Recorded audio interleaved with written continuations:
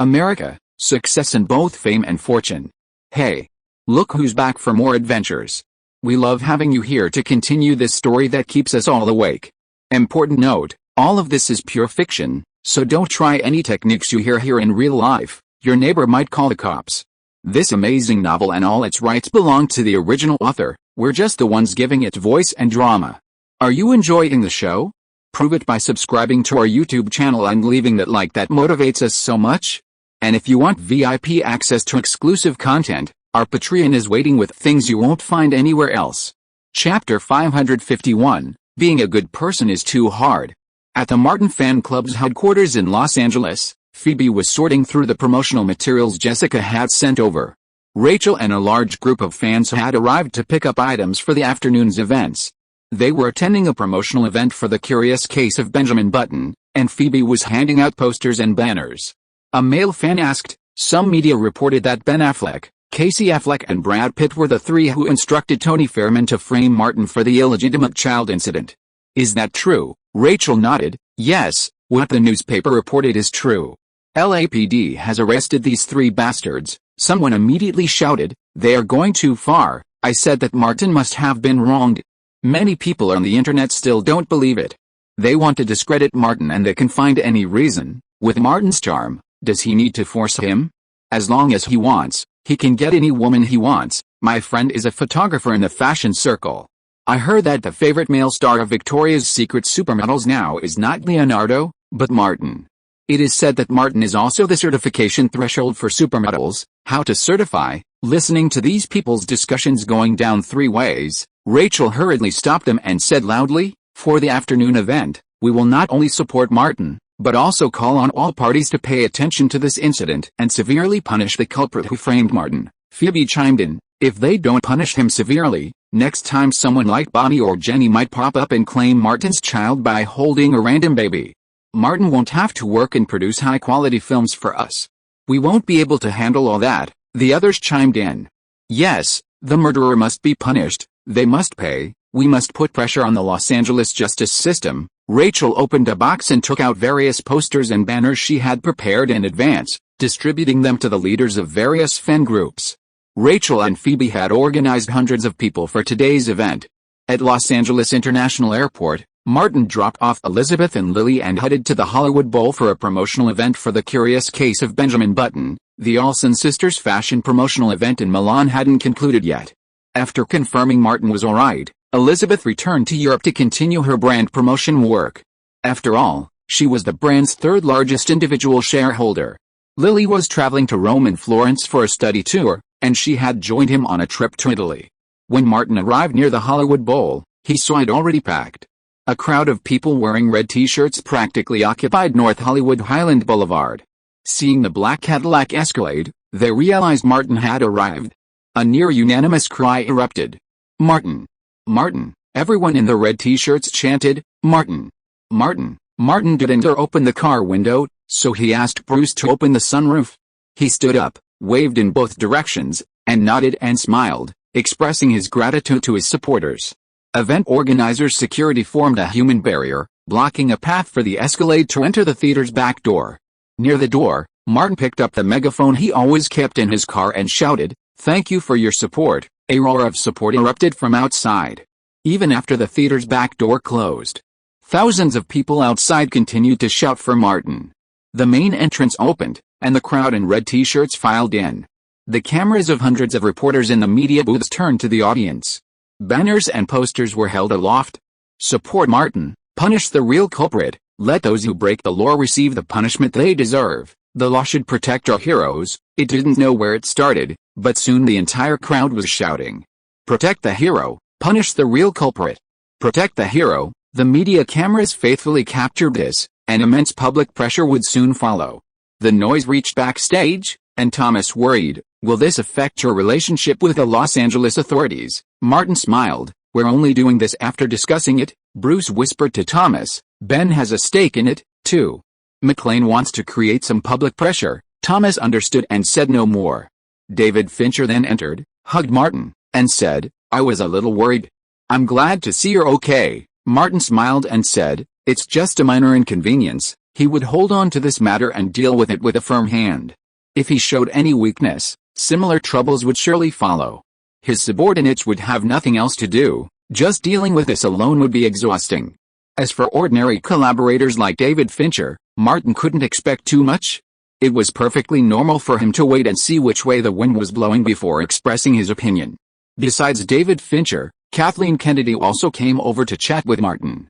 The promotional event then kicked off, with Martin, David Fincher, Kate Blanchett, and other key creative staff members taking the stage together. Following the planned process, they shared some behind-the-scenes anecdotes and answered questions from the media and fans.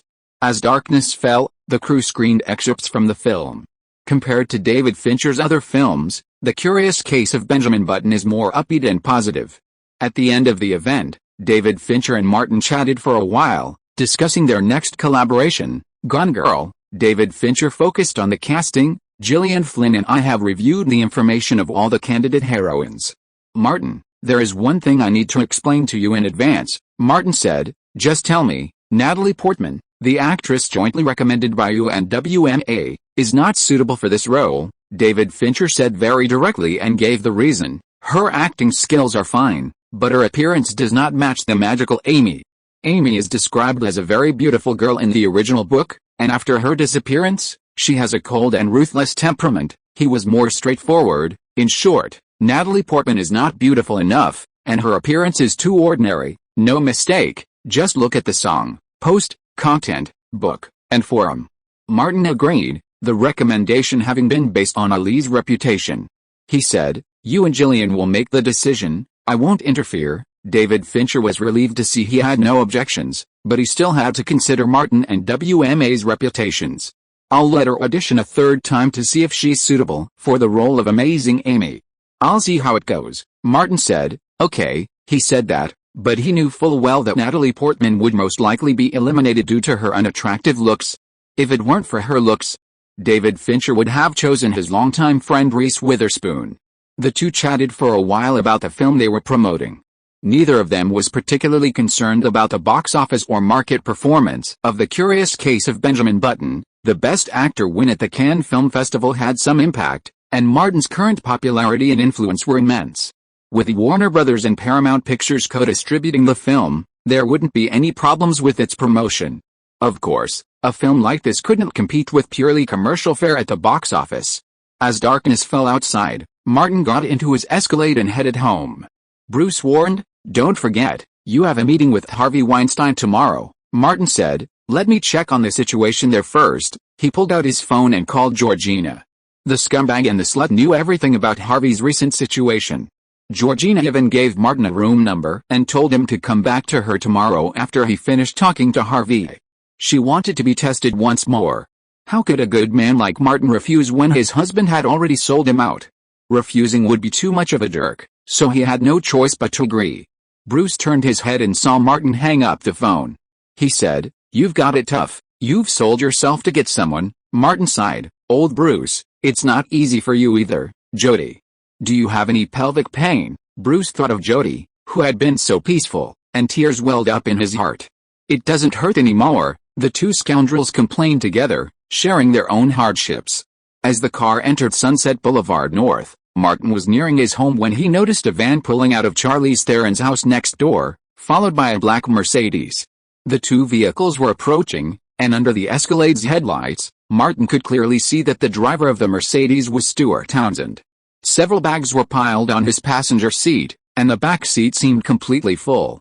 As the two were about to pass each other, Stuart recognized Martin's Escalade, lowered the driver's window, and raised his middle finger in Martin's direction. Bruce saw it. Do you want me to hit him? I can knock him over. Martin shook his head. Why hit him? He will go for a paternity test soon and face bigger trouble. Bruce thought of a question. If a man does what Tony did, does he need to be responsible? I don't know. Martin didn't have any similar cases in his impression. Perhaps, this will become a typical precedent in the American judicial community. Bruce pointed back. Will he be driven away by Charlize Theron? Let me ask. Martin called Charlize and waited for the call to be connected. He said in a very concerned tone, Hi, Sally, I found out something. A van full of things drove out of your house. Did you know? If you didn't know, I would call the police. No need to call the police, I know what's going on. Charlize still remembered Stuart's slanderous words about her, and deliberately added, I broke up with Stuart Townsend and asked him to move out today. Martin said, I'm sorry. Charlize said, it has nothing to do with you. I know all the bad things he did. I actually stuck with such a scumbag for so many years. Martin comforted her. Everything will be fine. She sighed deeply. Are you free this weekend? Let's have a drink together. Martin replied, I can on the weekend. You can decide the time and place, and call me anytime. After Martin hung up the phone, Bruce said, Leo and Jack are right. This is what you like best. Chapter 552. The battle begins. Entering the Los Angeles Angels Club, Harvey was met with guns of all kinds. This wasn't a club, but a shooting range. Matt Damon whispered, he asked us to meet here. What's the point? Harvey replied, a demonstration. Georgina, who had arrived earlier, appeared and said, over here, they're waiting for us in the entertainment area. Harvey followed and whispered to Georgina. Matt Damon had the illusion that Harvey's wife had come from that side and led them over, as if she were one of the other party's people. But on second thought, that was impossible. Suddenly, the sound of gunfire rang out, and Harvey instinctively paused. Thinking of Martin Davis's murderous rampage on the Santa Monica Pier, he felt a little panicked. However, he quickly calmed himself. Even if he had the guts, he wouldn't dare attack Martin Davis. Entering the entertainment area, Harvey and Damon followed Georgina to a lounge where only Martin and Bruce were present. Martin stood up, shook hands with Harvey and Damon, and said, take a seat. Georgina sat across the table from Martin. The waiter then brought coffee and left, Bruce closing the door. Harvey said, this is the first time we've seen each other since Cannes. Martin said, I've been away filming, and when I got back, things got rough. I wanted to visit, but I couldn't find the time. This wasn't a random remark, because Georgina had indeed invited him to Harvey's mansion in Beverly Hills. Harvey tapped the table gently and said, I plan for Inglourious Basterds to win Best Actor at Cannes. I'm the best actor this year, Martin said without a trace of guilt. Harvey, we competed openly and fairly, and I won honorably. Harvey couldn't help but laugh. Honestly? Isabelle Adjani has nothing to do with you. Martin remained calm and collected. Her? What does she have to do with me? I've heard of her, but I don't know her. Harvey was blunt and direct. You exploited Adjani's long-standing rivalry with Huppert to scheme against me and the Inglourious Basterds crew, and used despicable means to take Best Actor away. Martin spread his hands, demonstrating his innocence. Harvey remained as assertive as ever. You owe me a debt. Martin shook his head slowly and firmly. Harvey, I don't owe you anything. A year ago, he might have continued to show weakness, but with his feet and face now at this point, there was no need. Harvey said, we could have been partners, creating a new landscape for Hollywood, and then I'd be like Damon and the Affleck brothers, Martin asked. As soon as he finished speaking, a stocking-clad foot emerged from under the table and rested on Martin's ankle. Georgina removed her high heels and deliberately teased Martin, her eyes fixed on Harvey. Flirting with her husband's sworn enemy right in front of him gave Georgina a strange thrill, every cell and nerve in her body throbbing with excitement. Harvey noticed his wife's gaze, assuming she cared, and nodded slightly. He continued, some debts can't just be waived. Martin was helpless, there's always a need for reason. Harvey continued, in the past, many actors and stars have asked me to reason with them, but in the end, they all begged me not to. Stars like you, who look so glamorous, think that being on the big screen means you can change the rules. Many people used to think like you, but I'm telling you, he tapped his chest, the rules of this industry are made by people like me. And you stars can only survive by the rules we make. A few years ago, this statement would have been perfectly reasonable. Georgina gave Harvey a faint smile, as if to encourage him, but her foot, beneath the table, slithered up Martin's trouser leg. Martin turned his head and glanced at her casually. Georgina didn't falter, and the strange excitement intensified. Harvey used his power to pressure him. Martin, people of your background simply don't understand that Weinstein Company represents more than just me. I know, Martin said. So, what are you trying to say? In Harvey's eyes, Martin wasn't qualified for a peaceful negotiation. Just like the Screen Actors Guild strike that was quelled before it even broke out, Harvey was not only the first to use a strong stance on behalf of the Producers Guild to pressure the union, but also the last major member of the Producers Guild to reach an agreement with the union. Harvey was accustomed to using his power over actors. Even A-list stars like Matt Damon, whose fame and influence rivaled Martin's, were still being manipulated like dogs. One phone call and they'd be expected to clean up his mess. "I won't force you to do anything awkward," Harvey said calmly. "This is the end of the matter with Ben Affleck, Casey Affleck, and Brad Pitt. I will have them publicly apologize to you and each of them pay you a substantial compensation. I guarantee they won't return to Hollywood or work in any film or television industry-related jobs for 3 years," Martin lied with his eyes wide open. "It doesn't matter to me personally, but Harvey, you've got one thing wrong. It's not about me.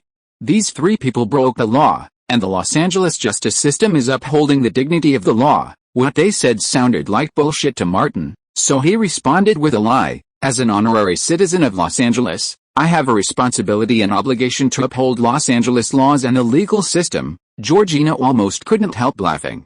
The 2 men around her were equally wealthy and powerful, and could help her career. But look at Harvey next to her, fat, ugly, and greasy. Look at Martin across from her, strong, handsome, and tough. Harvey's face darkened, and he warned Martin, "You're going to upset a lot of people by messing with people in your circle like this." Martin calmly replied, "Were you upset when they instigated a woman to accuse me of something that didn't exist? You're the cause of this." Matt Damon, the seemingly innocent star, said something far from honest. "How dare you say that what happened to Brad Pitt and Ben Affleck had nothing to do with you?" Martin replied, "Of course it had nothing to do with me." Faced with this shameless and ruthless bastard, Matt Damon, though shameless, still blanched at the rebuke. No matter what the 2 men said, Martin remained unmoved. If he hadn't messed with others when they messed with him, he would have been screwed long ago. How could he have ended up like this? Harvey and Martin exchanged barbs, and Georgina's feet climbed higher and higher, eager to end the conversation immediately and rush to the hotel room they had agreed on to await Martin's next test. Matt Damon didn't care about Brad Pitt, but he wouldn't give up on Ben. He said, "Pitt will bear all the consequences. The Affleck brothers have nothing to do with it. Everything Harvey said stands.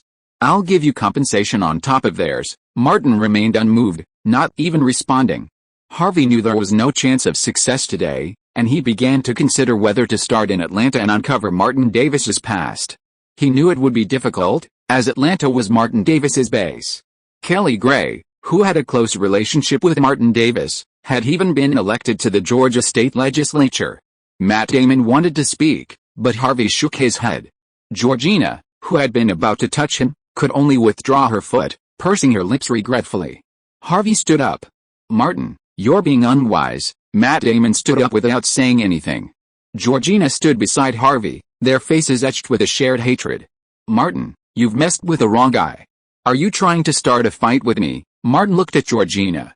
"You're the one who wants to start a fight." Harvey grabbed his wife and said, "That's unnecessary." The 3 of them said goodbye and left.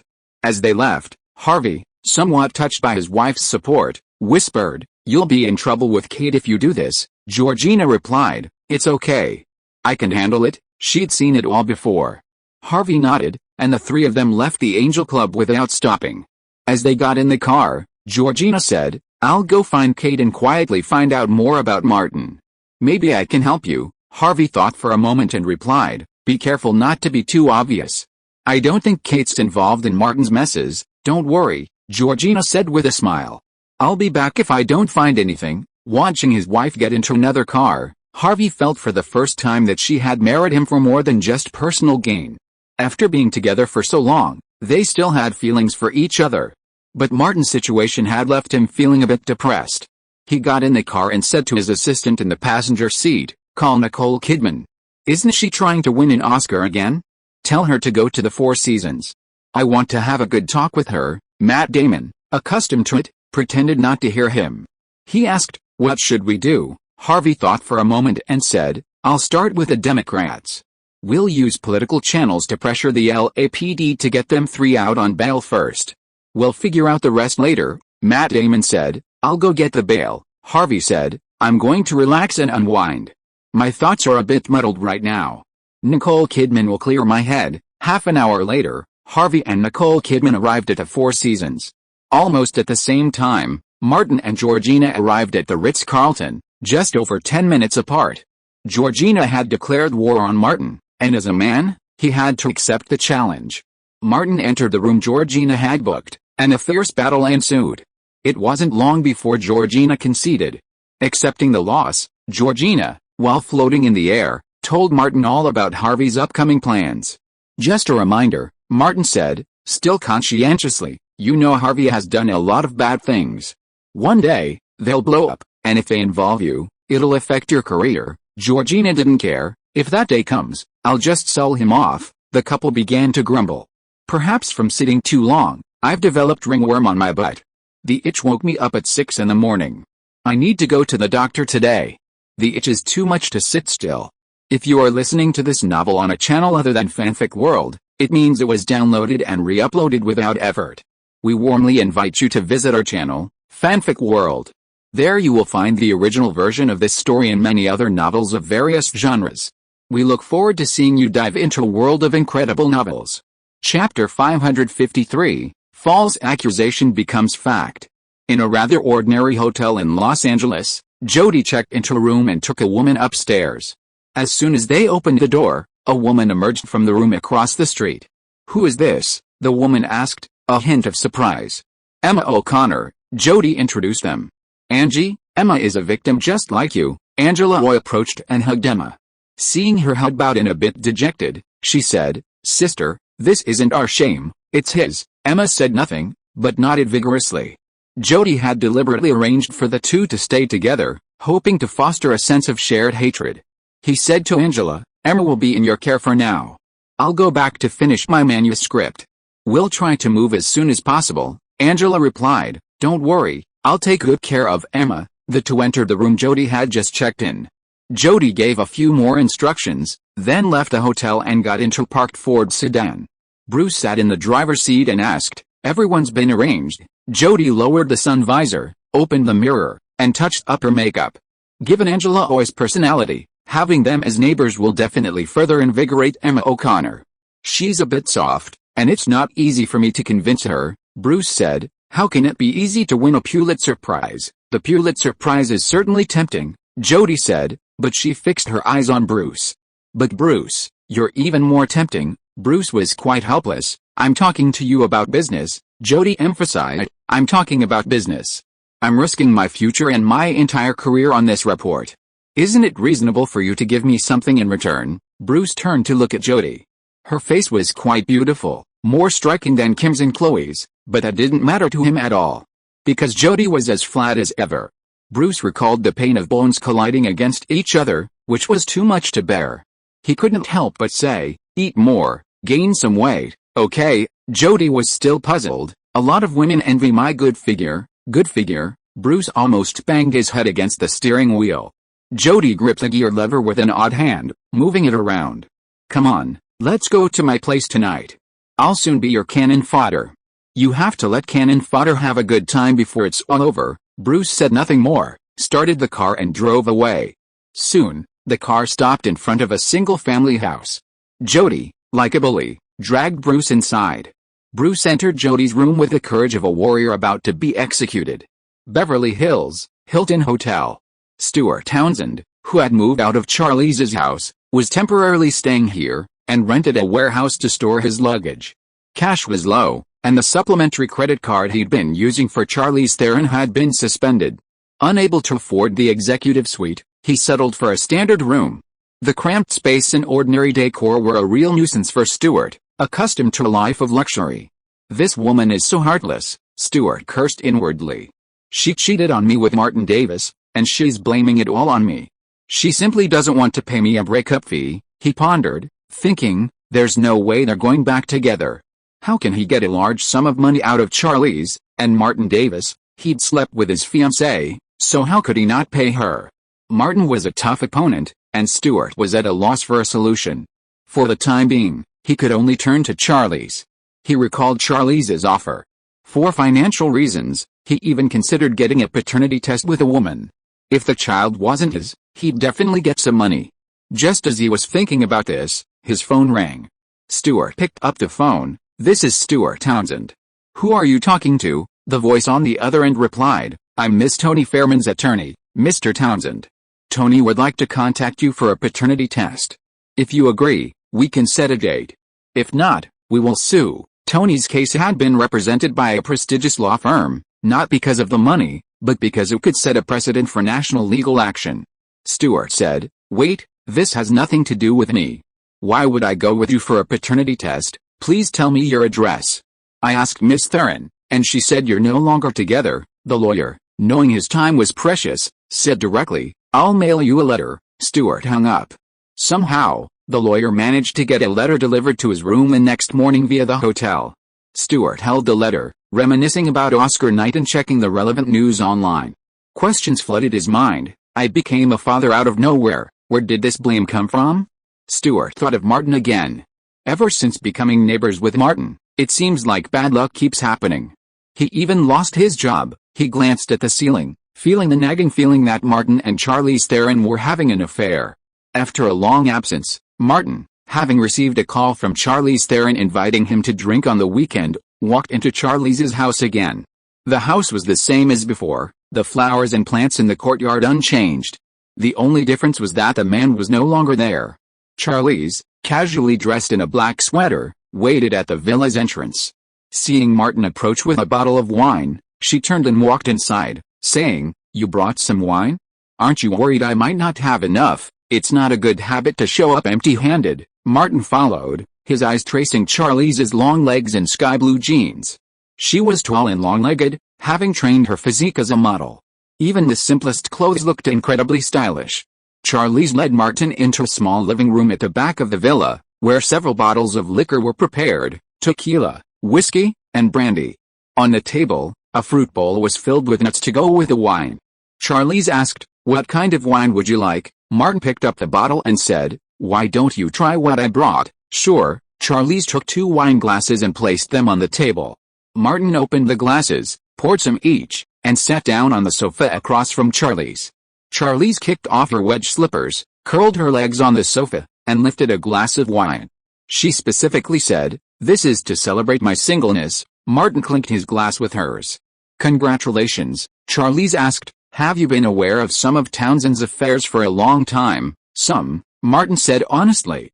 "But you know, these kinds of things aren't appropriate for me to say. He was a shameless jerk. The press conference about the paternity test didn't have to be this way.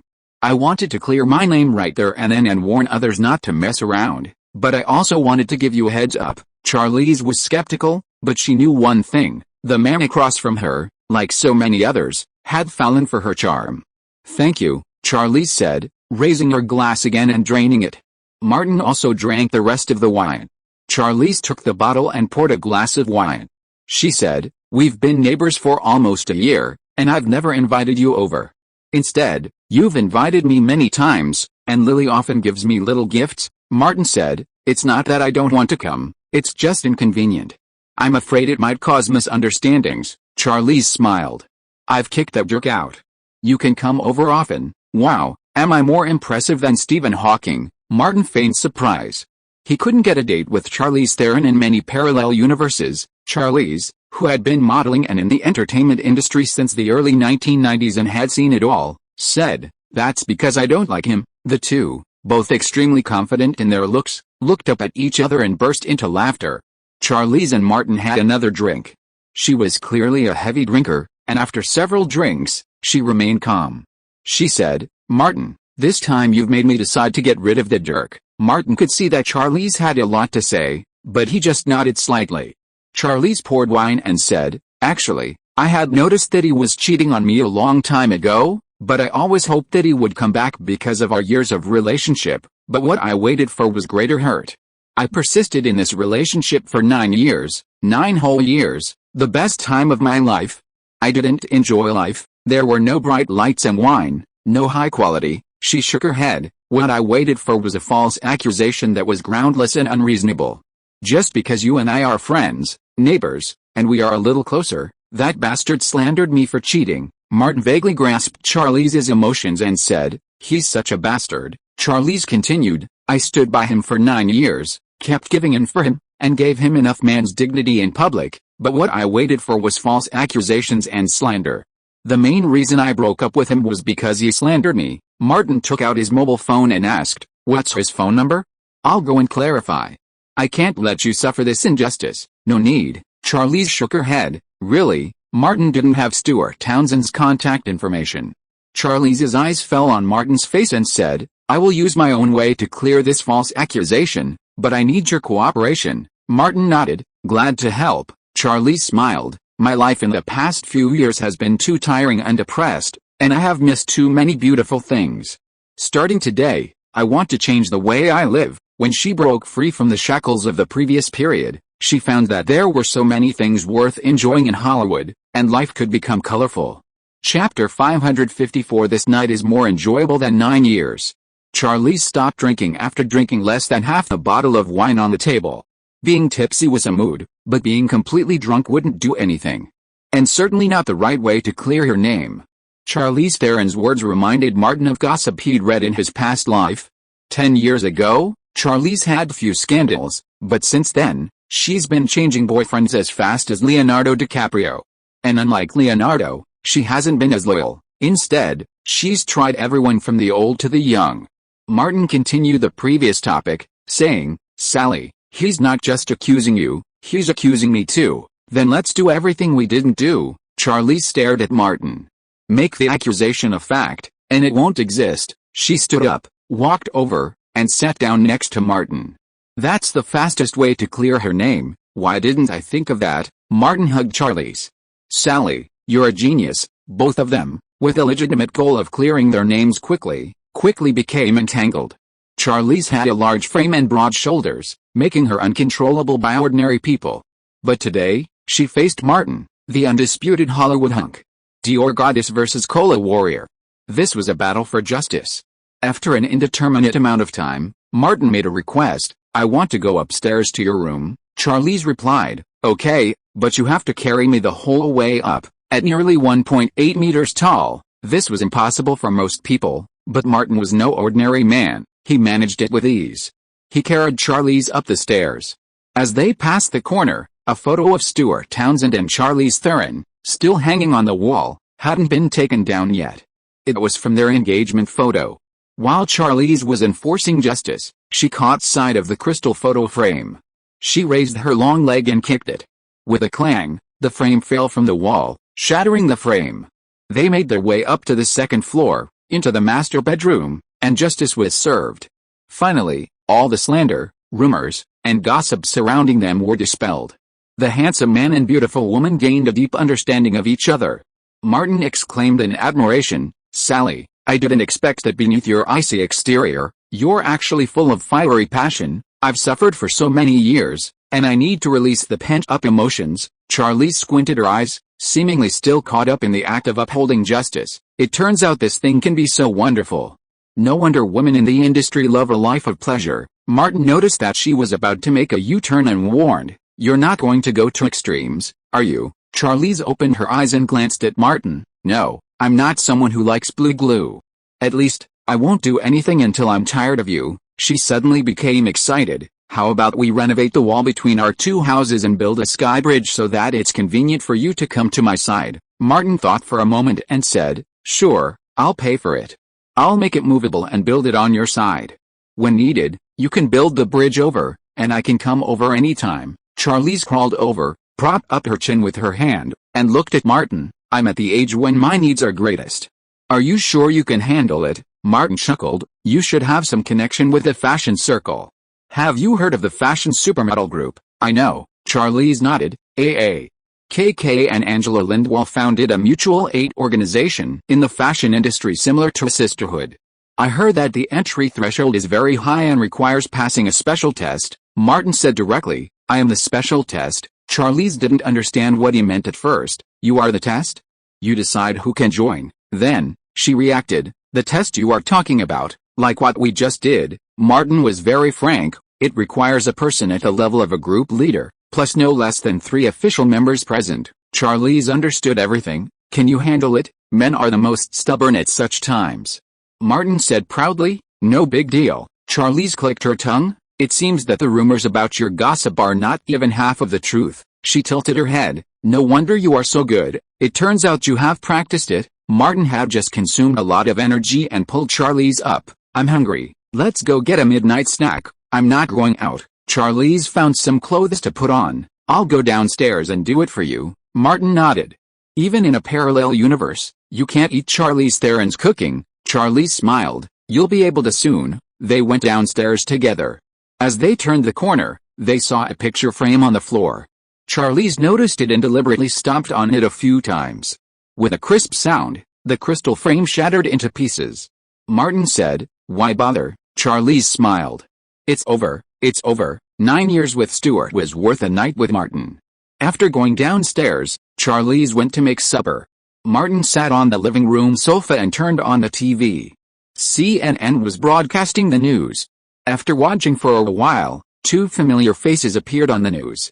Standing in front, speaking loudly to the camera was Georgia Senator Erica, followed by Georgia Representative Kelly Gray.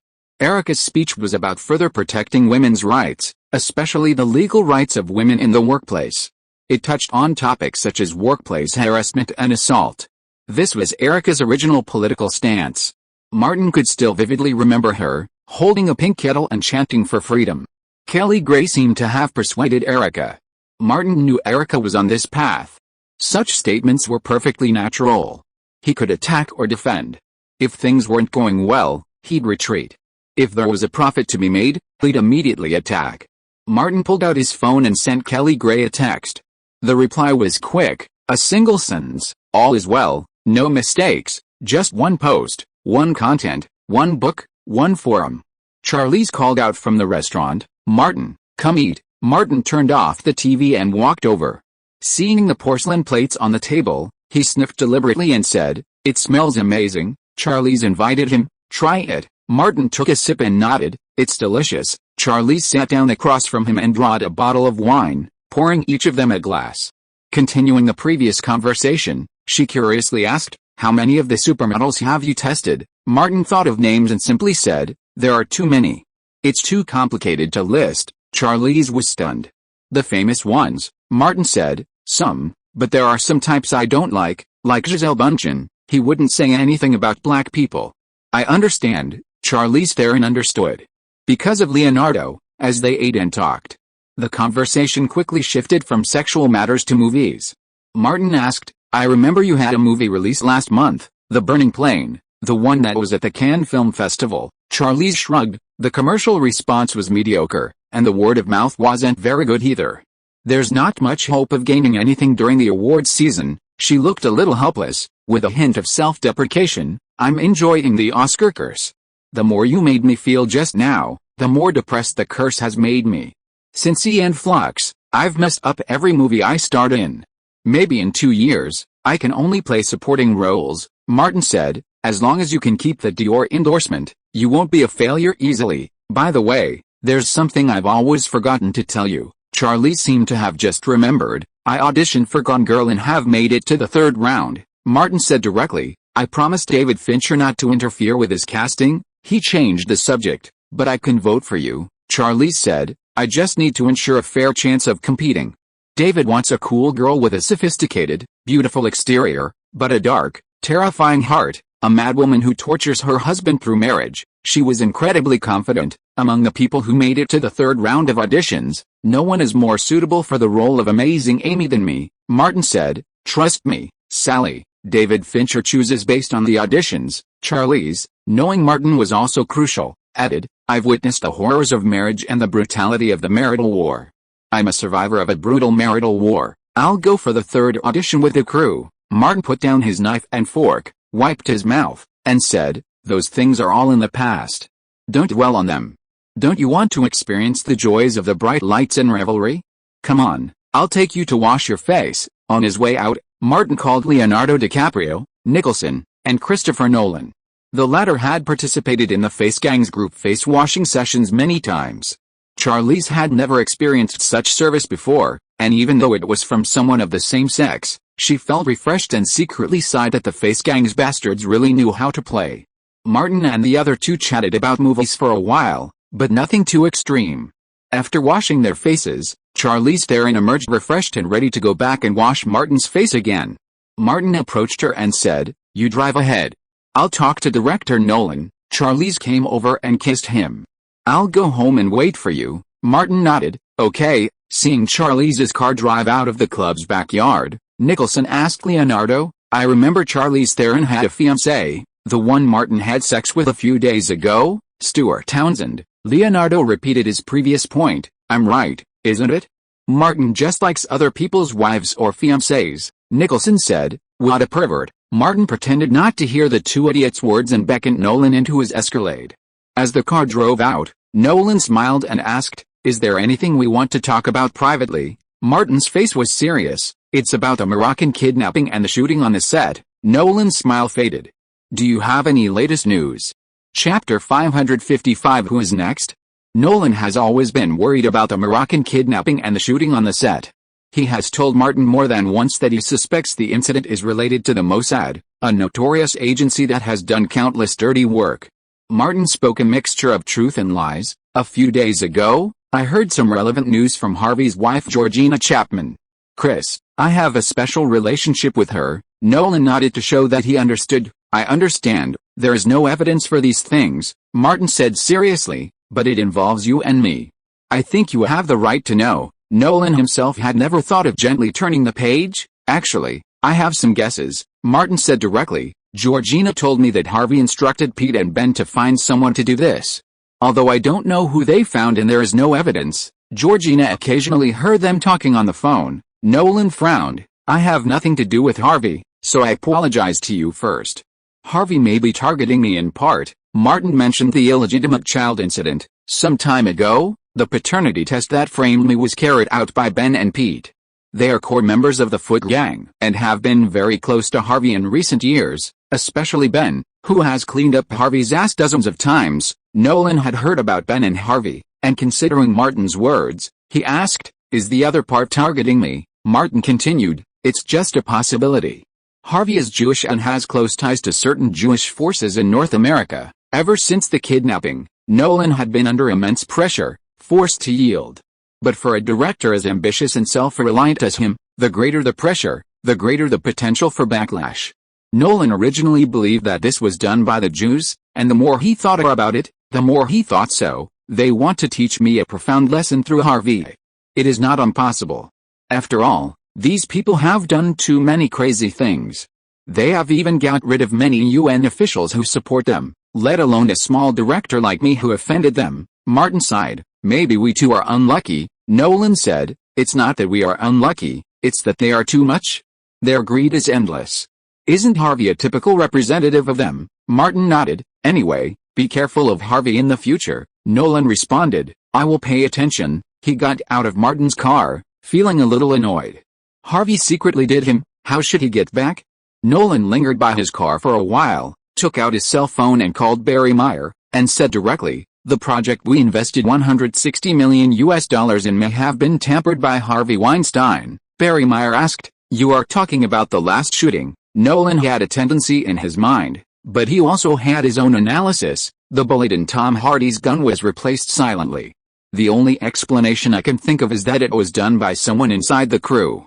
The person who did this would not take such a big risk for no reason. He must be influenced and instructed by someone. He paused slightly, and said, that person must be very experienced in the circle and extremely powerful. He also dislikes me, Martin, and even Warner. The conflict between Harvey and Warner is not 1 or 2 years old. The copyright of The Hobbit has caused new hatred between the two sides. Barry Meyer said, indeed, Harvey fits the bill perfectly. The success of The Dark Knight had given Nolan the wherewithal. He said, Warner Brothers has said they'll fully support me. Barry Meyer was silent for a moment, then said, don't worry, you'll see. Nolan hung up the phone and got in his car. Upon arriving home, he found a note from Emma Thomas. Emma was going to Europe and would be back in a few days. Nolan discarded the note and went back to his studio, where he resumed his work. The film's success was the key to his being valued by Warner Brothers.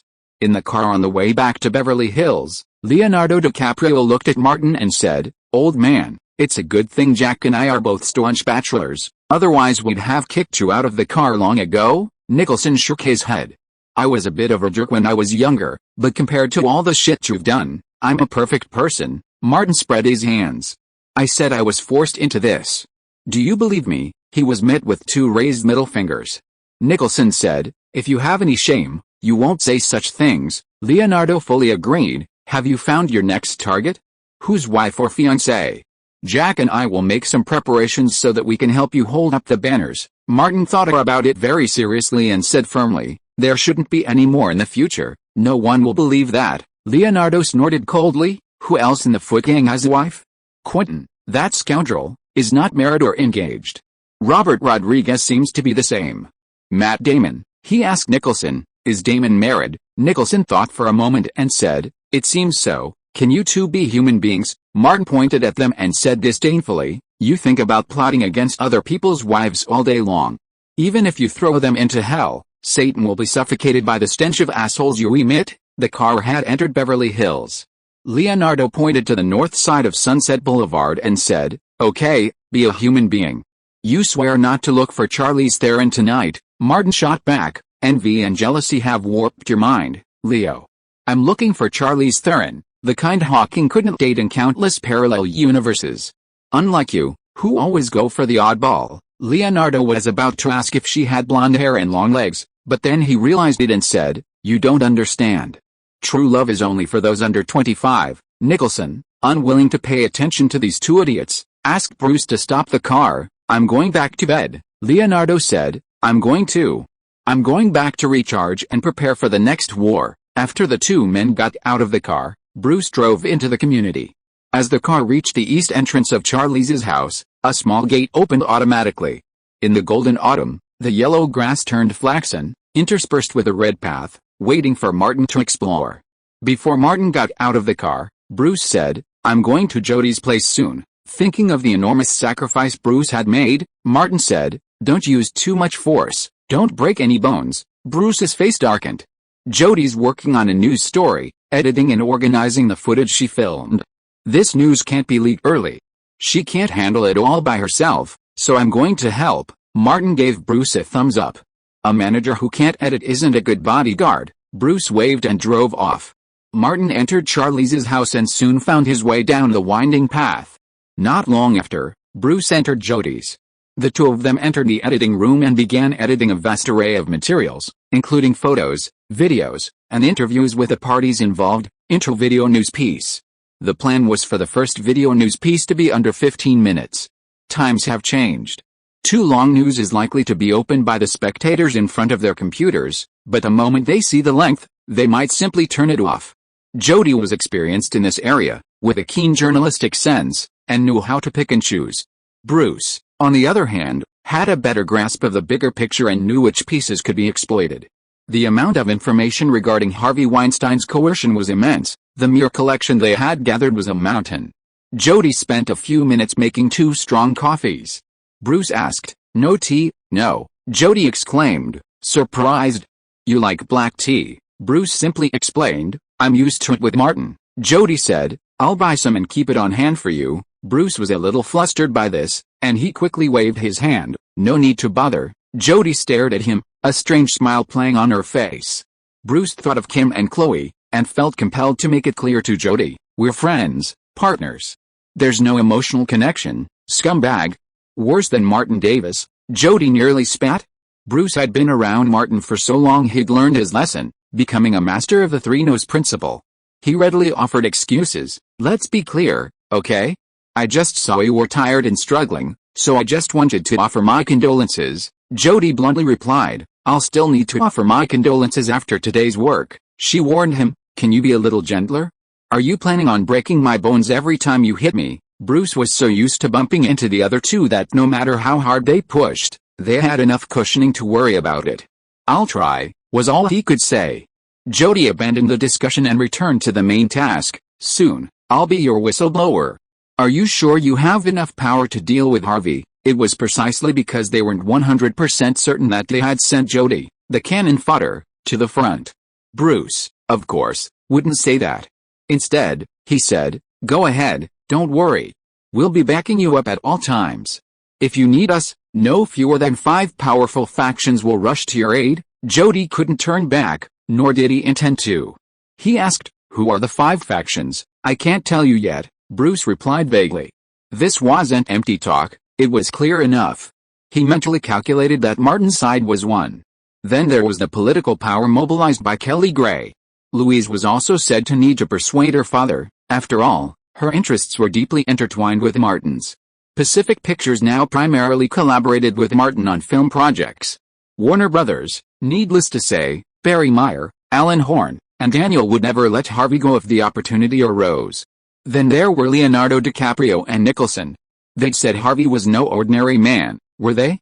There were plenty of others, too. Chapter 556 Super News. At Davis Studios in Burbank, many employees noticed that their boss, Martin Davis, who rarely appears in public, had arrived early this morning and had someone connect the conference call system. Martin lowered the newly installed screen in the office, connected his computer to a projector, and projected the TMZ website's homepage onto the screen. A new trending news section had been added to the homepage's prominent position. Many of the trending stories were closely related to Martin, with a video of a paternity test topping the list. In second place was footage of Ben Affleck and Brad Pitt being arrested by the LAPD and loaded into a police car. Further down, in sixth place, there was another story related to Martin, paparazzi photos of him and Charlize Theron out together late at night. Martin refreshed the page again, but the TMZ homepage hadn't changed much. Bruce checked the time and said, "Not so soon. Jody will release the relevant news before lunchtime." As TMZ's deputy editor-in-chief, she has the power to promote stories to the front page and pin them to the top. Currently, only the editor-in-chief and his boss, Harvey Levin, can retract her stories. The deputy editors-in-chief don't have that power. Martin nodded. "You mean, if something goes wrong and TMZ can't handle the pressure, the news will stay there longer," Bruce further explained. Every noon, Harvey Levin goes home to eat with his wife and children, while the editor-in-chief goes to a nearby hotel for lunch and won't be at the office. Martin asked, "Is Ivan ready?" Bruce replied, "Yes," he added. "Jessica and Emily brought people to Washington and London last night, respectively." Martin, a man of integrity, pulled out a card and handed it to Bruce. "This is an anonymous card I had someone apply for. If anything goes wrong, give it to Jody immediately to silence her and get her settled in Hong Kong. If that doesn't work, move to a neighboring city. I gave her a down payment." Bruce took the call without further ado. His phone vibrated, and he glanced at it before answering. After a few words, he said to Martin, "Lea Seydoux has checked into the Ritz-Carlton." Martin called Lea Seydoux and told her to adjust to the time difference and come back for the audition in a few days. There were several other important female roles in Gone Girl, and which one would suit Lea Seydoux would depend on her audition. Thomas knocked on the door and came in, took a bottle of water from the refrigerator, unscrewed it, and took a big sip. He said, "Just got the news that the Los Angeles District Attorney has decided to indict Ben Affleck, Casey Affleck, and Brad Pitt. What are the chances of them going to jail?" Martin had no sympathy at all. He wanted these three bastards who instigated the illegitimate child scandal to go to jail together to pick up soap. Thomas spoke frankly, "If our next action is successful, those three bastards will definitely go to jail." Martin asked Bruce, "I remember Mina's from the black community. It seems that many of his dark friends are in jail." Bruce nodded. "Among Mean's childhood friends, there are very few who did not go on the road of crime. Just like you in the Clayton community, you are an alternative," Martin said naturally. "Once the results are confirmed, let Mean send some soap to his friends in prison." Thomas thought to himself, Brad Pitt might as well stay in the Sacred Valley to make movies. Martin asked, "What's going on with Tony Fairman?" "She's reached a plea agreement with the police and the district attorney, and will testify against Ben, Brad Pitt, and the others." Thomas knew Martin's concern. Tony's lawyer has officially filed a civil lawsuit against Stuart Townsend, demanding a paternity test. Bruce interjected, "The child is most likely Townsend's." Martin nodded. "Let them fight each other. Find a way to push for this test." According to Charlize Theron, if the child isn't Townsend's, she's promised him a substantial compensation. Martin was concerned for his friend, believing that leaving someone like Townsend empty-handed would inspire a striving spirit. This had nothing to do with anything else, it simply encouraged Townsend to work hard.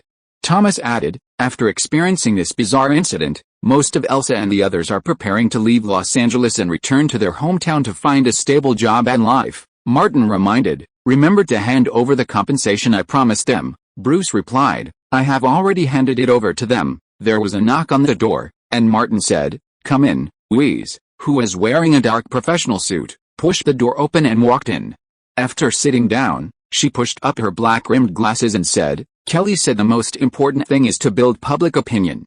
Once public opinion is built, everything will be easy, Martin said. I've made a lot of arrangements. Worried about Jewish pressure, Louise smiled.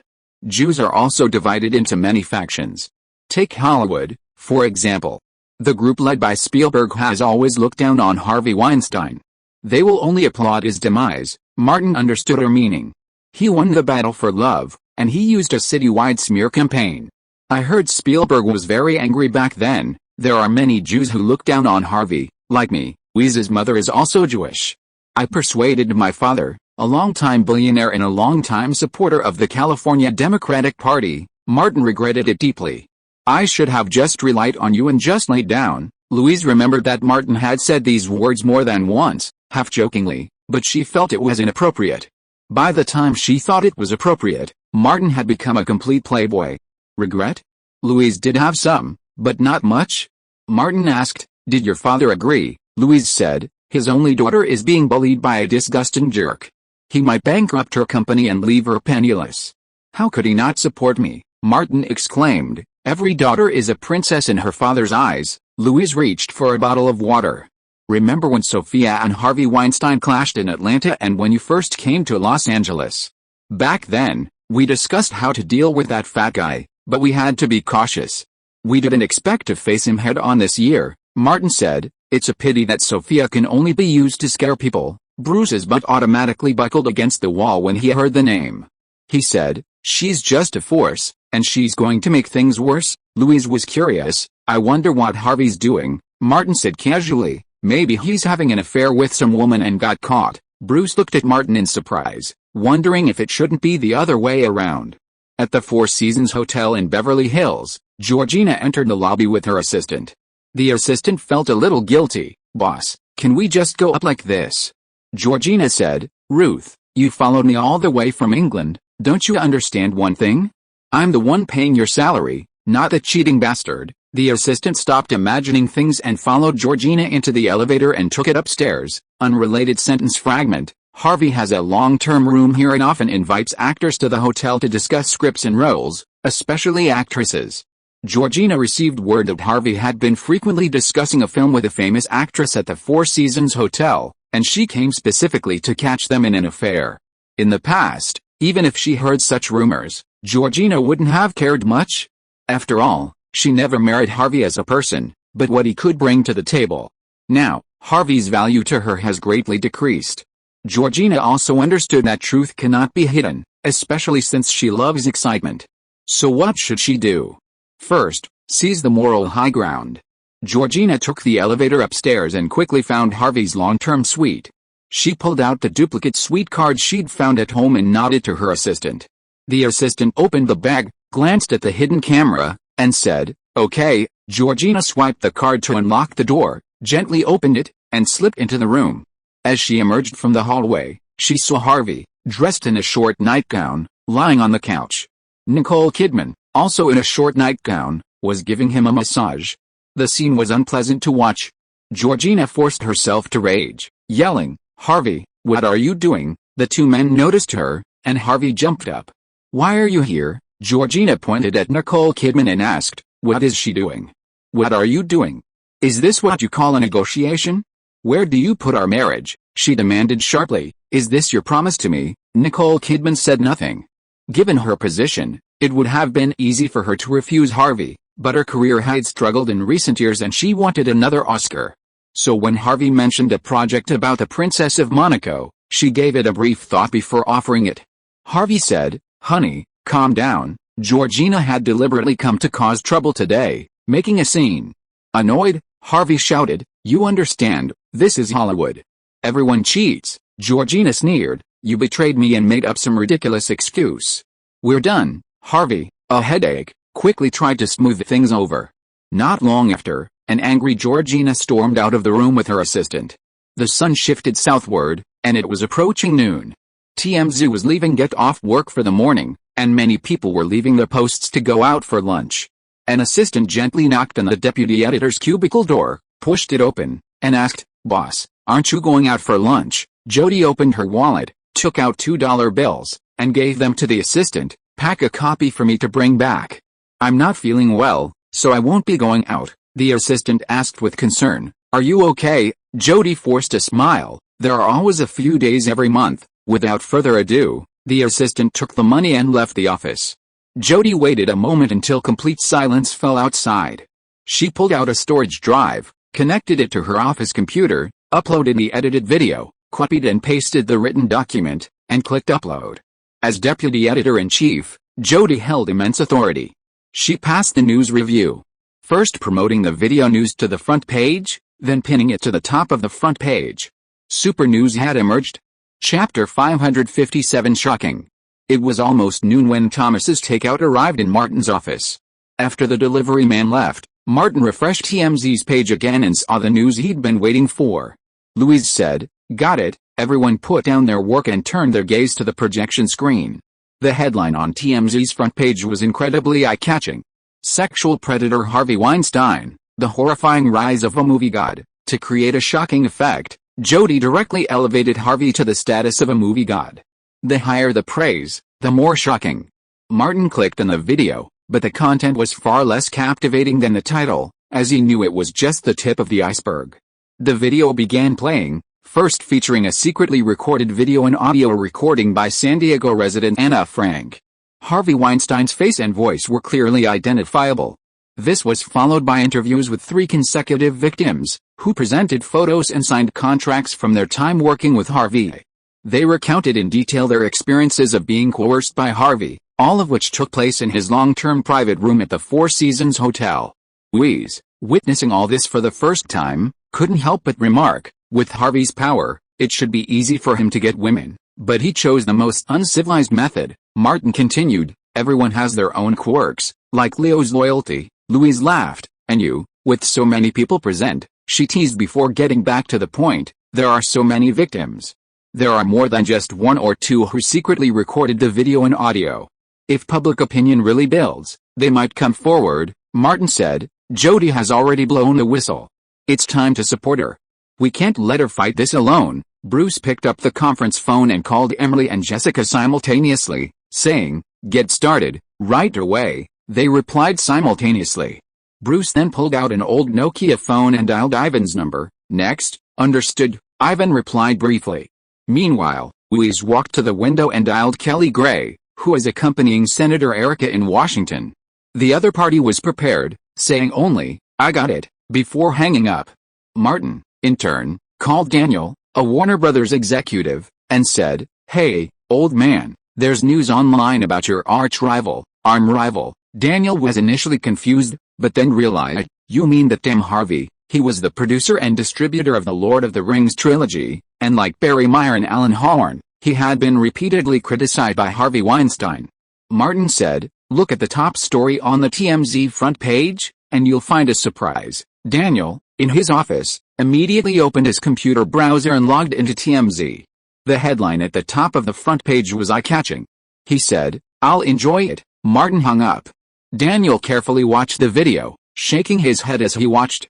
Rumors about Harvey had always been around in the industry, and some had even reported him to the police, but due to lack of evidence and money, they were ultimately closed. Unexpectedly, this guy was getting more and more aggressive. Not only did he not calm down, but he became even more emboldened.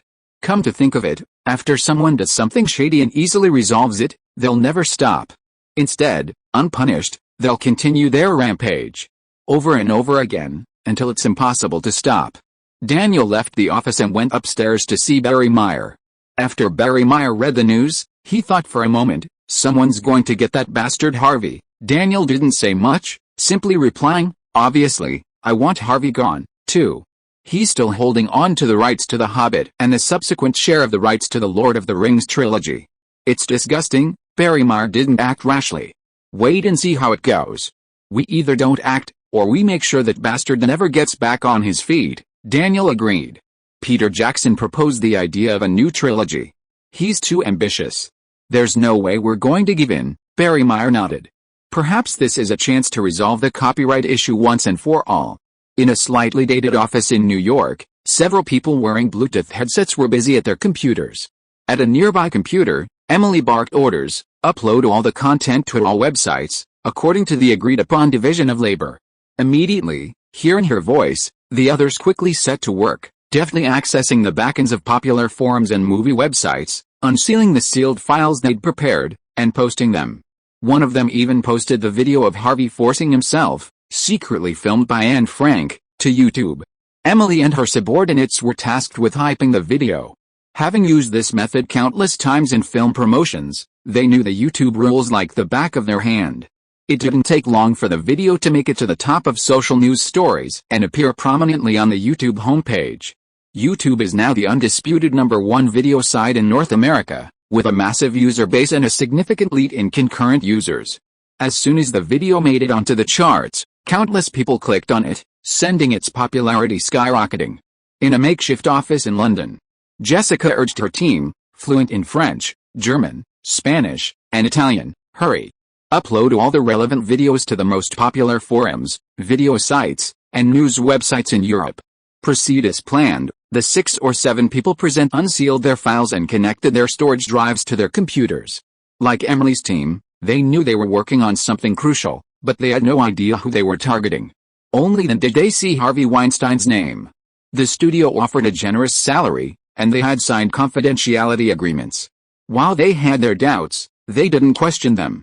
Following Jessica's instructions from the meeting, they posted the relevant videos and press releases on their respective websites. Next came the well-honed hype phase, which was effortless for Emily's team. In a short time, the videos and news about Harvey's invasion shot up the trending news charts in both Europe and the United States. Meanwhile, in a rundown rental apartment in an old neighborhood in downtown Los Angeles, Ivan hung up the phone with Bruce and opened his email account, where the email was already ready to be sent. He checked it again and chose to send it to everyone. The email, unlike the TMZ report, contained crucial videos and images specially edited by Jody. They clearly and unequivocally proved Harvey's involvement in crimes like coercion. After sending the first batch, Ivan quickly sent a second batch, then a third. In a short time, he had sent the email 5 times. The recipients were all email addresses from hundreds of European and American media outlets. Carefully compiled by Ivan. Freelance paparazzi like Ivan had established contact numbers and newsfeed email addresses with many media outlets. Unlike ordinary people's email accounts, the owners of these accounts frequently checked them, even setting alerts to get the most valuable news from the vast network of paparazzi. Ivan sent hundreds of emails, shut down his laptop, disassembled it into its components, carefully cleaned the room he'd rented under a false identity, and headed out with his only bag. The neighborhood was large and old, with many scavengers. He smashed the parts and tossed them into various trash cans. Ivan pulled on the hood of his sweatshirt, drove to a nearby neighborhood, got into a rickety car, and left. He abandoned the car along the way. In Washington, D.C., in Hillary's office, an assistant knocked on the door and called, "Mom." Hillary, who had been resting with her eyes closed, opened them and asked, "Is it time?" "Yes," the assistant said softly. "You should change and leave for Senator Erica's private party." Hillary changed into something a little more casual, asked her assistant to call a car, and left the office with her assistant and special security, heading to a club on the east side of Washington. Recently, Senator Erica from Georgia has been very active within the Democratic Party, and her proposals to protect the rights of women in the workplace have garnered much attention. Hillary was also very interested in this. Women's support is her base, and the Oval Office is her future goal. Erica and Hillary had previously discussed women's rights. While they had some differences, they were generally aligned. Hillary soon arrived at the club and met Erica.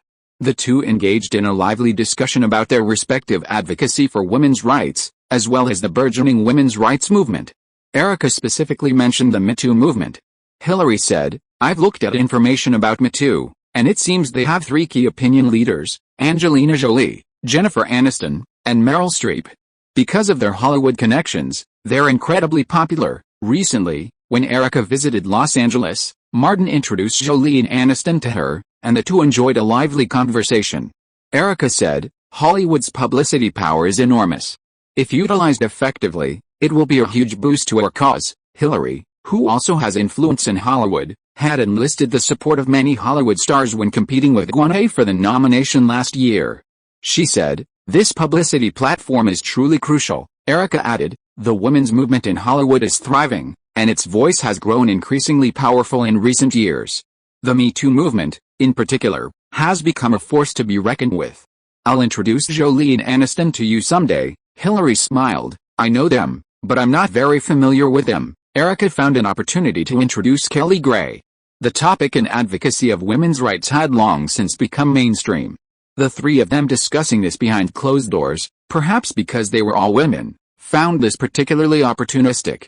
Hillary was also trying to win over Erica, preparing for the future. Chapter 558 Domestic Violence. New York, the Times Building. Sharon Waxman, her work badge tucked into her collar, waited for a file to download from her email, then copied it to a USB drive. She hurriedly left her cubicle and knocked on the door of Deputy Editor-in-Chief Jonathan Landman's office. Jonathan, seeing her enter, took off his glasses, pinched his brow, and asked, "What's up, boss?" "I just got an anonymous email from a paparazzi," Sharon said, placing the USB drive on her desk. "It contains very sensitive news material." Jonathan took the drive, plugged it into his computer, and clicked on a video. After watching it for less than 10 seconds, his face turned grave. He asked, "Where did this come from?" Sharon answered truthfully, "Someone anonymously sent it to Minu's inbox, just 10 minutes ago." Jonathan, realizing the news value, brushed a hand through his graying hair, seemingly struggling to make a decision. Sharon wanted to report it. "This is big news, enough to rock the nation." Jonathan didn't answer immediately. After a moment's deliberation, he said, "Harvey Weinstein is a major advertiser for us. He spends over 7 figures annually on advertising at Times publications." Sharon understood what her boss meant. The New York Times, while one of the 3 largest newspapers in the U.S., wasn't an easy sell. With 7 figures in annual advertising, he was a truly major client. Jonathan unplugged the USB drive and locked it in a drawer. Harvey Weinstein isn't an elected official. He's not newsworthy. This matter ends here. At this point, he considered further, find the person who provided this information, talk to him, and get all the original news materials back. Sharon had no choice but to do as she was told. Not far away, in the New Yorker's editorial office, Bryn sat at his desk, waiting for his boss, Tina, to review the video footage she had just received. The more Tina looked at it, the wider her eyes widened, and her mood brightened. She even managed to laugh.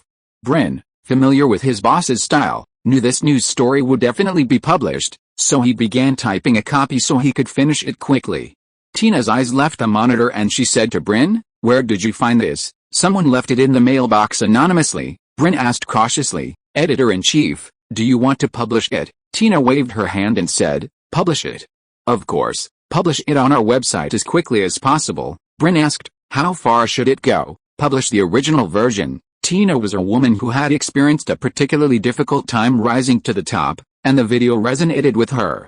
But the key point was another one. Harvey Weinstein still owes $260,000 in advertising fees for promoting Chicago and the Hours. "We've been forced to pay a large sum of money and hire lawyers to sue him and Weinstein Company." Bryn understood. "Boss, I know what to do." Tina, who wasn't Jewish, didn't hesitate. "Get him.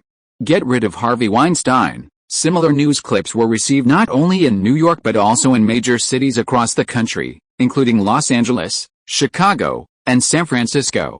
Every editorial office of any influential newspaper, radio, or television station received them. Martin's strategy was simple: cast a wide net to catch more fish. Many of these media outlets initially suppressed the story for the time being, and some even contacted the parties involved. But among the more than 500 media outlets, some, influential enough and unconcerned about Harvey Weinstein, chose to publish the news. Harvey Weinstein's influence ultimately had its limits. After TMZ, YouTube, The New Yorker, Hulu, and Yahoo News all ran stories related to Weinstein. Netizens who had read the relevant information were instantly enraged. In less than half an hour, the comment section of TMZ's news overflowed with over 1,000 comments. Shocking. In our civilized society, a seemingly righteous and successful man would actually commit such a disgusting act. Harvey Weinstein is committing a crime. Where's 9/11? Where's the FBI? There's a rapist here. Watch out. Wait for follow-up. If this thing goes unaddressed, America will be doomed. Besides major online platforms like TMZ, the uploaded video quickly gained traction on hundreds of second-tier sites in Europe and the United States. The flames of public opinion were ignited. In a Beverly Hills mansion, a couple started arguing again.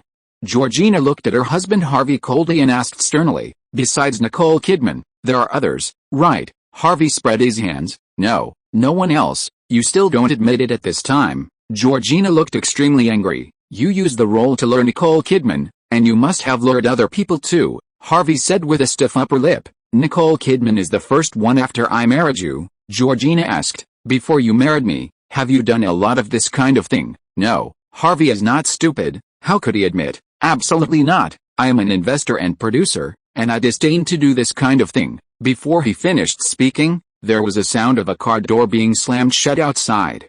Harvey's deputy, Lombardo, rushed in with hurried footsteps. He ignored Georgina's presence and declared, "Something's happened." "Check out the news on the TMZ front page?" Harvey asked. "What's it?" "Someone filmed it at the Four Seasons Hotel," Lombardo quickly replied. "It's now on TMZ." Harvey was furious and demanded, "Did you secretly film it?" Georgina was stunned for a moment, her mind racing. She deliberately puffed out her chest and head, speaking with a domineering air. "Yes, I did." Without a word, Harvey raised his hand and slapped her across the face. The blow was powerful, a resounding crack. Georgina's head twitched to the side. She was no ordinary woman. Even as her head was buzzing, she reacted instinctively. Her legs gave way, her foot twisted, and she fell to the side. Georgina slammed against a nearby shelf with a thud, screaming in agony. Her left forearm clashed against the edge of the wood, turning visibly red. Lombardo was stunned. What was he doing? But he quickly realized what was happening and said, "It wasn't just now, it was years ago." Harvey was stunned for a moment, so angry he wanted to kick Lombardo. However, the incident from years ago was of paramount importance to him, so he quickly went to the computer room off to the side of the living room. The two of them hurried away. Georgina's face burned with pain, and she could tell it was swollen without even looking in the mirror. She stared at Harvey's fat, ugly back, her teeth clenched in hatred. She hadn't noticed it before, but after getting involved with Martin, she had become even more disgusted with Harvey. Comparisons are always hurtful. No mistake. Georgina got up from the ground and looked at a teddy bear on the cabinet. It was placed high up in a unique position, overlooking the entire living room. Georgina's profile met the teddy bear's eyes and she showed her arm. Because her skin was so white, the red marks on her arm were very obvious. But that wasn't enough. She had already prepared herself and took out the iPhone Martin had given her and began to take a series of photos of her face and arm. Georgina remembered Martin's words, "There's only zero or countless times a man hides a woman. Once it starts, it'll happen all the time, and it'll never stop." It made perfect sense to Georgina. After filming and putting her phone away, she thought about what Lombardo had just said. She immediately went upstairs to get her laptop and logged onto TMZ. As soon as the page refreshed, she saw a shocking headline. Georgina clicked on the video, and the video left her stunned. Although she'd heard rumors about Harvey, she'd always assumed it was a consensual transaction like Nicole Kidman's. The young actress in the video, however, was being forced into a relationship. She shouted a refusal, but Harvey pinned her down. Despite his scheming, his complicated reasons for marrying Harvey, and his infidelity with Martin, Georgina considered herself a good woman and despised his behavior. Harvey, that bastard, had betrayed her, and in this way. Scrolling down the video, Georgina saw the comments, and felt the shame of being Harvey Weinstein's wife. Her face burned. It wasn't just the slap from Harvey that hurt her, it was also psychological. Georgina, a normal woman, felt nauseous and wanted to vomit. She didn't even want to have any contact with Harvey. On a whim, she browsed several websites and found that most of them contained video news about Harvey and numerous victims.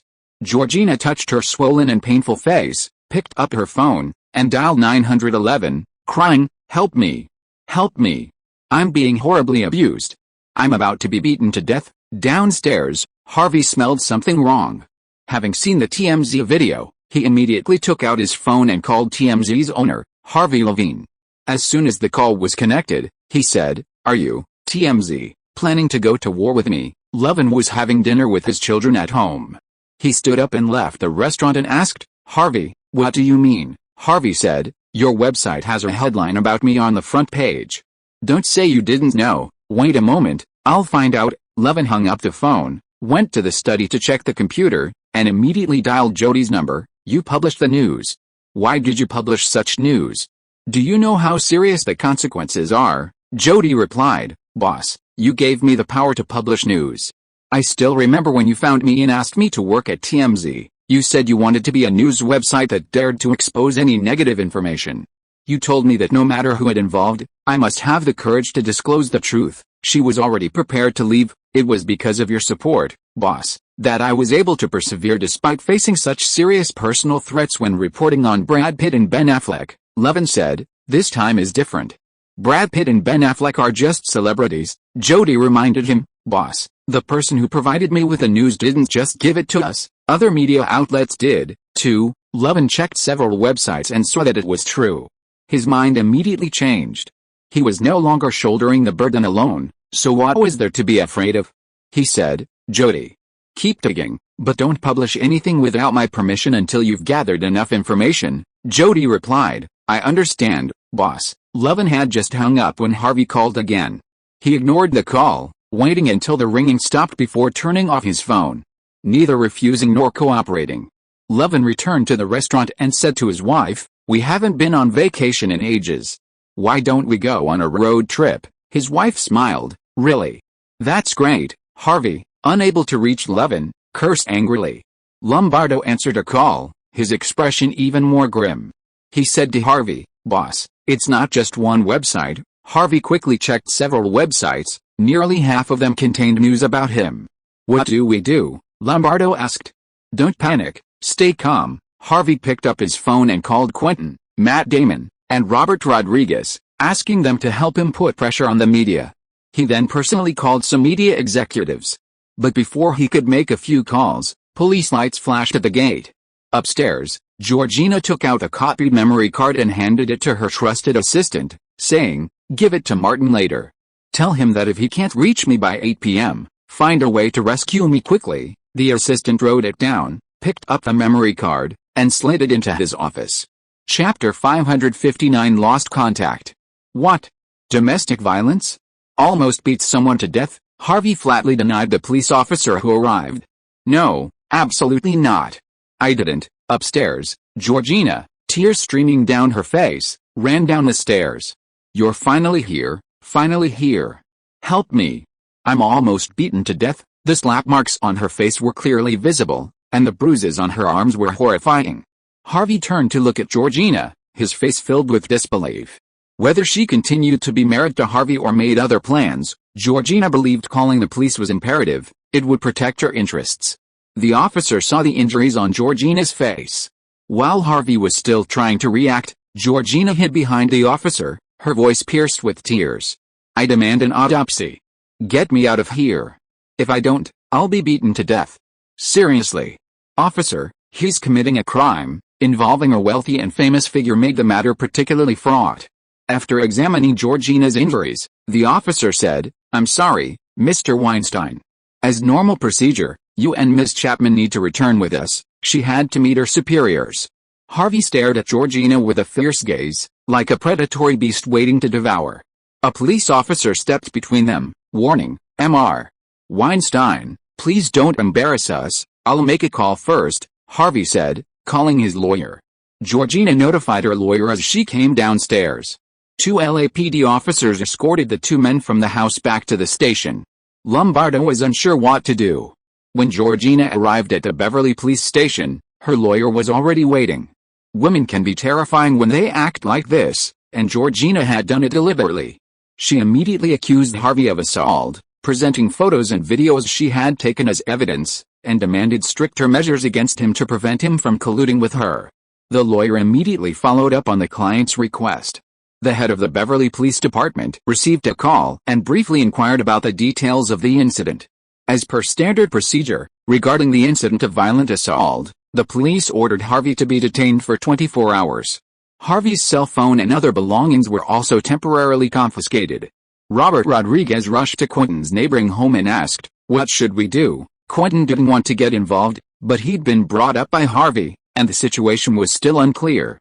He said, "Let me call Harvey first." He dialed his cell phone, but no one answered. He called the house phone, but the maid said he wasn't home. Quentin called repeatedly for half an hour, but couldn't get through. He said, "Robert, let's not do anything for now. Let's see what happens. Rodriguez, also unwilling to get involved, said, let's wait. Quentin said, come on, let's go have a drink. At his home in Brentwood, Matt Damon was frantically making his phone calls. Without Harvey, he couldn't save his good friend Ben Affleck on his own. Damon called the editor-in-chief of a familiar media outlet and said, the content about Harvey on your website is seriously inaccurate. It's fabricated. You should thoroughly verify it before publishing it, instead of just so carelessly. You're harming a brilliant film artist and entrepreneur. It's irresponsible. The other party clearly refused. Damon raised his voice, if you do this, you'll lose even more. All the inside information about me, Weinstein Company, and even more about the crew, you'll never get it again. Ben had previously been the one to pull the strings, though Matt Damon hadn't done it often. But Ben wasn't persuasive anymore, so he had to do it himself. In just an hour, Damon made over a dozen calls. Some media outlets, under pressure, temporarily agreed to remove the news about Harvey. But many more were reprinting it frantically. The teams led by Emily and Jessica, Martin's subordinates, had been constantly manipulating the news and creating buzz for years, becoming adept at it. By mid-afternoon in Los Angeles, the news had already topped Google's trending searches. San Francisco, City Hall.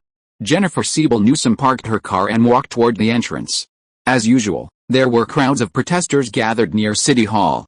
No matter the policy, there were always people dissatisfied, and many expressed their dissatisfaction in a simple and direct way, protesting with posters and banners. This round of Teamsters protests had perhaps lasted too long. The protesters were listless, gathered together to chat. The veteran drivers were generally loud, and their vulgar words kept falling into Jennifer's ears. Jennifer was initially indifferent and walked straight to City Hall. Suddenly, a name came to her ears, Harvey Weinstein. There's more fun to watch in Hollywood. A fat truck driver holding a BlackBerry showed the people next to him. TMZ broke the news about Harvey Weinstein forcing an actress. It's a real video. Weinstein is really too much? He's tall and fat, but he presses on people like this. Isn't he afraid of breaking people's bones? Ordinary people were watching the fun. Another person came over and exclaimed, it's really Harvey Weinstein. I've seen him in newspapers and on TV. He is surprisingly strong, the fat truck driver said. Isn't Harvey Weinstein the boss of a film company? He wants to play with all kinds of female stars. Why do you do this? Another person said, maybe he likes this kind of tone. Celebrities always have some special hobbies. These words fell into Jennifer's ears. She paused slightly, said nothing, and left quickly. After Jennifer entered City Hall, the portly driver said to his companion, I'm going to the restroom. He turned to a nearby curb and said to a plain-looking man, I did what you said. The man, having seen everything, pulled out an envelope and handed it to him. This is the final payment. The portly driver then opened it and glanced at it, preparing to return the BlackBerry. The man waved his hand casually. Here you go. Jennifer entered City Hall, looking up to the sky to prevent her tears from smudging her eyeshadow. The words reminded her of 2005, when she was just an unknown actress with only minor parts in a few films, when she met Harvey Weinstein. Jennifer went to a nearby break room, turned on the computer, and logged on to TMZ. The news and videos about Harvey Weinstein were prominent, and seeing the actresses in them reminded Jennifer of herself back then. But she was no longer a small-time actress, she was now a mother of several children. Previously, she had endured this for the sake of her husband's campaign. Now, it was time to settle the score. Jennifer picked up her phone and dialed her husband's number. Can you come over here? Gavin came over quickly. Honey, what's wrong with you? Jennifer pointed to the computer screen. Do you remember? I told you that I had encountered misfortune. You asked me who it was, but I never told you because I was worried that it would affect your career. Gavin saw clearly. Harvey Weinstein, it was him. Someone exposed him, and someone rushed out first. Jennifer closed her eyes and said in a deep voice, in 2005, he asked me to the Four Seasons Hotel to rape me on the pretext of discussing his acting career. She faced the pain head-on. He could ruin my career. After the incident, I did not call the police or tell anyone else. This is not your fault. He should pay the price for this. Gavin first comforted his wife, then picked up the phone and dialed a number. It's me, Gavin. There is a news video about Harvey Weinstein on the homepage of TMZ. Contact the media that support us and ask them to help forward it. Don't mention any political connections to me. I won't listen to these now. Push hard and create public opinion. Seeing her husband hang up the phone, Jennifer said, thank you for what you have done for me. It is said that he has supporters in Washington, Gavin said with an unusually serious tone. You must get a fair and just result. He sensed something in it that Jennifer hadn't noticed. Perhaps this was a chance to skyrocket his fame. In the front hall of Davis' studio in Burbank, a girl handed Martin a box and said, "This is from Georgina Chapman. She told me to give it to you. If you can't reach her by 8 p.m., she wants you to find a way to rescue her." Martin took it and said, "I understand." The girl left. Martin returned upstairs with the items, leaving Thomas and Bruce alone in the office. He removed the storage drive from the box, connected it to his computer, and played the video. It contained a video of Harvey abusing Georgina, and a recording of Georgina calling the police. Thomas asked, "Has Harvey been taken to the police station?" "He's being held by the LAPD on suspicion of assault," Martin said slowly. "I've had a brief discussion with McLean. The LAPD will hold Harvey for no more than 24 hours, keeping him, a core member of the Foot Gang, out of contact. Furthermore, this is a domestic violence case between a husband and wife, so it's not appropriate for others to intervene rashly." Bruce added, "Some TV news reports will definitely follow up tonight. Warner Brothers and Fox News have already confirmed they'll report on it. Once public opinion builds, most newspapers nationwide will undoubtedly report on it tomorrow." Thomas reminded him, "You've forgotten that there's another key figure at Weinstein Company, Harvey's brother, Bob Weinstein." Martin said, "Brothers don't always work together." In Washington, after conversing with Erica and Kelly Gray, Hillary took a car home. She was very satisfied with the outcome of the interview. In the car, the assistant sitting in the passenger seat warned, "Mom, something happened today. A lot of online media outlets are going crazy over Harvey Weinstein and the actress. Isn't that normal in Hollywood?" Hillary shrugged. "Politics is even more volatile than Hollywood." The assistant handed her the phone. He forced the actress. Hillary took the phone, clicked play, and her face darkened. Harvey's actions completely contradicted everything she stood for. Actually, it wasn't a big deal. Politicians always say one thing and do another. The problem was that Harvey had been exposed.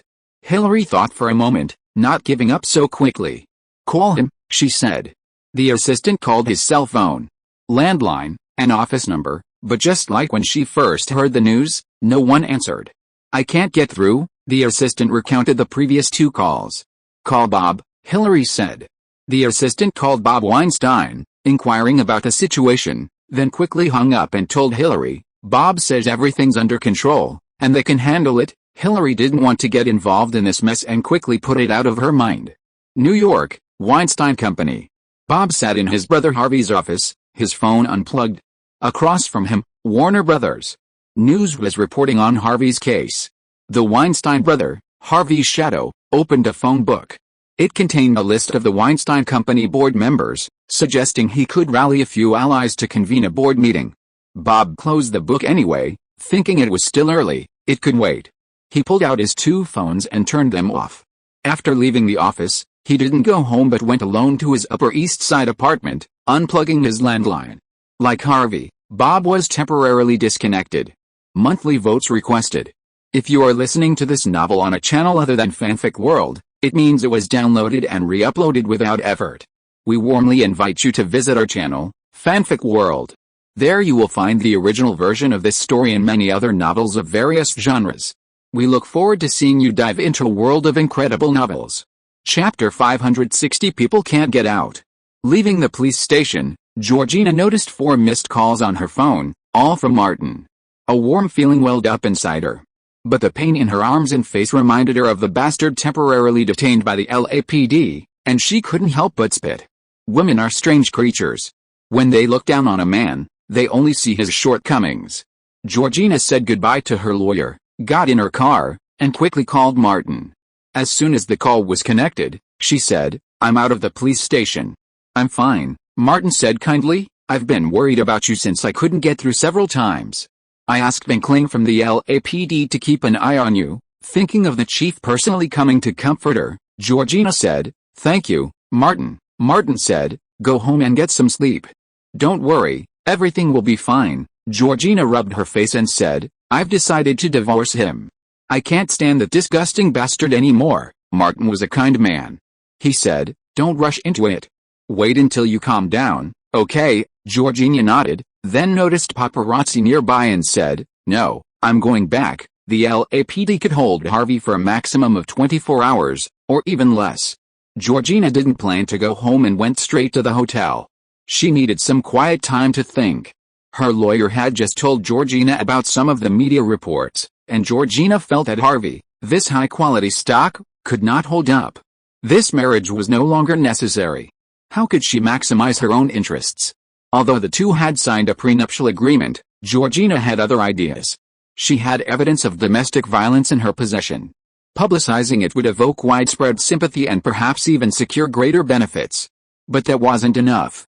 More ideas popped into Georgina's head, one of which even she found unbelievable. This divorce would inevitably involve litigation. Given Harvey's current situation, the spotlight would undoubtedly be on him. Wouldn't it be advantageous for her to appear in public and in court while pregnant? The more Georgina thought about it, the more excited she became, feeling the possibility was highly feasible. As for the child's father, wasn't Martin an excellent choice? Georgina applied a cold compress to her face and went to bed early, forgetting the day's arguments and pain. She smiled even in her dreams. In Burbank, at Davis Studios, Martin's office on the third floor was brightly lit. Martin, Thomas, and Bruce were still working. The wall-mounted LCD TV was on, and the news program was reporting on Harvey's case. As expected, Warner had caught on. The alleged assault of Hollywood mogul Harvey Weinstein is currently generating buzz online. Publicly available videos show a portly figure appeared on the news, accompanied by a voiceover. This man is undoubtedly Harvey Weinstein. We've contacted Harvey himself and his office, but he hasn't responded directly. Bruce glanced at the text message he had just received on his phone and said, CNN has also reported it. Thomas immediately switched to CNN. The Atlanta-based professional news station was also covering the Harvey case. By 10 p.m., when the news aired, all 5 major networks had reported on the incident. The internet was abuzz with the story, with the incident topping Google's search list. Seeing the late hour, Martin said, "Let's call it a day. Go home and get some rest. Keep in touch if anything comes up. We'll continue tomorrow," Thomas said. "Many people won't be able to sleep well tonight," Bruce replied. "We'll get some sleep." The three of them went downstairs and left in 2 separate cars. As the car started, Martin asked, "What's going on with Jody?" Bruce said, "TMZ's owner, Harvey Levine, left Los Angeles this afternoon for a road trip, and the editor-in-chief is on vacation in the Caribbean. Jody will be temporarily responsible for the website's daily operations." Martin understood the meaning of these words. If things go well, they can come back at any time. If things go wrong, Jody will take all the blame. Bruce said, "This is in line with our expectations. Jody now has considerable autonomy." Martin had been browsing the news online on his phone. After a while, he said, "If nothing unexpected happens, Harvey will be able to leave the police station tomorrow morning. Have Jody mobilize the victims to report to the Beverly Police Department tonight. They were assaulted at the Four Seasons Hotel in Beverly Hills." Bruce nodded. "That way, the LAPD will have legitimate reason and excuse to detain him for a while tomorrow. Without him, the leader and core of the Foot Gang, to run the show, we have more room to maneuver." Martin made a few calls and then said, "The news from Kelly, Hillary seems to be doing well." Bruce asked, "What about New York? Is there any movement from Bob Weinstein?" "Not yet." Martin remembered clearly that this brother of Harvey's was incredibly close to him. In the police holding cell, Harvey paced the empty room, his eyes etched with anxiety. With things having progressed to this point, he could clearly see someone was out to get him. How far had the online news progressed? Trapped here, he had no idea. And then there was his wife, Georgina. Harvey suspected she had ulterior motives. Georgina had caught him chatting about work with Nicole Kidman in a hotel. After 2 days of peace, she had argued with him today. Was she deliberately trying to provoke him? Even without Lombardo, she might have used other methods to provoke him into action. This woman. The door was opened from the outside, and Harvey's lawyer, accompanied by 2 police officers, entered the holding cell. After the police left, Harvey asked, "Do you have a cell phone?" The lawyer shook his head. "I don't know why, but they're very strict with the rules this time. You're not allowed to contact anyone while you're detained. If you have anything to say, just tell me. Someone's trying to get me." Harvey was absolutely certain. "What's going on in the media?" The lawyer, having learned a little, said, "It's very bad. The 5 major television networks are covering you. Be prepared for the worst." Harvey lowered his voice.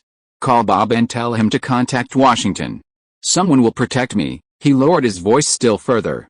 "Tell him there's a bank safe deposit box key in my office drawer. Take it and hide it. I'll call Bob as soon as I get out." The lawyer wrote it all down. Harvey recounted a few more things, and after the lawyer had memorized them, he asked, "When can I get out?" The lawyer replied, "I'm in the process of getting bail, but tomorrow morning at the earliest." Harvey urged, "As soon as possible." The lawyer asked a few more questions, then emerged from the holding cell, put the usual pressure on the police, and retrieved his phone to go outside the station to make a call. Bob's cell phone and landline were both unreachable, but fortunately, someone at home answered the phone. The lawyer asked Bob's wife to quickly find him and call him back. A car parked in the distance, with Jody, the driver, turning off the lights. The car was plunged into darkness, the faces of Anna Frank, Angela Hoy, and Emma O'Connor looming. Jody said, "Go report this to the police now." "Don't worry, they'll definitely take the case." Emma O'Connor asked, "Jody, aren't you coming with us?" "I won't be showing up," Jody encouraged them. "I found someone more suitable to accompany you, the female lawyer you met." She patted the 3 girls on the arm and said, "There's one thing I haven't told you yet. Lawyer Camille worked for the victims of Brad Pitt's nanny scandal and Ben Affleck's teaching scandal, securing justice for them. The victims received compensation, and the perpetrators received the punishment they deserved." All 3 had heard of both cases, and their hearts were reassured. Jody opened the car door. "Go ahead. I'll be back supporting you." The 3 got out of the car. The door of a BMW in front opened, and lawyer Camille waved to them. Anna Frank, who needed the most money, walked over first, followed by the other 2. Lawyer Camille hugged them one by one, offered words of comfort and support, and led them into the police station. Jody had already taken out her DV camera and filmed the entire process of them entering the police station. She then went to a nearby cafe in Century City, turned on her computer, borrowed internet, logged onto a website, uploaded the video, and then wrote a concise news report. 3 victims of alleged sexual assault by Harvey Weinstein entered the police station tonight to formally file a police report against the Hollywood movie king. Jody bumped the news to the front page, juxtaposing it with the previous news about Harvey. She was convinced that news about Harvey could definitely be made into a series. If Harvey fell, she could even plan a documentary on his own. The night deepened, but Jody remained drowsy, as if she could see the Pulitzer Prize beckoning, a large sum of money about to flow into her account. In the police holding cell, Harvey hadn't slept all night. At dawn, his eyes were bloodshot. His lawyer had come again. Bob had just called him back. He first told Harvey the news. "I contacted Bob, and he said that he had a phone call with Washington yesterday afternoon." Yesterday afternoon, Bob did have a phone call with Washington. Harvey was somewhat relieved, and couldn't wait to ask, "Have the bail procedures been completed? When can I get out?" The lawyer looked grim and said, "They rejected the bail application because you were involved in another case." Harvey widened his eyes. "What?" The lawyer explained quickly. Early yesterday morning, Camille, a well-known women's rights lawyer, brought the 3 women who appeared in the video to the police station to report the case. 2 of them provided substantial evidence. "You were detained for less than 24 hours yesterday, and the police are applying to extend your detention." Harvey was inexplicably panicked and suddenly felt fear. "This is a conspiracy. Someone is targeting me." The lawyer couldn't break the prison, because a new case was started and LAPD had substantial evidence, and there was no problem with the procedure. Chapter 561 The Brother Who Handed the Knife. Early that morning, Aniston was at her Beverly Hills villa. Since they weren't far away, Martin quietly arrived for breakfast. Jolie had also arrived, even earlier and faster. When Martin entered the dining room, the table was piled high with newspapers, and next to it, a laptop was open, playing news about Harvey Weinstein. Aniston looked up at Martin and said, "Please sit down and wait for us." Jolie said, "Let's go through today's major newspapers first." "Don't worry, take your time." Martin fetched a few of the papers they had finished reading and quickly scanned them. Major newspapers, including the Los Angeles Times, the Washington Post, and the New York Times, the 3 major North American newspapers, all published news of Harvey's invasion front and center. Warner Brothers Variety and Entertainment Weekly even published special issues. "This is also being widely covered in Europe," Aniston said, evidently having done her homework. The European media won't give Harvey any face, no matter how influential Harvey is. With so many media outlets across the United States, there would be dozens or even hundreds of reports on his case, not to mention he's missing. She looked at Martin and asked, "You wouldn't throw him into the Pacific Ocean, would you? How could that be possible?" Martin was an upright man who abided by the law. He was violent yesterday and beat his wife, Georgina Chapman. She called the police, and the LAPD temporarily detained him on the grounds of assault. Aniston asked, "Will he be released today?" Martin shook his head. No. Early yesterday morning, the three victims, accompanied by women's rights lawyer Camille, went to the police station to report the incident. The LAPD currently has legitimate grounds to deny Harvey bail. Honestly, Jolie and Aniston had completely different concerns. "Did you have sex with Harvey's wife, Georgina? It can't be such a coincidence." Martin spread his hands helplessly, but he didn't say a word of rebuttal. Jolie covered her forehead with her hands. "Oh my God, I actually witnessed a betrayal of love." Martin readily found excuses and tapped Jolie's chest.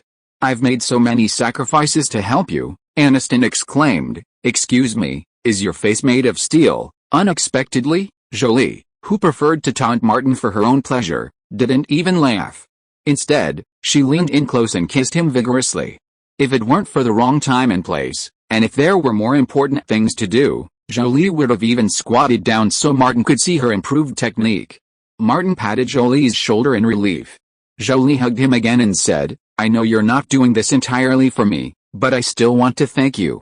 You've helped me vent my biggest anger." Martin asked, "When are you planning to go on stage?" "It's safer to wait." Aniston and Jolie had already discussed it. There's no need to wait.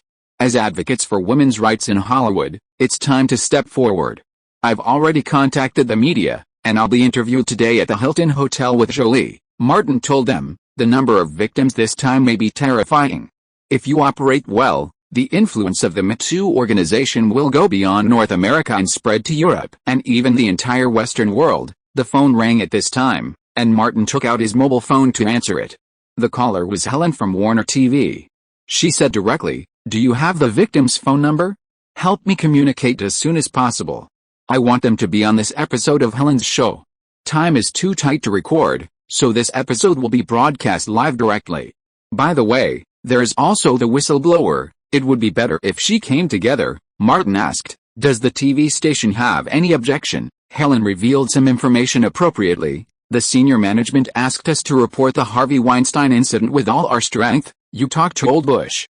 Martin came out of the restaurant and handed his phone to Bruce. Just as he finished his call, Daniel called again.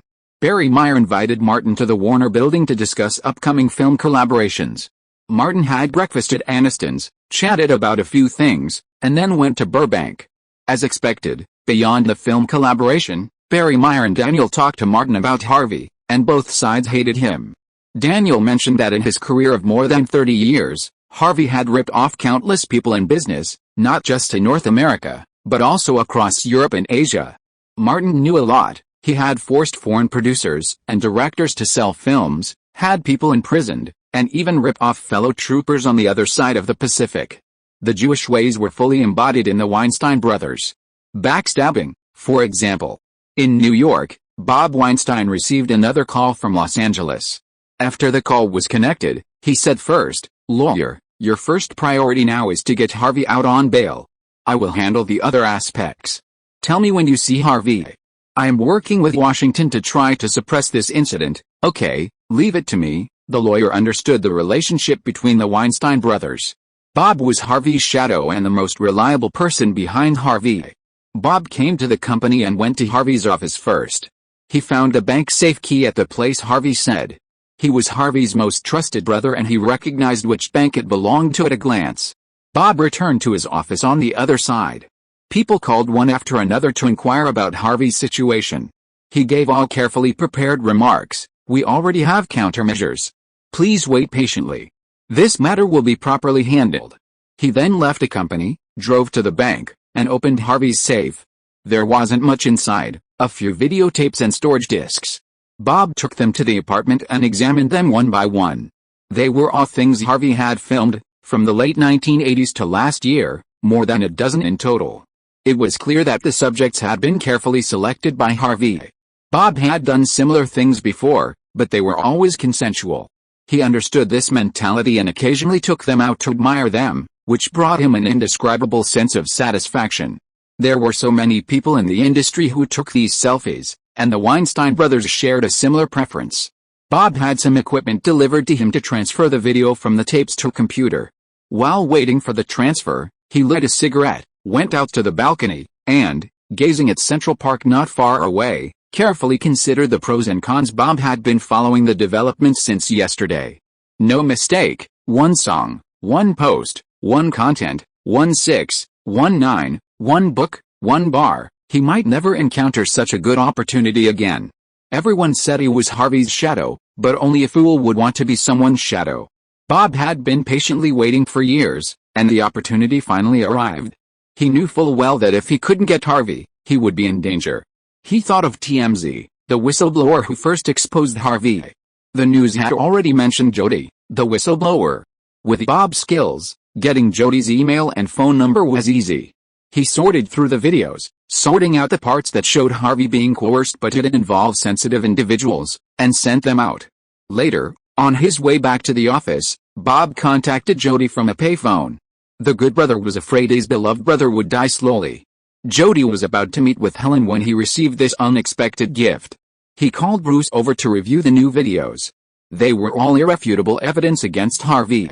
Jody asked, "Did you do it?" Bruce had heard Martin say something, "I can probably guess who did it, but it's not crucial." "Now we have a bigger advantage," he reminded Jody. "If you want a Pulitzer Prize, your whistleblower credentials are crucial. I suggest you appear on Warner Bros.' Helen show and use it to identify the whistleblower." Jody, a journalist by trade, said, "I think so too." The three victims had already agreed to come forward with their accusations against Harvey. Jody's interview with Helen was more like a discussion of the show's structure and how to create a sensational impact.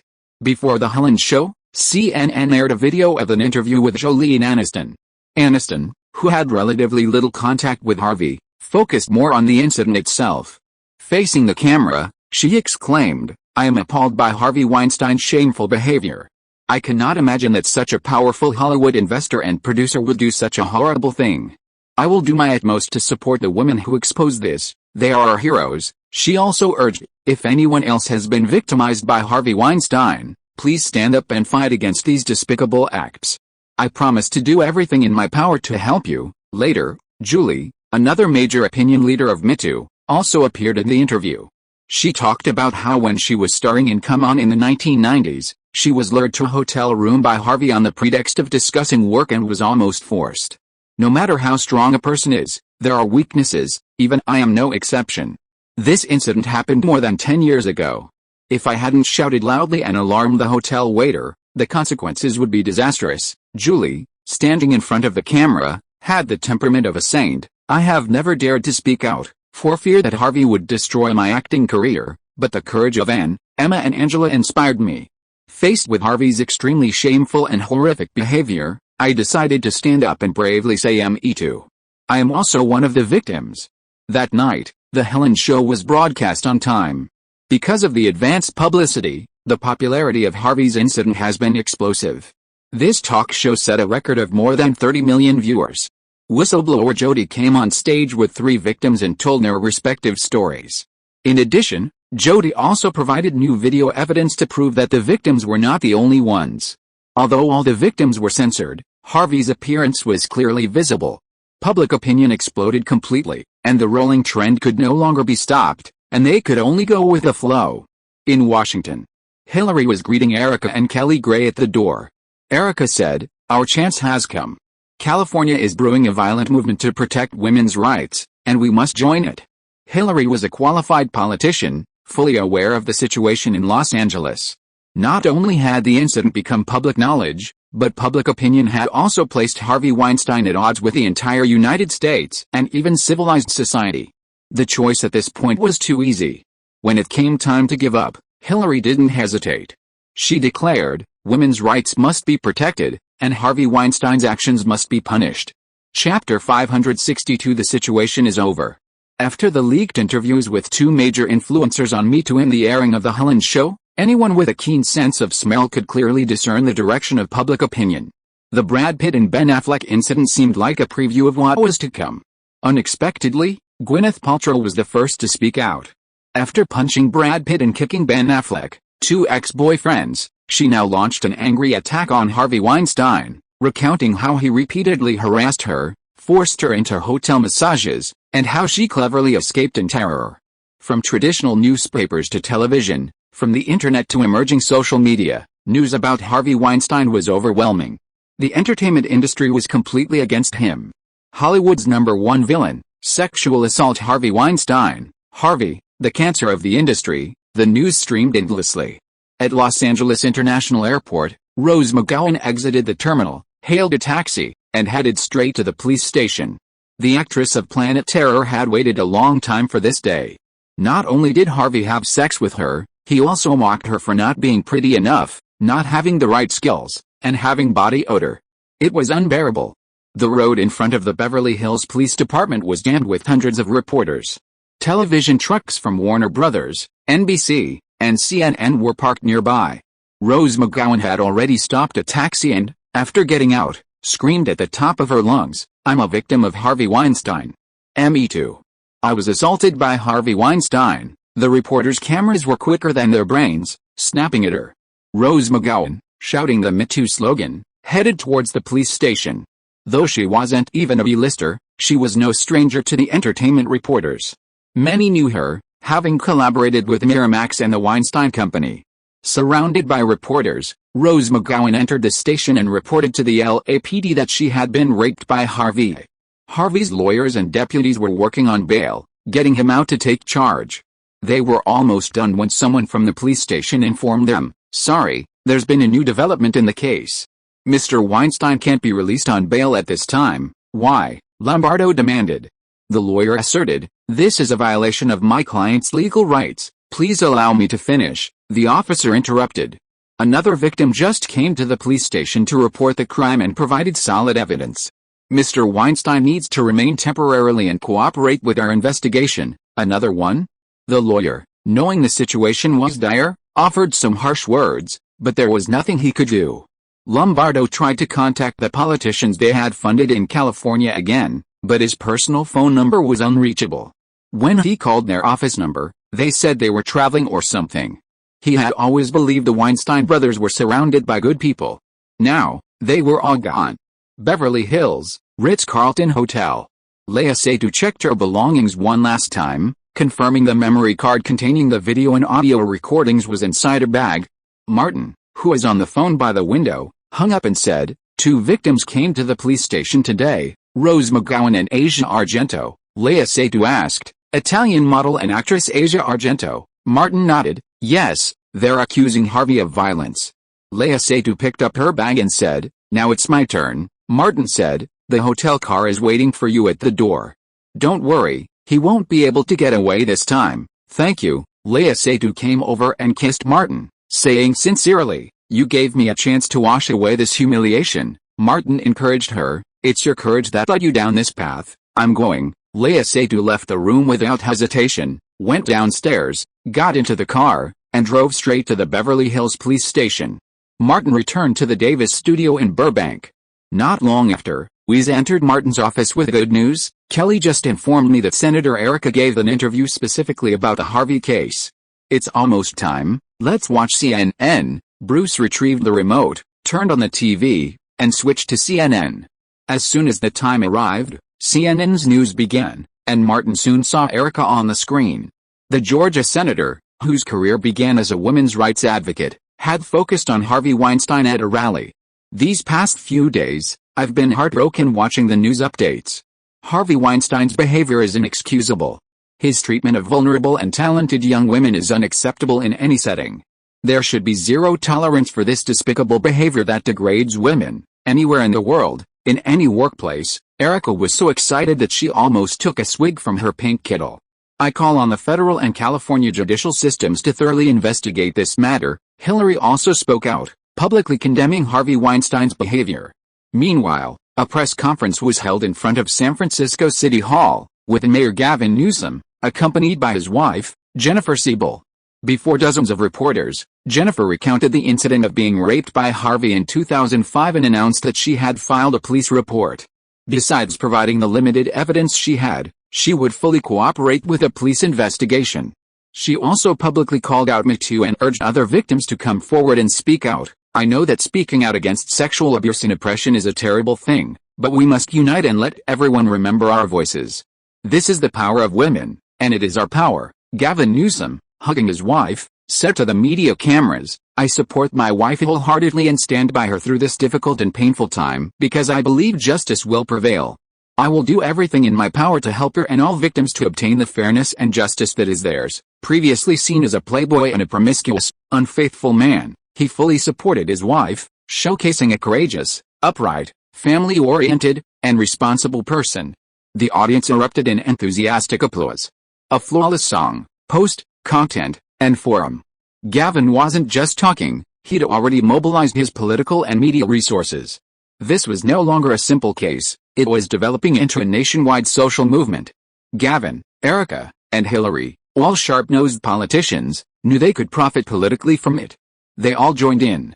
The wall had collapsed, and there was no need to push it back. All that remained was to throw the rebel over the cliff, shattering it into dust. Lawyers were finding it difficult to secure bail for Harvey. Victims kept coming to the police station, and the LAPD, as per procedure, needed Harvey's assistance in the investigation. Because the video and audio clips Bob had sent to Los Angeles matched some of the victims, the police quickly obtained an arrest warrant. Hollywood, Los Angeles, and even the entire American entertainment industry were in turmoil. Reporters were jubilant. While digging deeper into Harvey's case, they had also discovered a compelling story development. Interviews with Harvey's former close friends were conducted, asking them to share their perspectives. This was a fascinating prospect, guaranteed to captivate the public. Consequently, paparazzi swarmed the homes and workplaces of Quentin Tarantino, Robert Rodriguez, Matt Damon, George Clooney, Nicole Kidman, Judi Dench, and Meryl Streep. Meryl, a close friend of Nicholson, was the first to betray him. The performing artist, who had publicly chanted Harvey, my God, not only publicly severed ties with Harvey, denouncing his outrageous actions and calling for his severe punishment. Judi Dench, who had Harvey's name tattooed on her butt, removed it, acting as if nothing had happened. She declared she knew nothing about his actions, would never work with him again, and expressed her full support for Me Too. Members of the Foot Gang, such as Quentin Tarantino, Rodriguez, and Matt Damon, left the gang with little resistance. However, they all claimed to have no knowledge of Harvey's actions.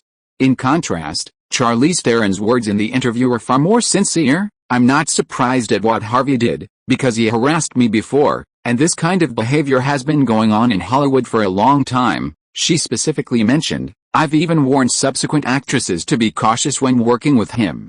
If he invites you to the Four Seasons, it's best not to go. In just a few days, Hollywood stars have come together, unanimously standing against Harvey Weinstein. Over 50 victims have reported the incident to the Los Angeles police, including well-known actors like Asia Argento and Rose McGowan. Erica and Hillary's statements and promotion, and Gavin and Jennifer's press conference, politically sealed Harvey's death.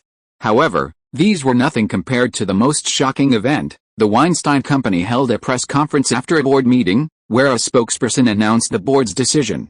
In light of Harvey Weinstein's actions, the board of directors unanimously decided to remove him from the board and terminate his duties at Weinstein Company. Bob Weinstein became the new chairman and CEO of Weinstein Company when this news reached Harvey, who remained in custody due to the constant emergence of victims. Through his lawyer, the film mogul, who had dominated Hollywood for 2 decades, seemed to age 30 years.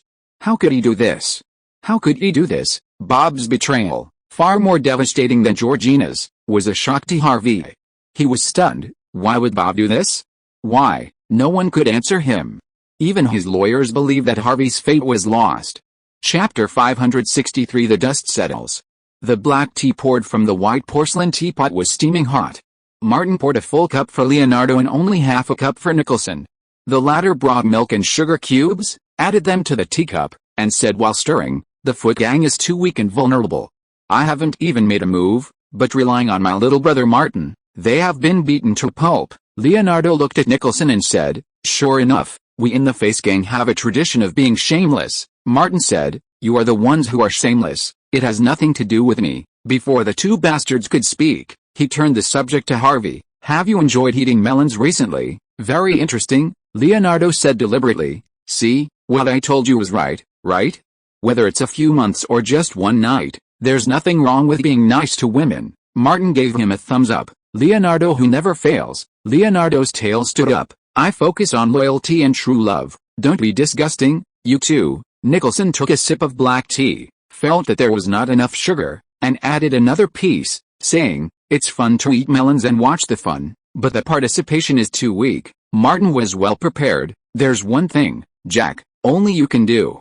Leo and I don't have the ability. Nicholson laughed. What is it? Martin said. Let the Foot Gang completely disintegrate in Hollywood. Leonardo asked. It will be difficult for Harvey to turn things around. Right, it's difficult to turn things around, but it's not impossible. Martin would not take it lightly. So, we will put pressure on him one by one and completely crush him. He lightly tapped the white porcelain teacup. Public opinion and industry associations will have an impact on the judiciary. Nicholson guessed. You mean, let the Hollywood authorities make a statement on the Harvey incident? Martin smiled and said, Jack, you are one of the old white men. Nicholson found that this matter really belonged to him. He had been waiting to make trouble. Now he could finally show his skills. He drank the tea in the cup. I will go talk to the Warren Beatty couple and Sydney Guinness now. Leonardo asked, what can I do? Martin said, as the second in command of the Face Gang, you just need to publicly draw a line between you and Harvey. Leonardo nodded. We three stand together, no question. After sending the two idiots away, Martin called Thomas again and asked, what did Lee say? Thomas replied, WMA will issue a statement today. Martin said, once we have this first one, the rest will follow. That afternoon, WMA held a press conference, where Ali, on behalf of the agency, announced that WMA would no longer work with any productions involving Harvey Weinstein. The next day, agencies like CAA and UTA followed suit with similar statements. Also that day, Leonardo's spokesperson issued a statement on his behalf, stating that he would not work with any projects involving Harvey Weinstein. Angelina Jolie and Jennifer Aniston soon followed suit. Hollywood had once again distanced itself from Harvey. Old guys, we are all people who are about to see God. What is the most important thing for us to stay in this world? At Warren Beatty's private party, Nicholson faced a group of old white men who were similar to him and said, reputation. We have been so careful about our reputation for more than 10 years. Why should we be involved with a rapist? Beatty's wife, Annette Bening said, Harvey harassed me. If I hadn't been smart, maybe he would have succeeded. Hey, honey, Warren Beatty asked, why haven't I ever heard you say that? Annette Bening said, at that time, I was just one of your many running friends, and you were just one of my many running friends. We weren't married yet. Warren Beatty shrugged and said, to be associated with a rapist is really lowering our standards. This love saint claimed to have had relationships with more than 1,000 women, but he admitted that he had never forced any of them. Nicholson said, we old guys, we've all lived through the most absurd times. Even so, have we ever done something as shameless as Harvey? Even if any of the older white men in the room had done something, they wouldn't admit it. Each one righteously said, I'm ashamed to be associated with a rapist. These things are so shameless. He seriously lowered the standards of the Oscars and the Academy. Soon, most people's eyes fell on Sydney Guinness. The current president of the Academy knew that Harvey had incurred public outrage. Many of those present had daughters in their teens and 20s. They could accept their daughters flirting with others for roles, but they couldn't accept being raped. Now, no one believed that Harvey didn't have the guts to do such a thing. French actress and granddaughter of the Pathé chairman, Léa Seydoux, Jon Voight's daughter, Angelina Jolie, and Gwyneth Paltrow's daughter and Spielberg's goddaughter, all were victims. Sydney Guinness said, I'll convene the Academy Board of Governors. In the quiet room, it felt like two bags hung under Harvey's eyes, dark and thick. The lawyer explained the latest developments. Your wife, Georgina, has filed for divorce. They've temporarily frozen several of your bank accounts and fixed assets, citing an unclear definition of shared marital property. Bitch, Harvey's heart ached. What could be more painful than being betrayed by the people closest to you? He looked at the lawyer. I can still afford the legal fees. The lawyer, a man of professional ethics, said, Harvey, I'm always on your side. Harvey repeated his old words, then get me out of here. The police station was flooded with reports of crimes every day, with new details and evidence emerging daily. Furthermore, The pressure from the California Democratic Party made it difficult to get bail. The lawyer said, "There's only one solution now. Harvey, feign illness." Harvey's face was heavy with sorrow. He said, "I didn't do any of that. They just came to me on their own initiative. I asked them to come to the hotel room, and they came on their own initiative." "Isn't that clear?" The lawyer pressed down with both hands. "Harvey, calm down." Bob and Georgina's betrayal had overwhelmed Harvey, and he finally exploded. "I forced them? You're kidding. It's just a simple matter of putting it in and taking it out." The lawyer didn't know what to say. Harvey continued, "And they put it in on their own initiative. Every time I took it out, and then they put it back in. I've always taken it out." The lawyer fell silent, letting Harvey vent freely. He'd been pent up for so long, and maybe letting it out would make things better. A full 10 minutes passed before the lawyer emerged. Harvey's face flushed and heaving with emotion, was being escorted out by 2 police officers when he suddenly began to breathe rapidly. He clutched his head with one hand and his heart with the other, then slowly collapsed to the ground. He was too heavy to fall too quickly, fearing his feigned illness would become real. As Harvey was being rushed to the hospital for examination, the Academy's Board of Governors held a press conference at the Ritz-Carlton. Sidney Gannis, representing the Academy, announced, "The Academy Board has voted to immediately revoke Harvey Weinstein's membership." This was a first in the Academy's nearly 100-year history. The Los Angeles County District Attorney's Office later announced the establishment of a special office dedicated to the Harvey Weinstein case. Beyond Los Angeles, at least 20 victims have filed police reports in New York. The number of victims exposed in the Harvey Weinstein case now exceeds 80. America was shocked, and the world was watching. The Me Too movement, led by Angelina Jolie and Jennifer Aniston, traveled to Washington, D.C., to join Erica and others, and request a large-scale protest. At the White House's regular press conference, Guan Hai specifically addressed reporters' questions regarding this matter, stating that the dignity of the law must be upheld and women's rights must be protected. Crowds have been gathering daily on the Hollywood Walk of Fame in Los Angeles, holding posters and banners demanding severe punishment for Harvey Weinstein. Georgina Chapman announced she would file for divorce from Harvey Weinstein. Before the media and internet could react with accusations of trolling, TMZ released a video of Harvey Weinstein assaulting Georgina. It wasn't just sexual assault, it was domestic violence. All the pressure fell on Harvey. Georgina's lawyers also stepped in to help her exploit the situation and expand her financial claims. By the end of November, the traditional Hollywood awards season had begun, but the awards were largely unattended, with all eyes focused on this incident. Harvey was temporarily released on bail, but with travel restrictions, not allowed to leave Los Angeles. The day he was released from the hospital, he was surrounded by reporters and activists, and the barrage of abuse was relentless. Harvey's face, all fat, had sagged. As he emerged from the hospital and headed for his car, he leaned on his wheelchair with both hands, looking like he couldn't take care of himself as he inched toward the door. He climbed in, looked at the driver in surprise, and asked his lawyer, "Where's my original driver?" The lawyer had no choice but to tell him the truth. He accepted a large sum of money from News of the World, allegedly to expose the secrets he'd seen while working with you for over a decade. Harvey clenched his fists, then unclenched them, realizing his right-hand man wasn't there either. "Don't tell me Lombardo went to the press with that information." "No," the lawyer said, exhausted. Several girls came forward with evidence of coercion from Lombardo.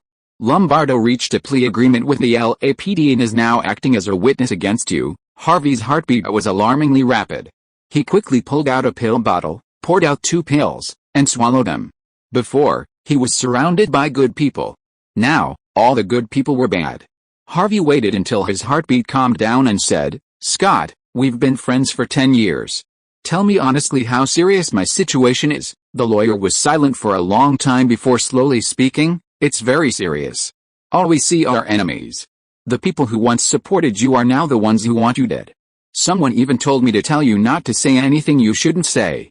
You can get out and retire peacefully." Harvey understood the meaning. Get out?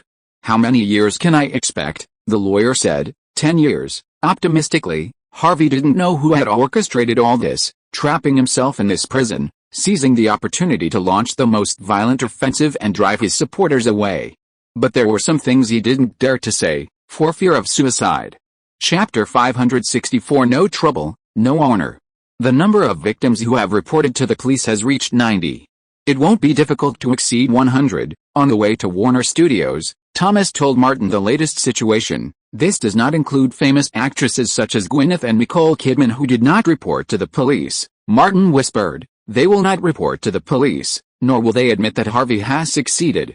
They will only say that they have been harassed." Bruce interrupted, "I guess they themselves don't want to think about having had relationships with a rapist and a man with such a disgusting appearance." Thomas brought the topic back to the point of being off track. With the Academy's statement, "Harvey is officially dead in the industry," that's not enough. Martin would not give Harvey a chance to make a comeback. He must go to jail and stay there for 10 years. Thomas asked, "Why not 20 years? Martin said, "He will most likely die in there in 20 years. If he doesn't care and says all kinds of nonsense, it will be detrimental to us. It's better to leave him some hope." Because of the time, he still had a rough impression that a billionaire who committed suicide seemed to be involved with Harvey. Martin had never considered getting involved in such a mess.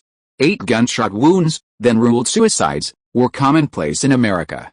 Thomas, guessing what Martin meant, said, "After 10 years of isolation from society, he'll be a lost cause when he gets out." Bruce followed up, "Georgina Chapman is dividing his assets in the divorce, there's a civil lawsuit to settle, and he's been backstabbed by his own brothers. He'll be just an ordinary guy when he gets out." Martin said, after Harvey's sentencing, "Have someone bring him something." Thomas was surprised. "You still want to give him a gift?" Martin said bluntly, "Can't you give him soap?" Bruce thought of the great sacrifice he'd made against Jody to get rid of Harvey and said, "I'll give him soap with Tiger Balm." Martin said, "Go find someone in Chinatown to make it custom. If you pay enough, they can even double the Tiger Balm." Thomas then said, "Brad Pitt and the Affleck brothers are going to trial soon." Martin nodded slightly and asked Bruce, "When will Mean be back?" "He and Isabel Huppert finished filming and are on vacation in the Caribbean." Bruce, who's been in frequent contact with Mene, said, "She'll be coming to Los Angeles in December. I heard from Mene that Huppert seems to be staying for a while to see how Oscar season goes." Martin said, "Elizabeth will be back in a few days. Have her throw a party to welcome Huppert to Los Angeles, since Mene brought her back." Arriving at Warner Brothers Studios, Thomas visited the Warner building while Martin and Bruce entered the Gone Girl studio. David Fincher's projects are always meticulously crafted, and casting for this film is only just entering its final stages. In the lobby, Léa Seydoux approached Martin, flashing a pair of bunny teeth. She said, "The crew just called me. I got a big role." Martin asked, "Which one?" Léa Seydoux replied, "Margot Dunn, Nick's sister." Martin smiled and nodded. "Congratulations. It's a big role. Once you open the door to Hollywood, things will get easier." Léa Seydoux's last role in Quentin Tarantino's Shameless was a scene where Harvey Weinstein exploited her to the point where she ended up being just a farmer's daughter, one of 3 daughters. Generosity is all about comparison. Compared to Harvey, Martin was truly incredibly generous. Léa Seydoux whispered, "Can we find a place to chat tonight?" "I'm afraid not tonight. I have other things to do." Martin had made a date with Charlize yesterday to go to her house for drinks, so he had to decline. He thought for a moment and said, "Well, wait for my call tomorrow." The studio lobby was bustling with people, many eyes gravitating towards the area. Léa Seydoux, her purpose fulfilled, smiled and said, "It depends on your schedule." "I'm available, I'm going in," Martin said, heading to the screening room. Léa Seydoux watched Martin leave. She had come with her agent today to discuss contract matters with the crew and had stayed in the screening room specifically to wait for Martin. Hollywood has its own exclusives, and being associated with Martin would save her some trouble on the set. In the screening room, director David Fincher and original screenwriter Gillian Flynn arrived almost at the same time as Martin. The 3 of them exchanged a few words and watched the lead actress's audition tape together. Because Martin had been concentrating on Harvey for the past few days, she didn't attend the 3rd round of auditions. Only 4 actresses participated in the 3rd round: Natalie Portman, Emily Blunt, Charlize Theron, and Scarlett Johansson. The combination of Martin and David Fincher made the project incredibly attractive. After reviewing the audition tapes, Martin asked Gillian Flynn, as the author of the original novel, "Who best fits your character, Amy?" Gillian Flynn, who had watched the 3rd audition herself, said without hesitation, "Charlize Theron and Scarlett Johansson are both good, but Scarlett Johansson is too short." Martin looked at David Fincher, who agreed with Gillian Flynn. "Charlize Theron is the best fit." Martin nodded and said, "Then let's choose Charlize Theron." With all three agreeing, there was nothing more to say. David Fincher called a production manager and asked him to call Charlize's agent. With the lead actress confirmed, preparations for Gone Girl were nearly complete. Martin asked, "When do we officially start filming?" David Fincher replied, "The Curious Case of Benjamin Button is coming out soon, and I need to work with the crew on some publicity and PR. Filming won't begin until February at the earliest." Martin, understanding the Oscar obsession many people harbor, after all, his biggest obsession with the Oscars is their close friendship, said, "Sure, my schedule is fine." David Fincher deliberately joked, "Be prepared to be a jerk." Martin couldn't help but laugh. "That's easy." The two of them left the film room and headed to the office when they ran into Daniel, the producer, coming out of his office. Daniel stopped Martin and said, "Let's chat." Martin asked, "Have the rights to The Hobbit been resolved?" "Almost." Daniel said, "Bob Weinstein was much easier to talk to than Harvey. He accepted Warner's $8 million offer and took the initiative to end the dispute. No mistakes." Martin smiled and said, "Congratulations, you've solved the biggest obstacle to getting the project off the ground." Daniel said, "Without that awful Harvey, many things would be much easier to solve." He then changed the subject. "By the way, do you have time? Let's go to Warner Brothers. Barry Meyer mentioned you this morning and wanted to have a good chat." Martin wouldn't refuse such an invitation. "Of course I have time." The two left the studio and went to the Warner Brothers building. In an office on the top floor, Martin met Barry Meyer. Inevitably, they chatted about Harvey. This tacit move was arguably the key to Harvey's downfall. Barry Meyer was also amazed at the power Martin could unleash. He'd assumed Martin would rely heavily on Warner Brothers, but before Warner Brothers could truly launch its own attack, the wave of public opinion had already surged. Harvey forgot to fight back, and had completely lost contact. All Warner Brothers had to do was stomp on him, crushing him hard, denying him a chance to recover. Daniel mentioned something. Warner's been sorting through their library lately and is considering remaking some films. "I'll give you a list someday. If you're interested, you can take a look." This was a win-win situation. Martin had always had a good eye for film selection. Barry Meyer said, "Talk to Daniel directly if you see any old films you're interested in. Warner will cooperate." Martin wasn't about to refuse such a good offer. He said, "No problem. Once you've compiled them, give me a list, preferably with plot synopses." Daniel agreed. Before leaving, Martin told Bruce to make a note of this and ask Daniel for it later. Perhaps there are films in Warner's library worth remaking. After all, there are successful precedents. I Am Legend, starring Will Smith, is one such example of a remake of an old film from the Warner library. There are too few people in Hollywood who truly make original films, and the number of directors like Christopher Nolan will only continue to decrease. Martin was on his way back to Beverly Hills when he received a call from Louise.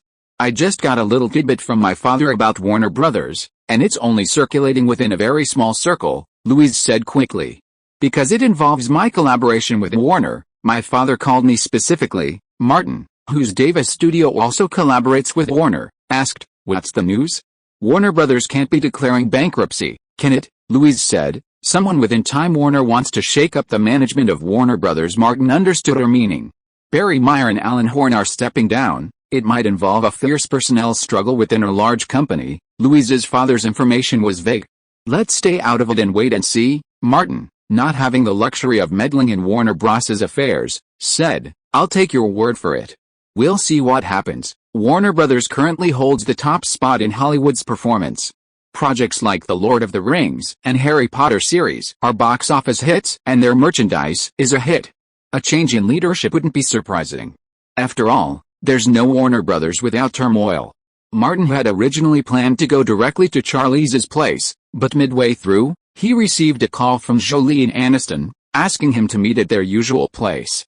These two had been heavily involved in the recent Harvegate scandal, using their positions as opinion leaders on Meet Up to frequently speak out in the media and influence the direction of the entertainment industry, making significant contributions. Martin, a man of conscience, wouldn't forget his old mistress just because he had a new lover. He immediately headed to the hotel for the meeting. When it was dark, he left the hotel and headed for Charlize's house. Who could possibly understand the hardships of being a man? Chapter 565, The Ultimate Freeloader. It was 8 o'clock in the morning in Charlize's dining room. Martin sat at the table, enjoying a breakfast Charlize had made herself. Charlize was reading a copy of the Los Angeles Times, putting down her food as she said, "There are hundreds of victims reporting crimes," Martin said. "Hollywood will probably change because of this." Charlize was curious. "I wonder who's behind all this?" "All the actors in Hollywood, and even people in other professions, should thank him," Martin asked. "What do you mean?" "While this incident won't fundamentally change the industry's climate, it will at least make the environment a little better." Charlize, a star who had worked her way up from the bottom, felt deeply moved. "A little better means there might be fewer victims," Martin nodded slightly. "You make sense." Charlize glanced at her watch. "Are you free this morning?" "If you ask, I'm sure I'll be free." Martin put down his knife and fork and wiped his mouth with his napkin. "Sally, do you have any special plans?" Charlize stood up and said, "Come with me to see something." The two quickly left Beverly Hills and drove to the area near the Los Angeles Forensic Center. A few reporters gathered outside the testing center. It wasn't a large crowd, but most of them were entertainment reporters. Charlize didn't want to be seen, so she parked far away. Martin, who had been there recently and was familiar with the area, said, "Are Tony Fairman and Stuart Townsend going to take a paternity test?" Charlize asked, "Haven't you been paying attention lately?" Martin, completely focused on the Harvey incident, hadn't paid much attention to anything else. "I thought the results were out a long time ago." Charlize stared through the windshield and said, "If the child isn't Stuart's, I'll give him some compensation as a breakup settlement." Martin patted her hand gently. Charlize pulled out her phone, dialed a number, and asked, "Silver, has the test started?" The answer was, "The results will be out soon." Charlize said, "Don't forget to let me know when they come in." This was the last of her ties to Stuart Townsend. Having escaped the turmoil of Stuart, Charlize had decided to enjoy life and the glamour of Hollywood. Inside the testing center, Stuart was stunned when he saw the test results. Even though he'd been prepared, the DNA match was a perfect 99.9999%. He put down the report and looked away. Tony Fairman, holding the child, had also just reviewed the test results. She stepped towards Stuart, eager to lift the child up for him to see. Stuart was stunned. He'd somehow gotten a son? And in such a bizarre way. This son was, medically and biologically, his. Stuart was torn. Should he acknowledge him or not? Tony approached and said, "Look, it's your son. He belongs to us both." Stuart's face turned grim. "We're his parents," she added. "We're a family. Stuart, take us home." In her eyes, he was a Hollywood star, too.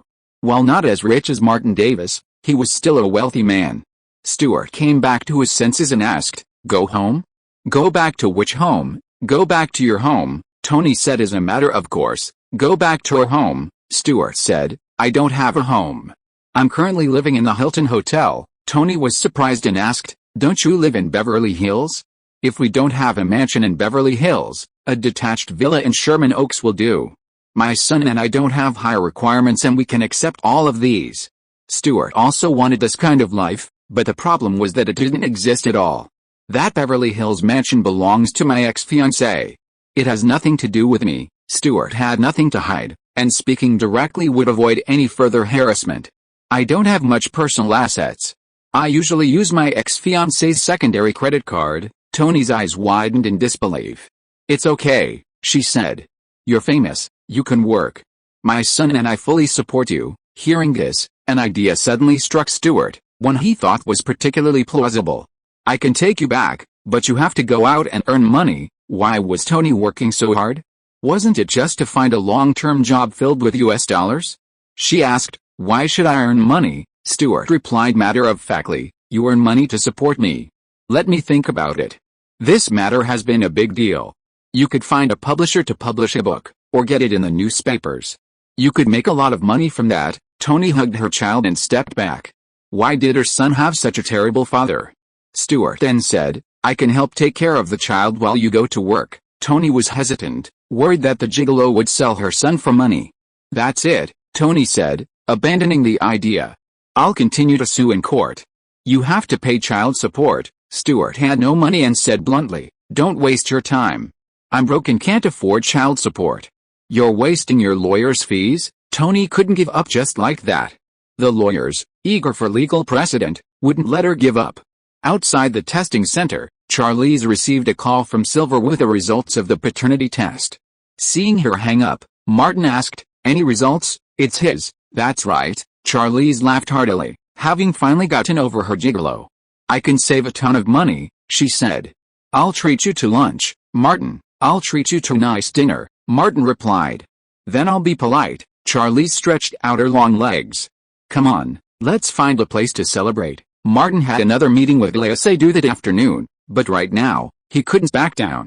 He had to cheer Charlize on. The applause had to be loud, the oil had to overflow. Rome, Italy, Leonardo da Vinci International Airport. Lily and Elizabeth Olsen entered the VIP lounge and sat next to each other. They were preparing to return to Los Angeles. Lily flipped through an English newspaper, which contained news about Harvey Weinstein.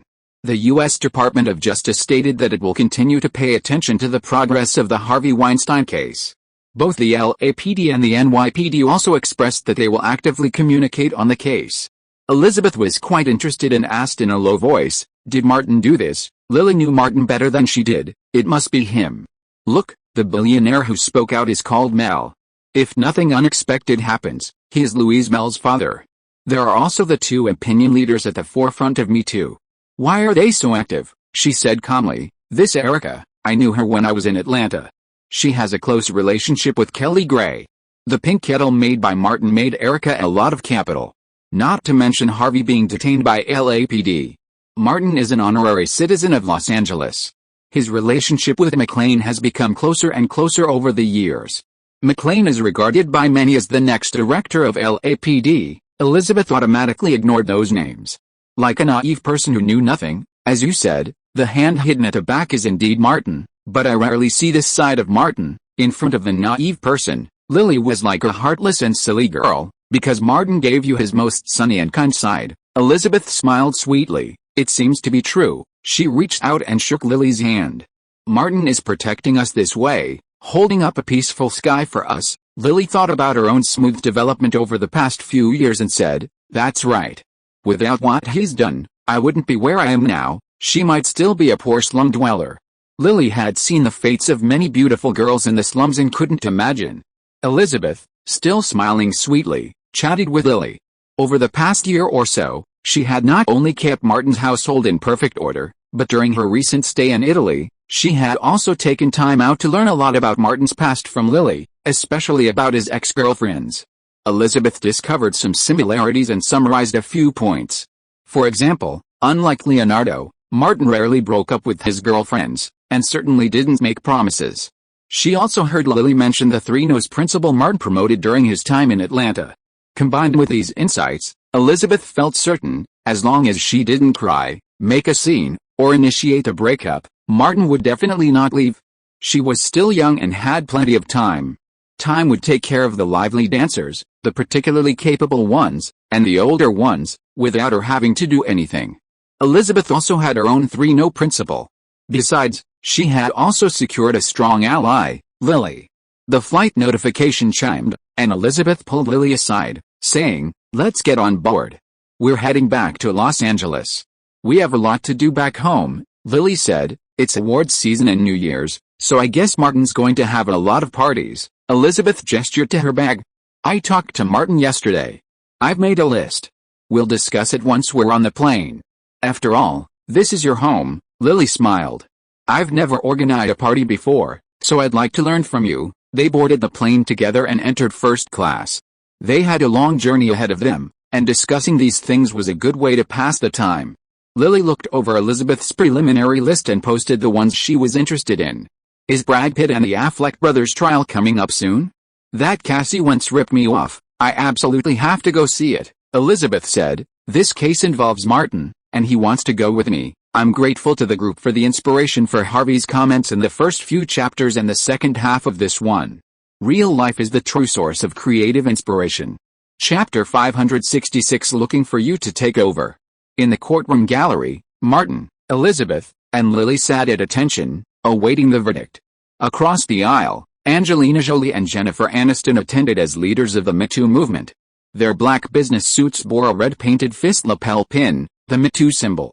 Nearby, Jennifer Garner and her children waited anxiously. Perhaps with a sense of empathy, the three men in the dock, Brad Pitt and Ben Affleck, glanced back and saw their ex-wives. Ex-wives and ex-girlfriends are the most ruthless.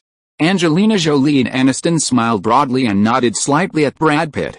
Brad Pitt seemed to have lost all his energy, not reacting violently. He turned back with his head lowered, hoping for a shorter sentence so he could gain some influence upon his release and earn money making films in the Sacred Valley. Ben Affleck's gaze shifted from Jennifer Garner to Martin, his face strained with resentment and anger. He forced his head back, lowering it to hide the fierce glint in his eyes. Even if he was found guilty, he'd be released sooner or later. Ben was determined not to let Martin Davis and his family go. There were many ways to exact revenge, and at least 5 flashed through his mind. For example, selling Lily to the brothels of Tijuana, Mexico, or capturing Elizabeth and sending her to. With that thought, Ben gave up. By the time he got out, Elizabeth Olsen would likely have become his ex-girlfriend for countless times. Cassie glanced at her brother, suspecting he was thinking something sinister. But in this situation, she couldn't ask. Compared to the other two, Pete was much more docile. Repeatedly suffering devastating blows had left him broken. An ex-wife and an ex-girlfriend had tormented him to the point where he couldn't even survive in the Sacred Valley. Bruce leaned in closer to Martin and said, "Ben hates us deeply, I understand." Martin was a good man, so he understood. But understanding didn't mean doing nothing. He asked, "Is Mean back?" Bruce nodded. "I asked Mean, and he does have a lot of his childhood friends in jail." Martin lowered his voice so Elizabeth wouldn't hear. "Tell him to send someone else, not yourself," Bruce replied. "I understand." Elizabeth glanced at Martin. From the way he and Bruce were whispering, she knew they were discussing something secret, but she ignored it, pretending she hadn't noticed. The judge and jury returned. The judge stood up and pronounced the verdict. When an American hero is slandered and framed, the impact goes beyond the case itself. It fundamentally undermines the very laws, spirit, and beliefs that this country upholds. The jury finds the defendants, Brad Pitt, Ben Affleck, and Casey Affleck, guilty. A deep silence fell, and everyone was unmoved by the verdict. The judge then announced a verdict, convicting Pete, Ben, and Cassie of extortion, conspiracy to defraud, and soliciting others to commit crimes. They were sentenced to 7 years in prison, with no chance of parole for 5 years. In the gallery, victims of Ben and Pete's assault clapped their hands, sparking a round of applause. The dozens of spectators were delighted to receive compensation from Ben and Pete and to see them go to jail. The trial concluded, and Pete, Ben, and Cassie were escorted away, soon to be transferred to a state prison. Martin stood up and walked out, pulling Elizabeth with him. Bruce and Lily followed. As soon as they left, a swarm of reporters surrounded Martin, peppering him with questions.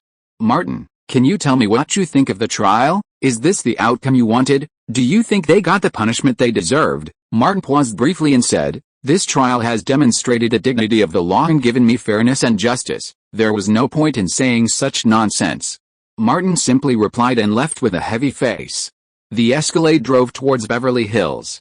In the passenger seat, Lily said, "And that bastard Harvey Weinstein?" Elizabeth asked. "He probably won't be able to go to trial for a while, right?" Martin gave a brief explanation. "There are so many victims, the trial probably won't be until March or April next year." Lily replied, "There's so much going on." She asked Martin, "Are you going back to Atlanta for Christmas?" Martin nodded. "We're going back to Atlanta for Christmas." Elizabeth didn't want to go to Atlanta and said directly, "I'm staying in Los Angeles with my parents and sisters for Christmas." "I can't go with you." Martin smiled and said, "It's okay." Back home, Martin and Bruce went out shopping again, preparing for the evening party. Mene brought Isabel Huppert to Los Angeles, where Elizabeth hosted a welcome party. At the party, Leonardo DiCaprio brought his new girlfriend, Anne Vieitsner, a Russian supermodel who had just walked the Victoria's Secret runway. Naturally, the blonde hair and long legs were a must. Leonardo DiCaprio sought out Martin for a private chat. Shutter Island will be released in February next year. He handed Martin an invitation. "Don't forget to attend my premiere," Martin said. "I'll definitely be there." Leonardo glanced back at his new girlfriend, who was sitting among Elizabeth, Lorraine Nicholson, and other female relatives. He said, "You were very busy recently. I didn't tell you that I went to Russia last month and attended a fashion party." Martin guessed. "It must have been exciting." Leonardo nodded vigorously.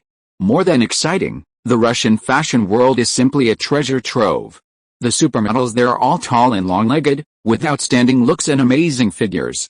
I don't even want to come back." Martin had heard too many rumors about Mao Mei in his previous life and had also met some Mao Mei working across the border in Hengdian. He said, but after they turn 30, their figures often become terrible. 30? Why should I wait until I'm 30? Leonardo stuck to his principle. Break up with everyone at 25 and then find someone younger. Isn't that better? Martin was powerless to refute and said, it's my fault. I spoke out of turn. Leonardo never forgets his brothers when things are going well. When are you free? Shall we go to Russia together? Go to Russia? Martin shook his head firmly. I'd better not go. If I get detained, I won't even have a place to cry. No mistake in one song, one post, one content, one book, one forum. Leonardo slapped his forehead. Look at me. I almost forgot your glorious past. You've captured and killed so many Russian spies, he said. When I have time, I'll organize a party in Paris or London.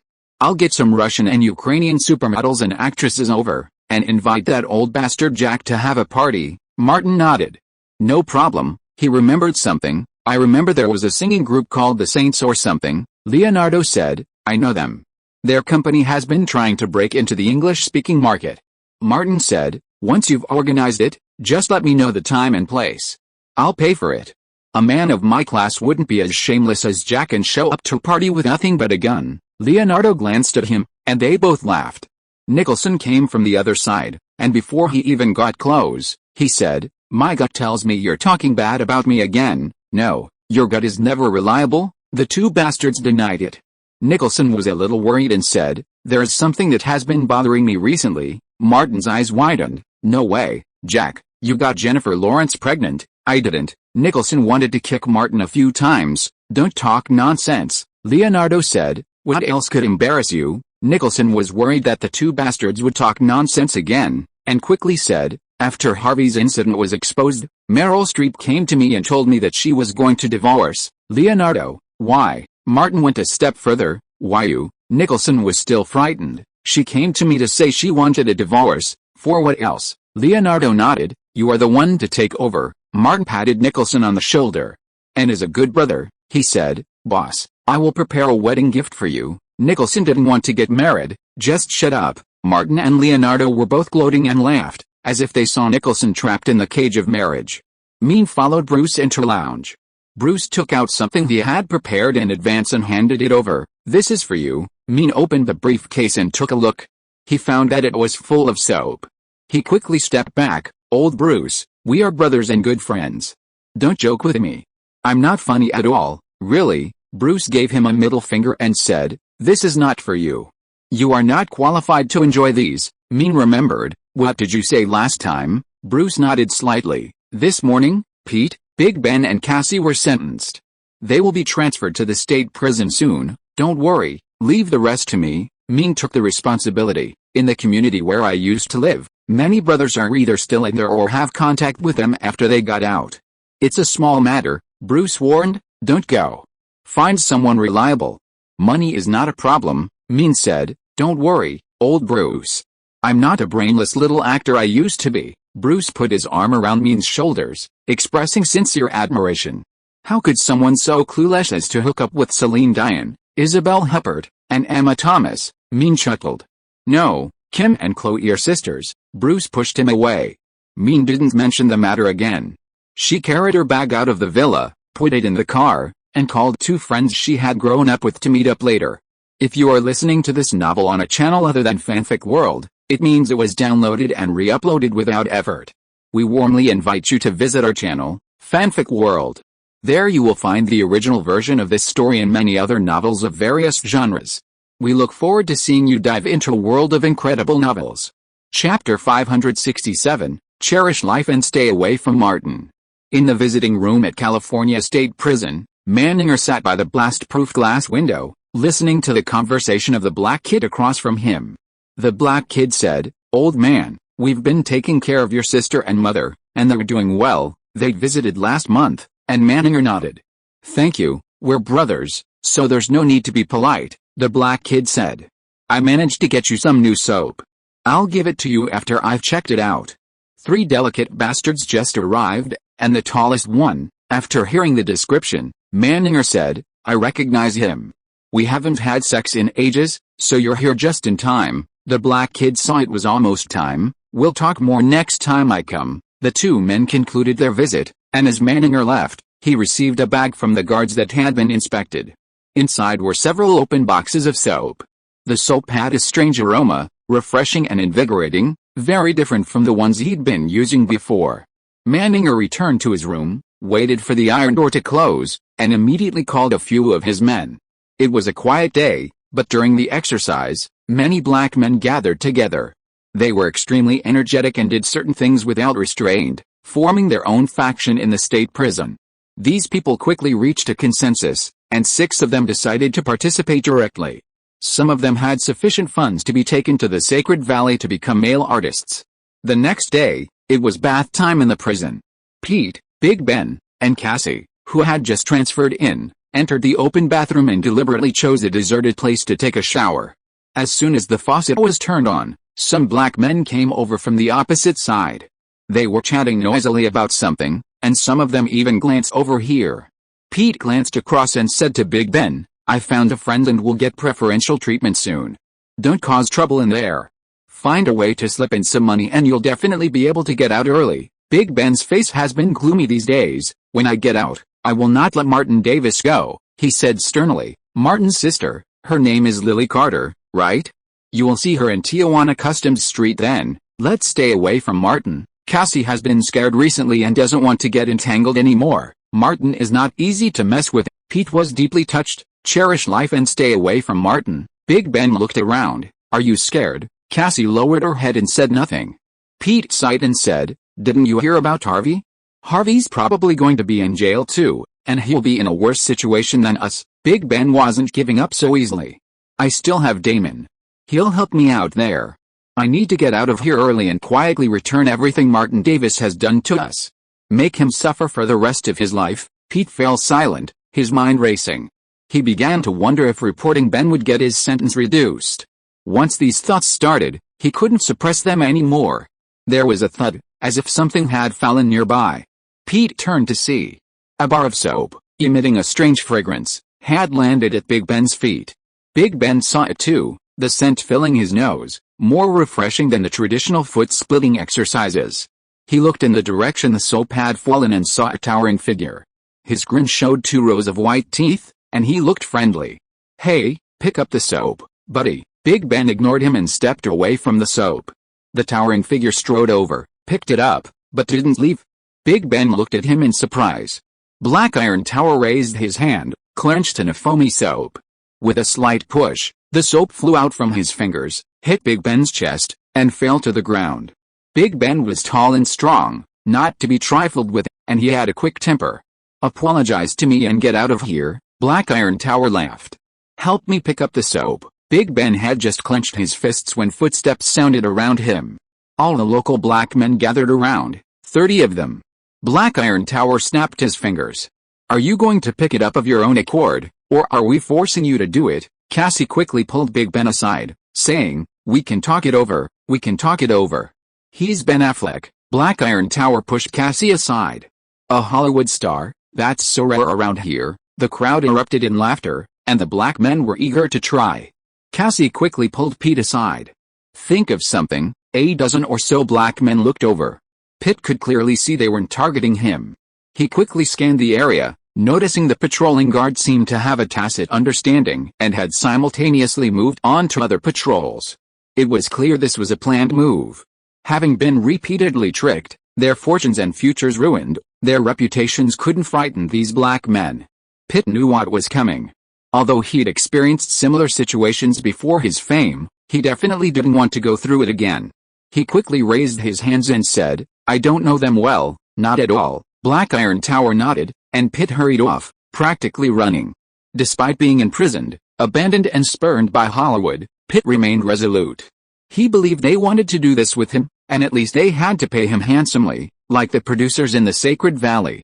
As they moved further away, Pete glanced back and saw several black men restraining Cassie. Dozens more surrounded Big Ben, several clutching soaps that exuded a strange fragrance. Not long after, Big Ben's cries were heard. The sound was so strange that Pete couldn't tell for a moment if it was a scream, a horrific incident, documented at the California State Penitentiary as the Manninger Massacre, had occurred.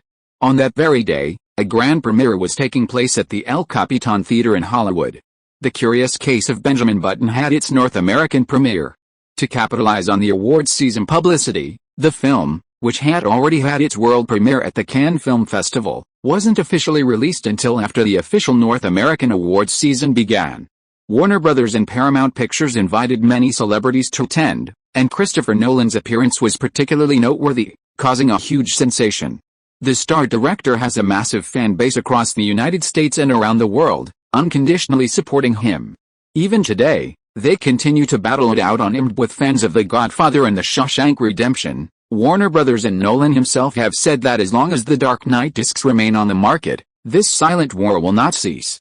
Next year's Inception will feature a promotional video in The Curious Case of Benjamin Button. Paramount Pictures' current ace co-star, Tom Cruise, also came to support the film and brought Martin a special gift. Martin and Elizabeth walked the red carpet together, arriving at the area where the Coca-Cola cult gathers. After the usual autograph signing and a Coke, they entered the press area, where Tom Cruise was waiting. Martin was somewhat surprised, unsure of what Tom Cruise was going to do. In front of a crowd of reporters and cameras, Tom Cruise strode over, extended his arms and embraced Martin, then waved back. Katie Holmes arrived with a small cake. Tom Cruise took it and handed it to Martin. "This is for you, thank you." Martin put it away and solemnly handed it to Elizabeth. "We must try Tom's cakes later." Seeing that Martin understood his meaning, Tom Cruise said, "My cakes are very special. I'll give you a few more later." Without Martin even needing to beckon, Bruce pulled a gift box from his bag and quietly slipped it into Martin's hand. Martin handed Lily's hand-carved statue to Tom Cruise. "I have a gift for you too." Tom Cruise accepted it. The two stood together, looking like close friends. A reporter asked, "Tom, Martin, when did you become so close?" Tom Cruise quickly replied, "We're currently filming Mission Impossible 4. Martin gave me a lot of action design advice, which helped the crew avoid many mistakes." The smooth filming of Mission Impossible 4 is thanks to Martin. With the film market struggling in recent years, even Tom Cruise is trying to capitalize on the hype. Many relationships in the circle are sometimes formed in this way. Martin didn't mind and said with a smile, "I became a die-hard fan of Tom as early as when Top Gun was released. I have watched Mission Impossible more than a dozen times. It is a classic among classics. It is my honor to help Tom a little." Tom Cruise bumped his fist with Martin. "When Top Gun was released, I should have invited you to the premiere." Martin laughed happily. "I was just a little kid at that time." He was good at creating topics. "Tom, there is something I have always wanted to ask you." Seeing that these two drama queens were performing a good show without them asking questions, the reporters simply stopped asking questions and concentrated on shooting the news. Tom Cruise asked, "Anything? Just ask." "Now that the Mission Impossible sequel has started filming, I've been waiting for years, and it's finally here." Martin asked, "When will there be a next Top Gun movie?" Tom Cruise, quick to react, immediately realized that this was a great topic for hype. "Soon," he said, "we're making preliminary plans." He vowed, "Martin, I promise you, you'll be able to see the second Top Gun movie in just a few years." Martin said, "That's great news." The reporters were excited. This piece of news would be a hot topic for days at least. Martin left the press area and reunited with the rest of the crew. After taking a group photo in front of the sponsor's backdrop, they entered the theater lobby. Elizabeth handed the cake to Bruce, and came over to ask, "Why does Tom Cruise send a cake on this occasion?" Martin explained simply, "This is Tom Cruise's symbol of friendship. He sends cakes to people he has a good relationship with before Christmas every year. This is also Cruise's traditional program. The book has not been finished yet. It will take at least until next year. If it is really finished, I will notify you half a month in advance." Chapter 568, Only Look at the Standpoint. Hollywood is full of strange things. Tom Cruise's cakes aren't as famous as Martin's statues. Martin himself hadn't noticed, and Elizabeth hadn't pointed it out. With so many guests arriving today, the premiere wasn't scheduled directly in the screening room. Martin and Elizabeth went to the VIP room together. Louise asked Elizabeth to discuss a recent commercial for Pacific Pictures. Martin approached Daniel, with whom he had worked for years and had a good relationship. He asked directly, "I heard there's going to be personnel changes at Warner Brothers. You're well informed," Daniel said roughly. A new CEO will be taking over around the new year. Barry Meyer may step down as chairman soon, and the new CEO may take on both positions. Martin, a longtime Warner Brothers partner, was very interested. Who's going to be taking over? Daniel signaled with his eyes. He's coming. Martin spotted a stranger approaching from the left. The man looked to be in his 50s, with black hair streaked with gray, a typical East Asian look. Martin took a quick look and was almost certain he was of Japanese descent, though he had never met him before. The newcomer stopped a little over 2 meters in front of Martin. Daniel introduced him. This is Kevin Tsujihara from Time Warner, a former Warner Brothers executive. He then introduced Martin. This is Martin Davis, our national hero. Kevin Tsujihara didn't move, simply smiling at Martin. Martin stepped forward and offered a handshake. It's a pleasure to meet you, Mr. Tsujihara, Kevin Tsujihara said. I've heard your name often in New York, and you're even more remarkable in person than I've heard. Martin, seemingly chatting with Kevin Tsujihara, was searching his memory, and gradually a vague impression formed. In a past life, he seemed to have seen Kevin Tsujihara's name in Warner Brothers news after 2010. After chatting for a few sentences, Kevin Tsujihara smiled and said, I could have met you a few years earlier, but it's not too late now. I'm very impressed by the several works you have collaborated on with Warner. Martin was still very polite. I hope we will have the opportunity to cooperate in the future. Kevin Tsujihara nodded and found an excuse to go somewhere else. After the people walked away, Daniel said, I'll have my subordinates quickly pass the list of old film libraries to you.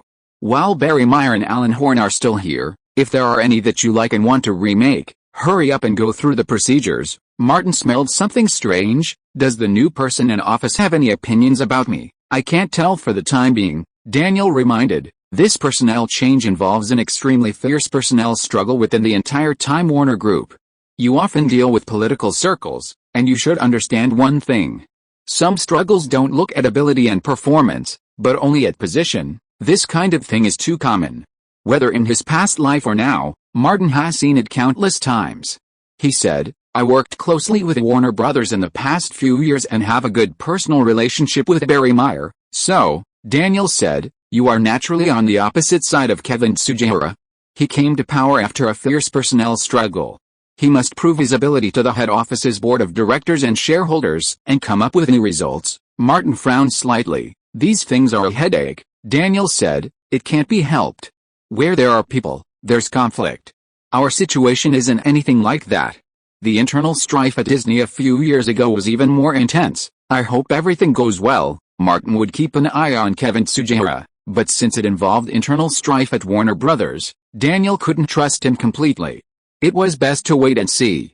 Martin then took a closer look at Kevin Tsujihara. Besides a hint of arrogance, he didn't notice anything else. Director, come over here. He's over there. A 15 or 16-year-old girl emerged from the crowd, calling out to the portly man behind her. My teacher is just up ahead, Peter Jackson said. No wonder you're such a great performer. You must have a great teacher. Saoirse Ronan smiled, her eyes narrowed. My teacher taught me a lot, she said, like how to scare wild mandarin ducks, how to make someone wet their pants, how to deal with hostile villains. Although she hadn't been taught by words or actions, Saoirse felt she had learned a lot through media coverage. She came to Martin, stood up and bowed slightly. Teacher, Martin said, you have grown up. You don't have to take the jokes you made when you were little. Saoirse insisted. No, you will always be my teacher. Martin didn't waste time talking to her, and walked towards the fat man who was walking over and shook hands. Hello, Peter, he said sincerely. The Lord of the Rings trilogy is my favorite series of movies, no doubt about it. Peter Jackson took the opportunity to say, you should know that I am going to shoot the Hobbit trilogy. How about you play a role? Martin deliberately asked. You don't want me to play an orc, do you? How is that possible? Peter Jackson said, except for the fixed characters in the Lord of the Rings trilogy, you can choose any other role. Martin smiled. It's okay to make a cameo, but forget about playing the main role. It's difficult to adjust the schedule. Peter Jackson didn't force it, chatted for a few words and left. Saoirse stayed and said, I want to settle down in Los Angeles. Martin couldn't make a decision for someone like that. He simply said, you should ask your mom and dad. If they agree, everything will be fine, right? Saoirse was a smart girl. But you're my teacher. Martin couldn't help but laugh. I didn't teach you anything. You taught me a lot. Saoirse blinked. Taught me how to survive in the industry, how to get along with people. Martin saw Elizabeth return and said, "Let's talk some other time. I have things to do." Saoirse was familiar with Elizabeth, who also played Daisy, from her time working on The Curious Case of Benjamin Button. Saoirse went over, took Elizabeth's hand, and started chatting. Soon, producer Kathleen Kennedy invited everyone into the theater. Martin and the crew waited at the end. The theater, which could accommodate over 1,000 people, was packed. When David Fincher and Kathleen Kennedy entered, accompanied by Martin and the rest of the creative staff, the audience erupted in thunderous applause. After the usual media events, the premiere was about to begin. Martin and David Fincher were seated next to each other. After they took their seats, Fincher whispered, "There are a few previews coming up. Don't forget to attend." Martin had just won the Best Supporting Actor Oscar last year, and unless the role and the broader social context were truly exceptional, it would be difficult for him to win another acting award this year. Martin said, "I'm going to try to get a nomination. I'm definitely going." He knew that with a role heavily reliant on CGI, he had no chance of winning Best Actor, so he decided to do a favor. "I've discussed this with Catherine, and the production resources are primarily going to your Best Director campaign." David Fincher was skeptical. "It's going to be difficult to win," Martin said politely. "We'll do our best." He also felt David Fincher's chances of winning were slim, and part of the problem lay with him. This past July, The Hurt Locker, directed by James Cameron's ex-wife, Kathryn Bigelow, was released in North America. If Martin remembers correctly, this was the first time a woman has ever won Best Director at the Oscars. Other directors are now facing an even more challenging situation than Martin did in his previous life. This year, the Me Too movement has exploded.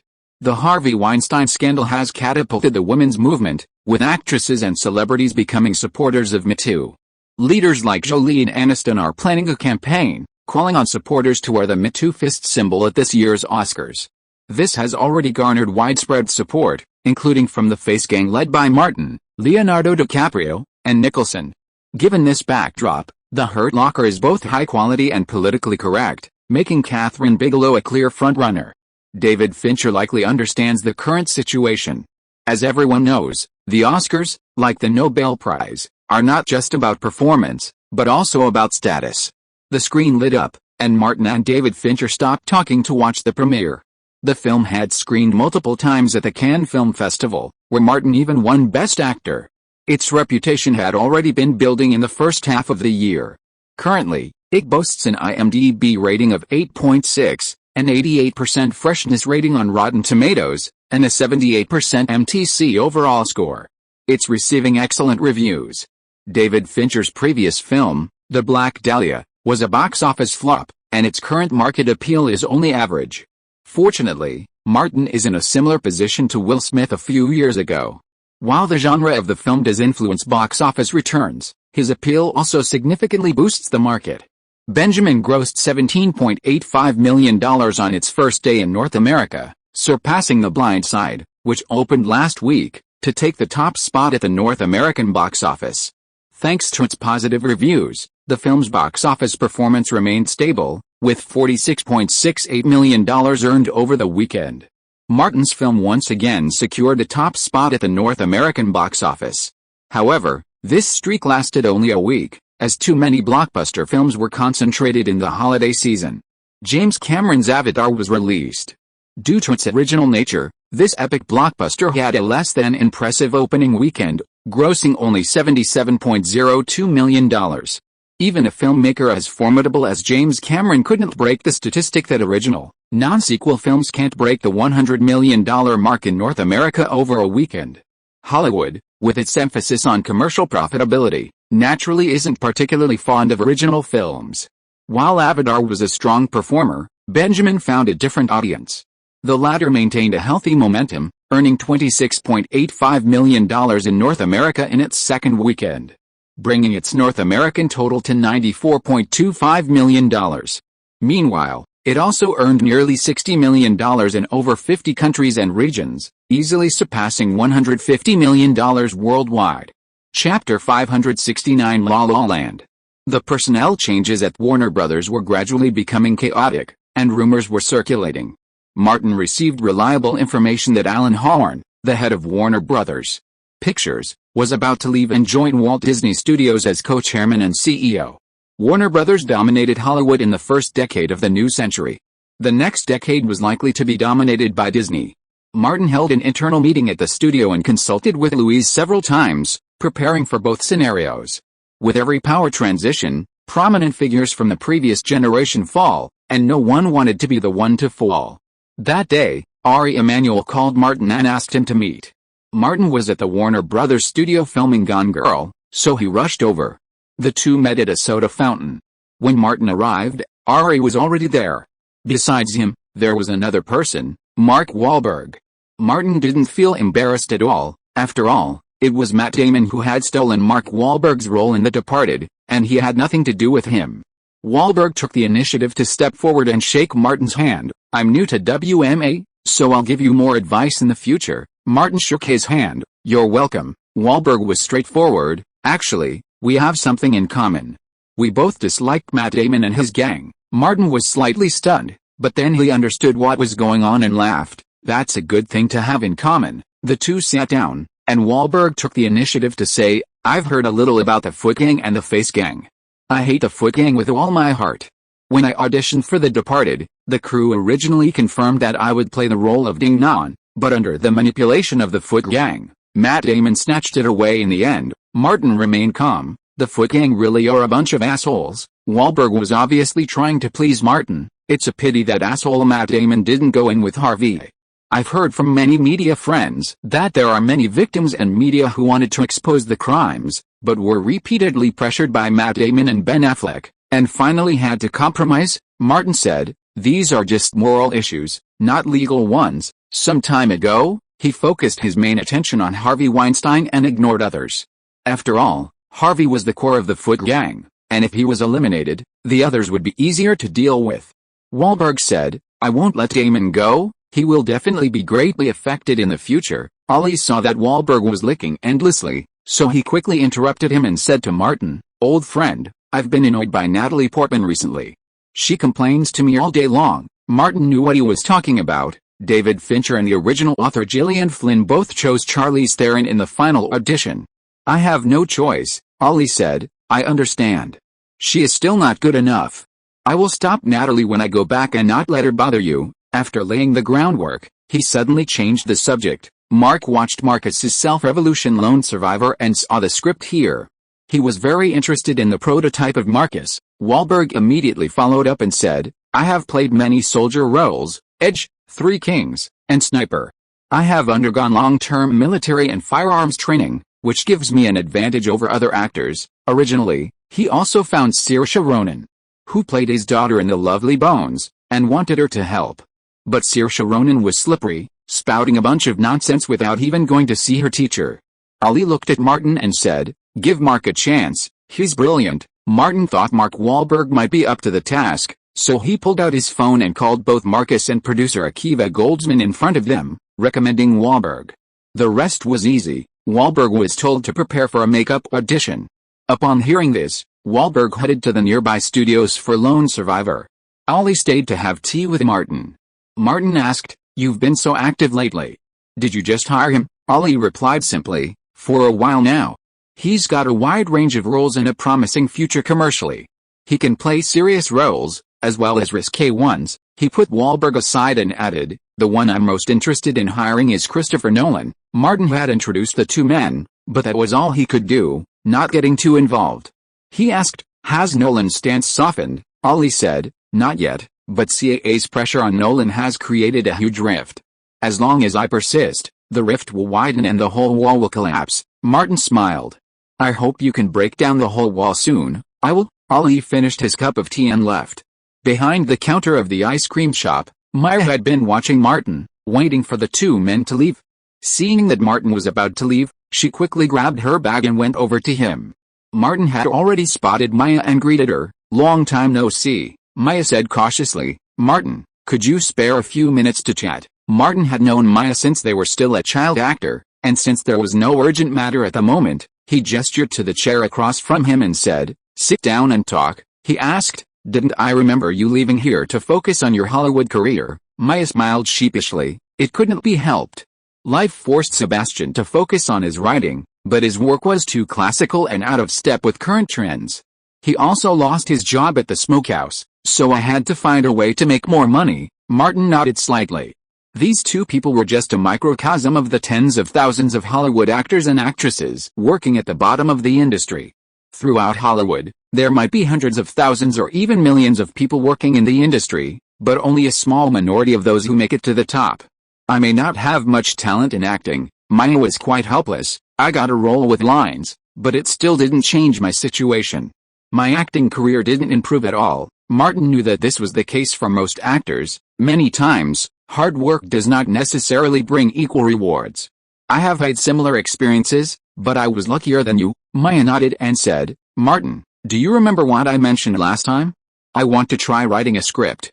I have been creating it in my spare time, but I feel that the stories I wrote are very bad, and I overturn them again and again. Martin asked, have you written a suitable story? Maya opened the bag she brought, took out a manuscript and handed it to Martin. I can't write a fantasy story, so I simply used the experience of Sebastian and I as the prototype to adapt a script. Now I have written the beginning. Can you help me take a look? No mistakes in one song, one post, one content, one book, one forum. Martin took it and discovered it was a handwritten manuscript. He kindly warned, next time, keep the original manuscript safe. Only provide copies. If someone takes your manuscript, you'll lose the lawsuit. Maya, barely a full-fledged screenwriter, wasn't prepared for this, so she nodded quickly. I remember. Martin quickly scanned the script. The heroine in the story indeed bore a strong resemblance to Maya, and even to many underprivileged Hollywood actresses. As for the hero, Martin had only ever met Sebastian, a pianist who played music in the smokehouse, and didn't know much about the others. The heroine was a Hollywood actress and playwright working part-time as a waitress at Warner Brothers Studios. She frequently took time off to audition, but never landed any significant roles, relying on part-time work to support herself. The hero, naturally, was a pianist who performed in a restaurant. His philosophy's too old-fashioned, and he remained devoted to jazz. The two met in a traffic jam, and their identities as Hollywood downtrodden bonded, drawing a connection and encouraging each other's careers. Martin was familiar with the final scene in the manuscript. The hero and heroine visited the Griffith Observatory at night, concluding their relationship. There was nothing further to say. It was obvious the script wasn't finished. Even in the finished parts, Martin, a complete novice in writing, could spot numerous issues with scene design and transitions. Maya was a novice, so it was normal for her to have problems. Martin asked, is it not finished yet? Maya replied bluntly, as I was writing, I suddenly lost confidence, and Sebastian and I had a disagreement about the script. She elaborated, Sebastian read the script and thought it would be more suitable for a musical genre with jazz and other musical elements, but musicals have long since fallen out of favor, so I think a romantic comedy is better. Martin nodded slightly. The story's not bad. Having experienced the struggles of working from the bottom of society, Maya's story resonated with Martin. Martin also saw echoes of a film he had once remembered, La La Land, starring Emma Stone and Ryan Gosling. That film had a profound impact on Martin, both because it was relatively recent and because of a major blunder at the Best Picture Oscars. The Best Picture winner, Black Lives Matter, was mentioned as La La Land when the award ceremony was announced. Was there any inside information involved? Martin didn't know that he'd forgotten the titles of Black Lives Matter gay films, but he'd always remembered La La Land. Seeing Martin's silence, Maya asked, is it worthless? Martin thought for a moment and said, your script is very rough and needs revisions in many places. Maya lowered her head, wondering if she should just leave Los Angeles and return home. Martin continued, look, Maya, finish the entire story first. Maya looked up, her eyes sparkling again, and promised, I'll stick with it. Martin glanced over at the counter and said, I need you to focus on writing. Quit your part-time jobs and go to my studio to find Jessica. You've met her. Maya nodded, I know her. She'll give you a full-time writing job, so you can focus on writing. Martin said, in addition, there'll be a buyout for the script rights. Since you're a new writer, the price won't be high. I'll give you the upper middle buyout rate for new writers from the Writers Guild. According to the new agreement signed by the Writers Guild last year, new writers can only make $30,000 for their scripts. Maya agreed without hesitation. Chapter 570 Enjoying it. That afternoon, The studio quickly finalized Maya's contract and acquired the rights to the script. Martin also officially named it La La Land. Maya wasn't a qualified screenwriter yet, but she was diligent and willing to learn, and the entire story was based on her relationship with Sebastian. Even if any revisions or polishing were needed later, they wouldn't be done until she was finished. Thomas specifically recommended someone to Martin who specialized in script revisions and polishing. Carrie Fisher, who works for WMA, is the best in Hollywood at this. Martin thought the name sounded familiar. Carrie Fisher? She seems very famous. Thomas thought to himself, you're a fan of Hollywood stars, you've been watching movies since you were 3, and you've been practicing at 10, and yet you don't even know about this American mythology series, Princess Leia. He was afraid Martin wouldn't remember who Princess Leia was. Leia Skywalker Solo. Hearing Skywalker, Martin understood. She's good at this, Thomas explained. Actually, Carrie Fisher's acting career has been pretty much stagnant these days, and she's also been addicted to drugs. Her comfortable life these past few years has been sustained by profits from the Star Wars franchise and the fees she earns from script editing. He further added, she might not be a good scriptwriter, creativity is a problem, but she's a recognized expert in editing and polishing. Martin trusted Thomas's recommendation. You contact her, this project couldn't be rushed. Given Maya's condition, the script wouldn't take at least 6 months to complete, and post-editing would also take time. After Thomas left, Bruce entered Martin's office and handed him a file folder. Daniel sent it. Martin opened it and looked at a list of films from Warner Bros.' library. As one of the 6 major Hollywood studios, Warner Bros. Was incredibly wealthy. Martin spotted familiar names like Casablanca, The Wizard of Oz, King Kong, and The Shining. Even the rights to The Shawshank Redemption were held by Warner Bros. Martin flipped through the archives, reminiscing, searching for relevant memories. Near the end of his shift, he randomly circled 3 old films and asked Bruce to give them to Jessica and Emily to contact Warner Bros. To negotiate remake rights, just to test the waters. The dramatic personnel changes at Warner Bros. Could affect everyone, even his collaborators. Martin was undoubtedly wary, even of Daniel, with whom he had collaborated over the past few years. People's perspectives always shift with the tide of profit and influence.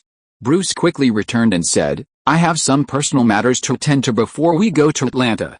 I need to leave for a while. Okay, I'll give you a long vacation. Martin's initial words were normal, but then the tone shifted. You want to go on a date with Sophia? Remember to bring the hospital's proctology department's number. Bruce raised both hands and raised his middle fingers in front of Martin's face. I'm going on vacation with Kim and Chloe, Martin said. Brooke, can you be a human being? Your sisters, how dare you attack them? Bruce, unmoved by Martin's attacks, stared at him coldly. Martin said dismissively, don't make that face. My moral standards are much higher than yours. Just as he finished speaking, his phone rang. He pulled it out and saw it was Georgina Chapman. He answered. Hi, honey, Georgina asked. Are you off duty? I'm in your suite at the Ritz-Carlton, Martin said. Hold on a minute, I'll be there soon. Come early, I have a surprise for you, Georgina said with amusement, and hung up. Martin put his phone away and noticed Bruce still looking at him. Off duty, Bruce asked as he walked out. I believe Georgina Chapman and Harvey haven't divorced yet, right? Martin, incredibly thick-skinned, pretended not to understand.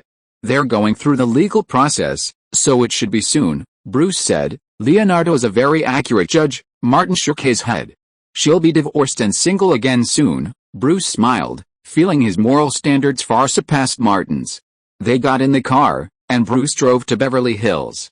Martin picked up a newspaper and flipped to the entertainment section. In the corner, he saw a finger-sized news item. Ben Affleck had been temporarily released from state prison for hospital examinations and treatment. It was yesterday's paper. Martin had always kept up with the latest news in the entertainment industry, but Ben's news hadn't received any attention at all. Or rather, no one in the mainstream entertainment media was covering it. Martin asked, is Ben's case safe? No, it's normal in prison. Those who go in there don't have normal human rights, Bruce added. I heard from Mean that Ben went to the hospital for proctology. Martin nodded. Keep entertaining him, Bruce spoke the truth. I'm sure Ben will adapt quickly and enjoy it. Arriving in Beverly Hills, the car pulled directly into the hotel's underground parking lot. Martin took the dedicated elevator upstairs to his suite. As soon as he opened the door, he saw 2 pairs of black stockings. Georgina, a former model, posed in a figure-hugging pose, looking extremely seductive. Martin quickly approached. Georgina, with all her allure, insisted, "I must pay for today's room. I'll use Harvey's money." How could Martin refuse? "As you say," Georgina pressed on. Martin, of course, wasn't shy. While busy, she continued, "Help me think of ways to make Harvey's punishment even more severe, so I can get a bigger share of his fortune." "No problem," Martin replied. Georgina added, "I'll give you a generous reward." Martin asked, "Where's the reward?" Georgina became even more proactive, like Joan of Arc, holding a banner in one hand and a sword in the other, as she mounted her horse. "Is this enough? There will be more to come." She was particularly enthusiastic, saying, "I've met a few new supermodels and introduced them to the fashion supermodel group. I'm planning to recruit them. When are you free to test them?" Martin thought, "This is too proactive. They're already actively recruiting people."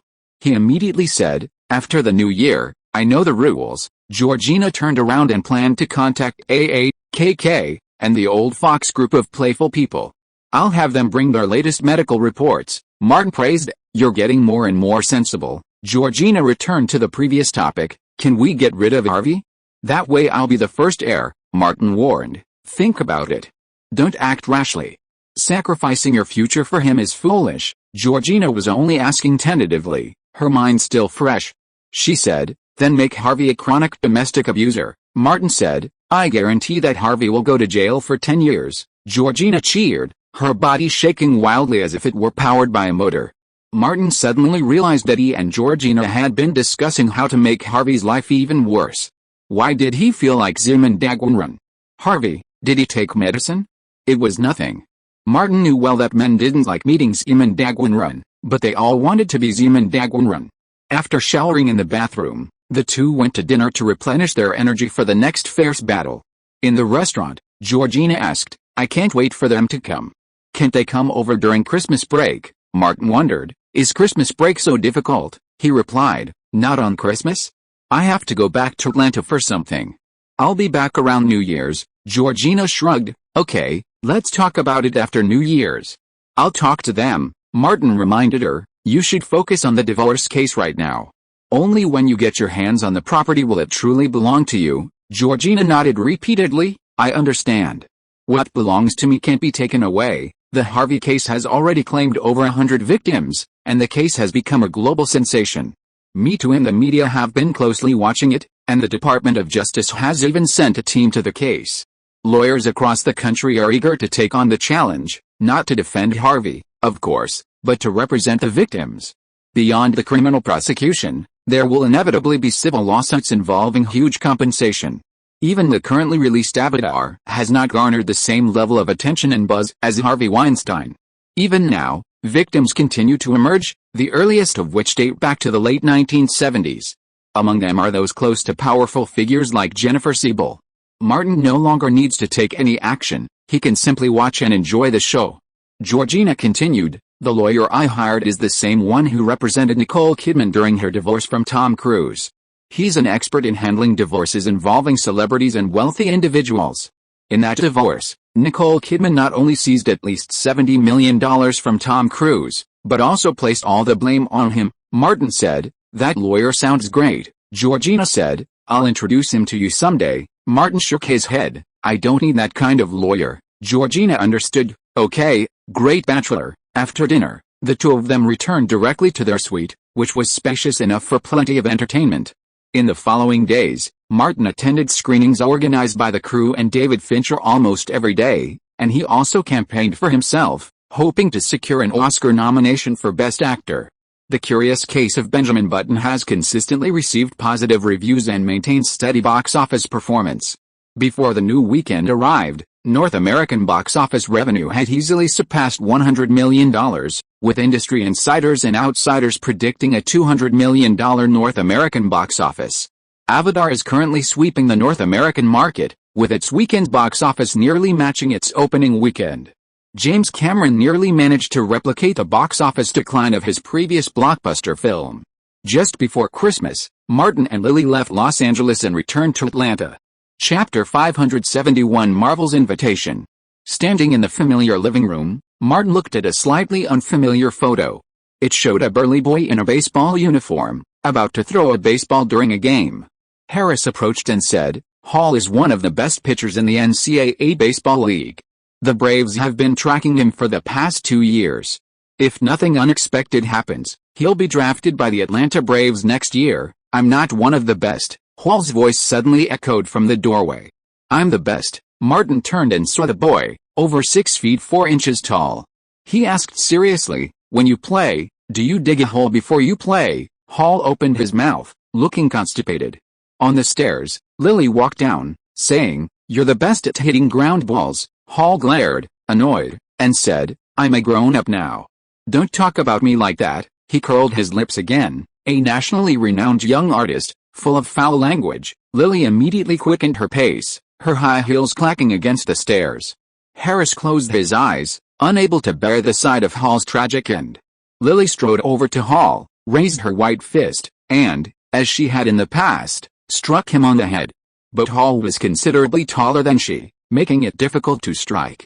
Lily said, "Get down, I'm an Atlanta sports star now." Hall's voice was high at first, then subdued unconsciously with a second. "Save me some face, please." As he spoke, he plopped down on the sofa next to him. The younger brother's position in the family remained unchanged. Lily raised her fist, but didn't strike. For one thing, the younger brother had grown up.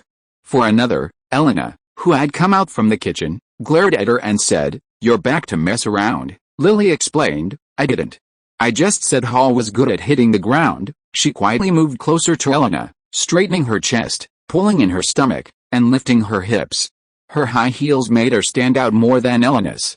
Elena, seeing through her thoughts, raised her fist and pounded her head. Lily instantly realized the reality and didn't dare to refute. She quickly retreated. In her high heels, she was 20 centimeters shorter than Elena. Elena glanced at her sternly. "Go to the kitchen and serve the dishes." Lily hurried to the kitchen. Elena's eyes fell on Hall again. Holton jumped up from the sofa, very self-conscious. "I'll help." Harris, without waiting for her sister to look, immediately went to the kitchen. I'll go too." When they were alone in the living room, Martin said, "You're still so strict with him." "Harris is fine. He's doing stable scientific research at university now." Eleanor had her own family system and ideas. "Lily and Holton are lawless little bastards. Without supervision, they will cause chaos," she warned Martin. "I heard the art world is a bit chaotic, with many people taking drugs and so on. Keep an eye on Lily." Martin had bodyguards following Lily. "Don't worry, she won't touch those things." Lily's voice came from the dining room. "It's time for dinner." Martin and Eleanor went together. Just like in Atlanta, the 5 of them sat at the table and enjoyed a sumptuous dinner together. "Merry Christmas." Eleanor raised her glass. Martin clinked his glass with hers. "Merry Christmas." Lily and the other 2 also raised their glasses and drank together. As they ate, Martin asked Hall, "Are you entering the draft next year?" Hall nodded. "I've been in contact with the Warriors, and they're likely to draft me." He scratched his head and said, "I need a reliable agent. WMA, like CAA, has a dedicated sports department." Martin said directly, "I'll find you one later." Hall said, "Don't take too high a cut." "I don't have the money." Lily proudly pulled out a card and tossed it to Hall. "This is my investment in you. When you earn a salary, pay me back tenfold. Even banks aren't that shady." Hall said, but his hands were honest as he put the card away. Elena didn't say much this time.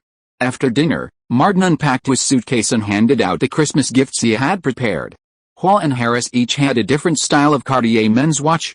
Martin personally placed a flawless ruby necklace around Elena's neck. Lily glanced at the blood-red ruby hanging from Elena's collarbone. Seeing that Martin seemed to have forgotten her, she asked, "Isn't there any Christmas present for me?" Martin replied, "Yours will be shipped directly to Los Angeles." The mention of shipment gave Lily a bad feeling. "A lot." Martin paused, "Probably several tons." Desperate, Lily slumped down on the sofa, vowing not to speak to Martin for a week. Martin handed her a box and said, "Several tons of high-quality marble. Don't let your fame let you neglect your practice." Lily opened it, glanced at it, and laughed. "I know." After dinner, they chatted for a while longer, and Elena started to get rid of them. Hall and Harris, conscious, took Martin's gift and quickly left. Lily refused to leave, saying, Hey, there's no one like you. One of them lives in campus apartments, and the other has her own house. Where am I going?" A hotel. Martin carried Ellen upstairs, saying, "You're staying on the first floor." Ellen had draped her arms around Martin's neck, remembering something from years ago, and warned him, "If you dare go upstairs, I'll break your legs." Lily snorted and muttered, "It's not like I haven't seen that before." The next day, Martin went to Coca-Cola headquarters and participated in a Coca-Cola God event, continuing to promote the commemorative Coke. A year had passed since he became Coca-Cola's lifelong spokesperson, founded the Coca-Cola God and launched the Coca-Cola God of War commemorative Coke. Coca-Cola was preparing to settle the relevant profit sharing with Martin. Martin had invested in the company through his personal image, and although his stake was limited, preliminary estimates suggested he would still receive around $30 million in profit sharing.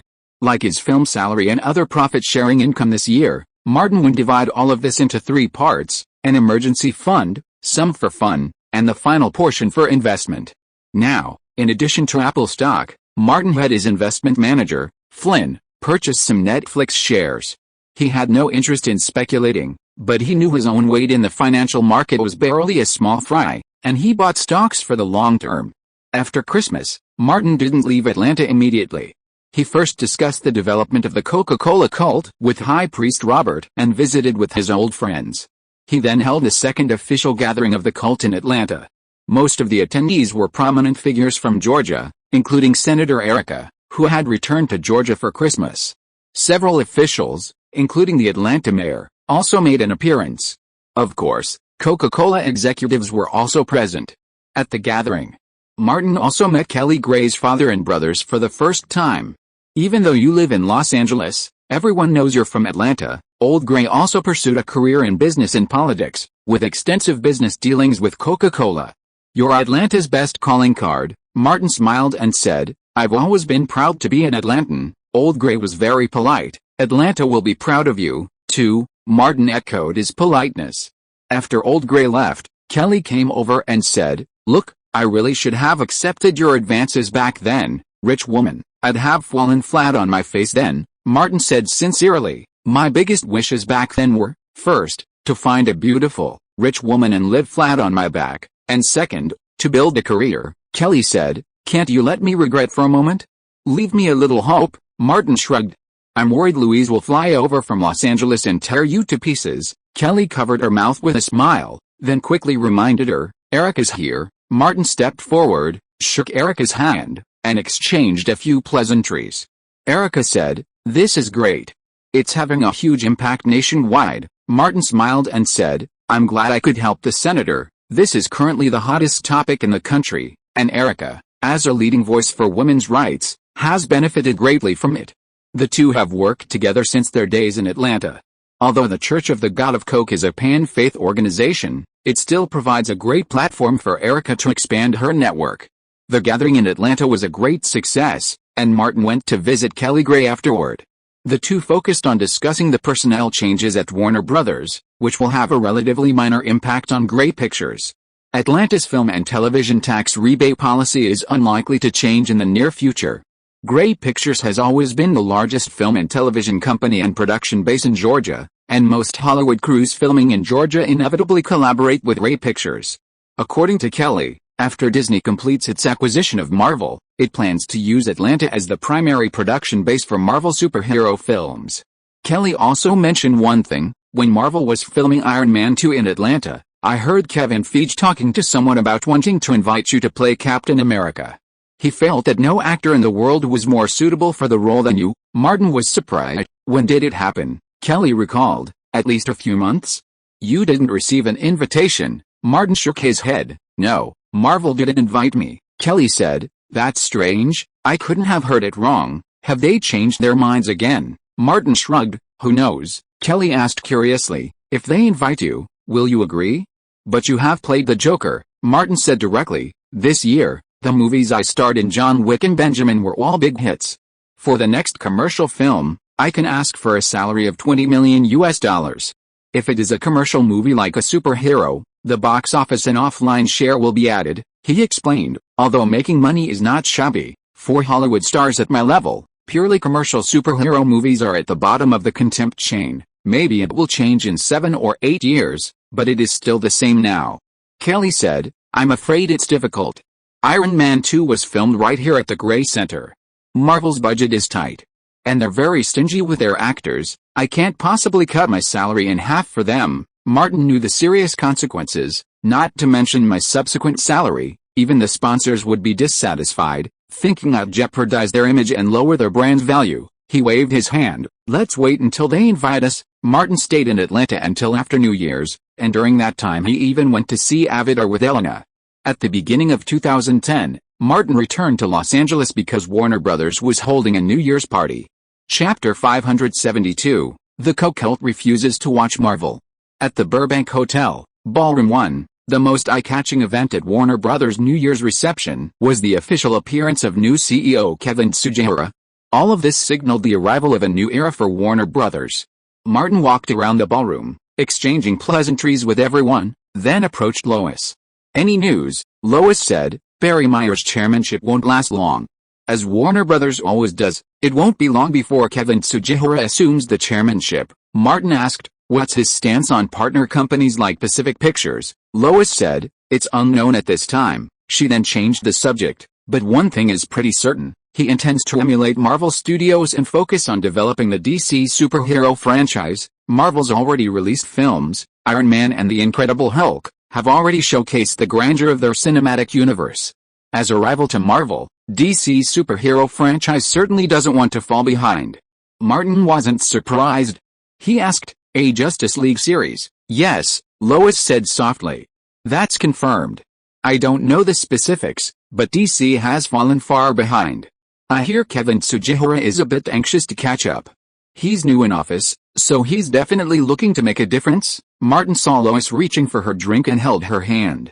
Drink less. Lois withdrew her hand and said, I heard Marvel Studios wants you to play Captain America. Martin looked a little surprised. The news spread so quickly, Lois said. There were rumors circulating in the industry after Christmas. Martin pondered. It seems they're not serious. Lois asked curiously, why? They haven't contacted my agent or agency, nor have they contacted me.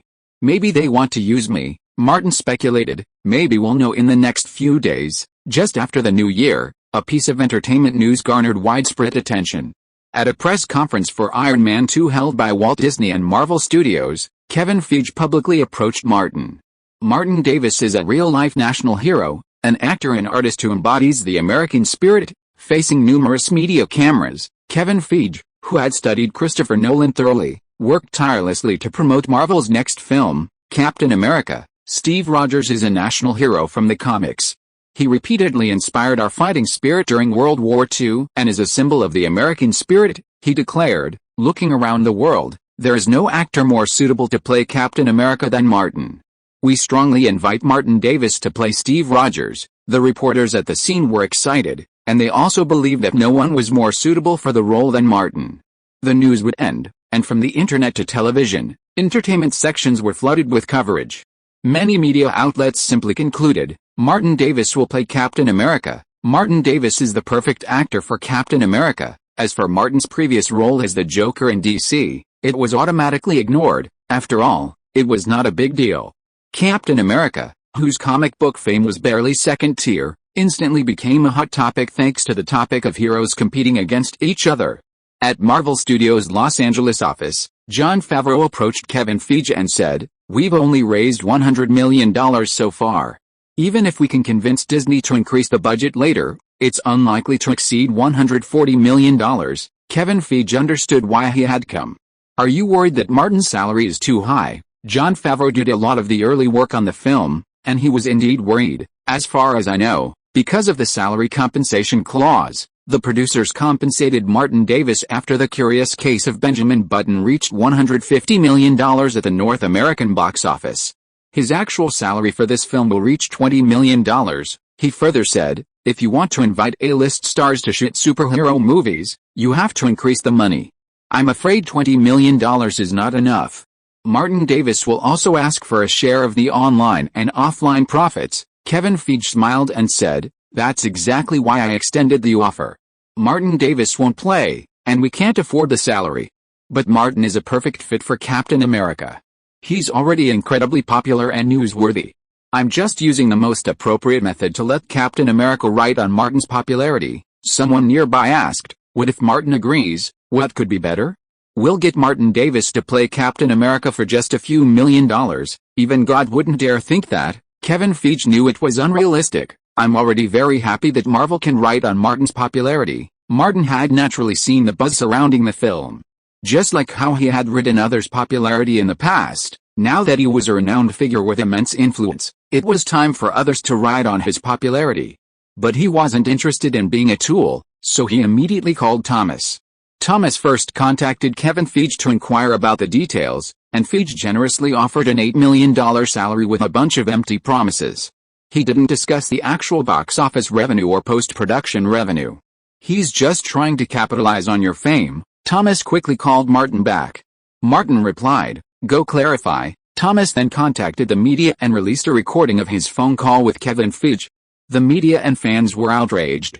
That salary offer is a complete insult to Martin. Is this Marvel's sincerity? This company is truly impressive? Clearly, Marvel is trying to capitalize on Martin's popularity. Kevin Feige remained firm, quickly stating, "We were just trying to get Martin involved." Collaboration is a two-way street. Unwilling to pass up the opportunity to capitalize on the hype, he pressed the issue. Martin and Captain America both represent the strength, freedom, and struggle of the American spirit. They can't be measured solely by commercial value. Faced with such audacity, Martin simply replied on his newly registered Twitter account, "Captain America is a superhero film with a $100 million-plus investment. This is a highly commercial society, and Martin and Captain America are a natural fit. But when this commercial film project lacks even commercial sincerity, what else can be said?" Kevin Feige wanted to continue taking advantage, but a group of members of the Coca-Cola cult suddenly jumped out. A large number of fans, wearing red Coca-Cola t-shirts, gathered in front of the Marvel Studios office in Burbank, organized by the Los Angeles branch of the church. They held up banners and posters. "I refuse to watch Captain America. The Coca-Cola cult rejects Marvel superhero movies." Reporters and paparazzi caught wind of the news, and dozens of people soon gathered. TMZ even set up a live stream on its website. Many Coca-Cola cult members responded online. Someone, unknown, used the banners in front of the Marvel Studios building to create an image resembling a profile picture and posted it on Twitter and Facebook. Coca-Cola cult members on these social media platforms retweeted it, creating a small online sensation. The incident quickly alerted Walt Disney CEO Robert Iger, who met with Kevin Feige, whom he admired. The Coca-Cola cult has tens of millions of followers in North America and holds considerable influence in both business and political circles. Iger, a shrewd company leader, said bluntly, "Publicly apologize, put this matter to rest, and stop tangling with Martin Davis." Kevin Feige wondered, "It's just riding on his popularity, isn't it?" Iger, knowing Martin, said, "It's certainly unlike Martin. If he wanted to deal with you, he wouldn't do it so ostentatiously. It's probably just the fans themselves. Matters involving faith are always troublesome." Kevin Feige, thinking of the growing online backlash against Marvel, said, "I will publicly apologize to Martin." Iger said, "Do it as soon as possible. Go back and contact the media now. Your superhero universe project has just begun, and you can't afford to lose anything." Upon returning to Marvel Studios, Kevin Feige recorded a video apology to Martin and sent it to major media outlets, explaining that some of his previous remarks had been ill-considered and offering a sincere apology if they had offended Martin. Beverly Hills, Davis Estate. Elizabeth met Thomas at the door, said hello, and said, "Martin is in the study." Led by her, Thomas walked towards the study and asked, "Did Martin see the news about Kevin Feige's apology?" Elizabeth nodded slightly. Old Bruce just reminded Martin that he had seen it. Thomas entered the study. Martin asked, "Did you find out who mobilized those people to protest at Marvel?" "It wasn't my people," Thomas asked in detail, confirming this. "Was it the fan club?" Bruce shook his head. "No, it had nothing to do with them," Martin said. "Who wants to stir up trouble between me and Disney?" Disney just spent a fortune acquiring Marvel and is planning to invest heavily in the Marvel franchise. Elizabeth asked, "Was it spontaneous?" Bruce said, "No. Several organizers received an email about organizing this event. I had someone review it, and the sender is a tech expert who can't be tracked online." As a person with deep paranoia, Martin's first reaction was that someone was plotting against him. He said, "Pay attention to the recent events. Tell the branch church and the fan club to organize events by phone, not using online software." He looked at Elizabeth and warned, "Be sure to bring bodyguards with you when you go out." Elizabeth, having experienced the Burbank High School incident, had a strong mental attitude and knew what to do. She said, "I will." Thomas said, "I'll pay extra attention to what's going on in the circle." Martin thought of Harvey again. "Is there any situation with Weinstein?" "No," Bruce said. "He is still restricted from traveling and has been staying at home. He denies all charges and has not mentioned the situation of others." Chapter 573 Someone Surrenders. In Burbank, at the Warner Brothers building, Kevin Tsujihara officially entered the main entrance as CEO. President, everyone he met stepped aside, and greeted him.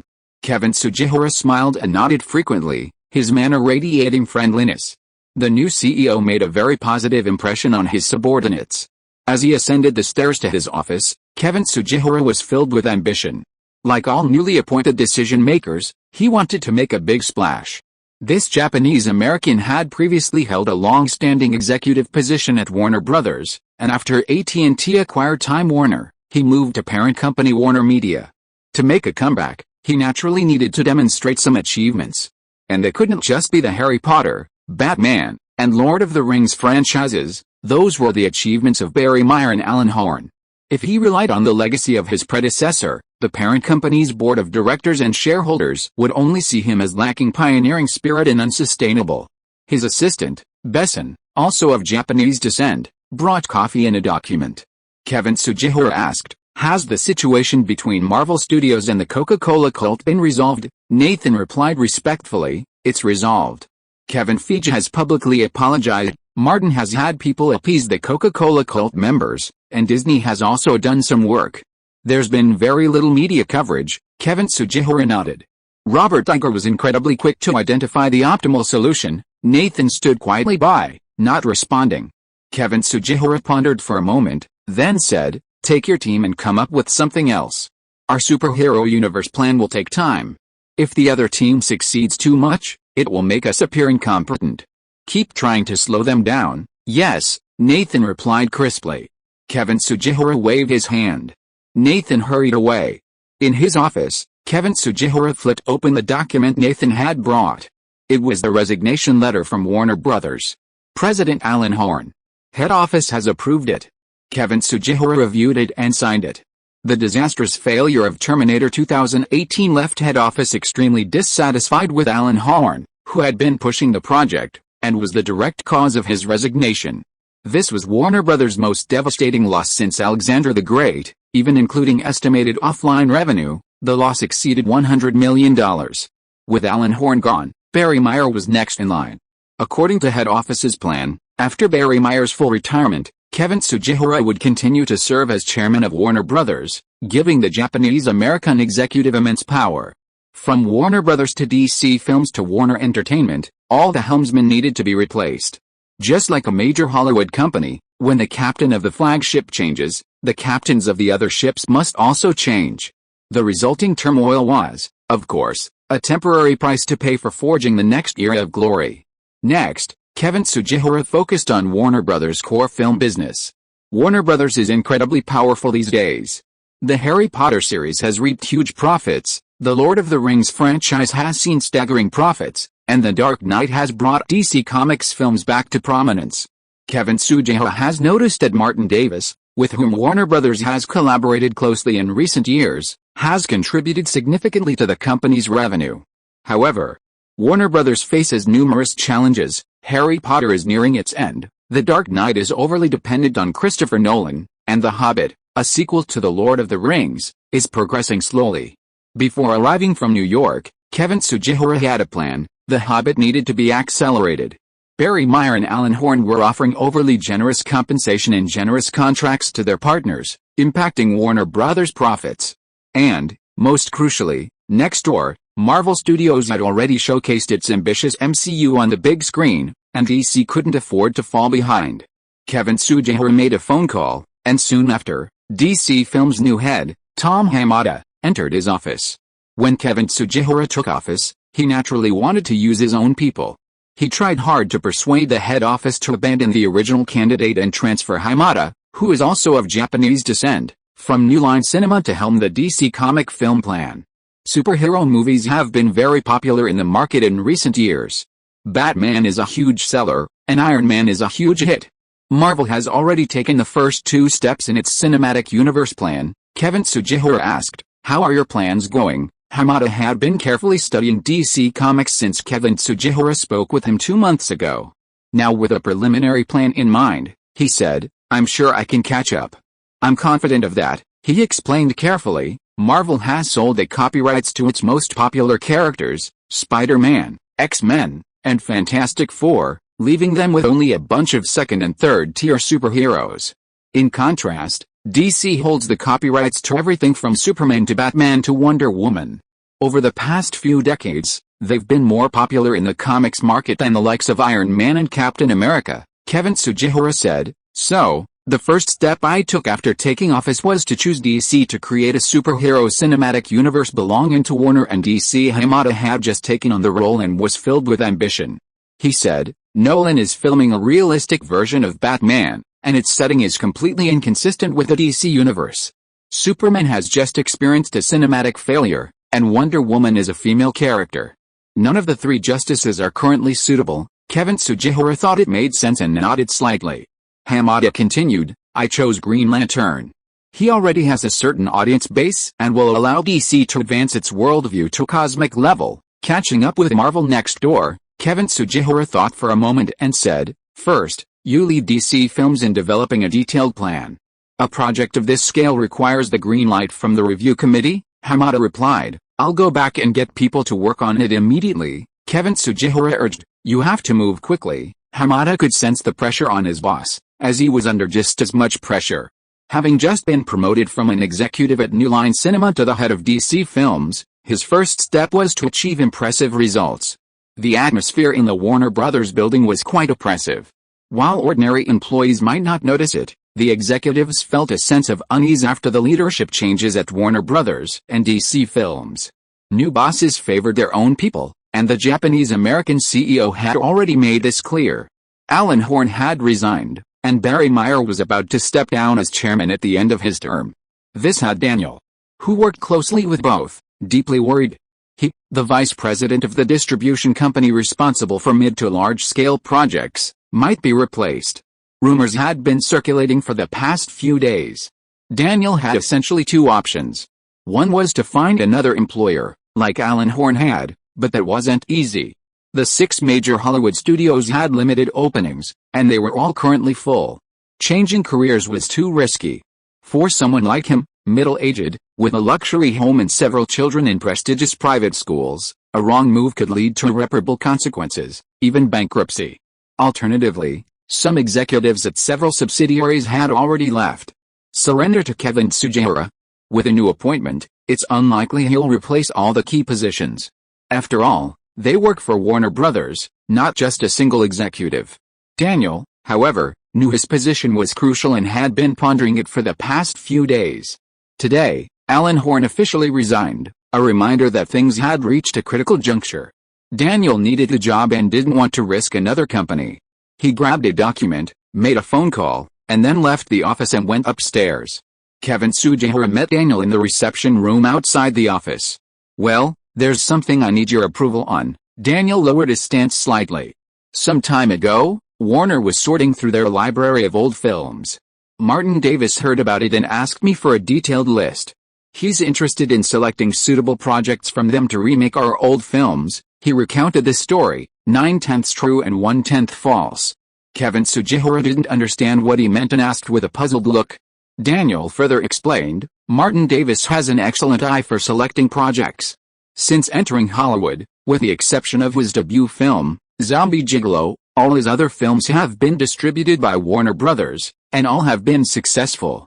Many of these projects weren't well received prior to production, but became box office and DVD hits upon release." He handed the files for several of Martin's selected films to Kevin Sugihara. He has an uncanny intuition about the film market. The projects he selects always succeed. We've seen similar successes in Hollywood before. Kevin Sugihara picked up the files, quickly scanned them, and smiled. Not bad. This statement spoke more about Daniel's attitude and stance than about the 3 films. He handed the files back to Daniel, saying, "You know Martin Davis well. Ask him why he chose these three. Daniel didn't hesitate. I'll go find him right away. He believed his previous approach to Barry Meyer was driven by work, and it was driven by work now as well. After seeing Daniel off, Kevin Sugihara returned to his office and stood by the floor-to-ceiling window.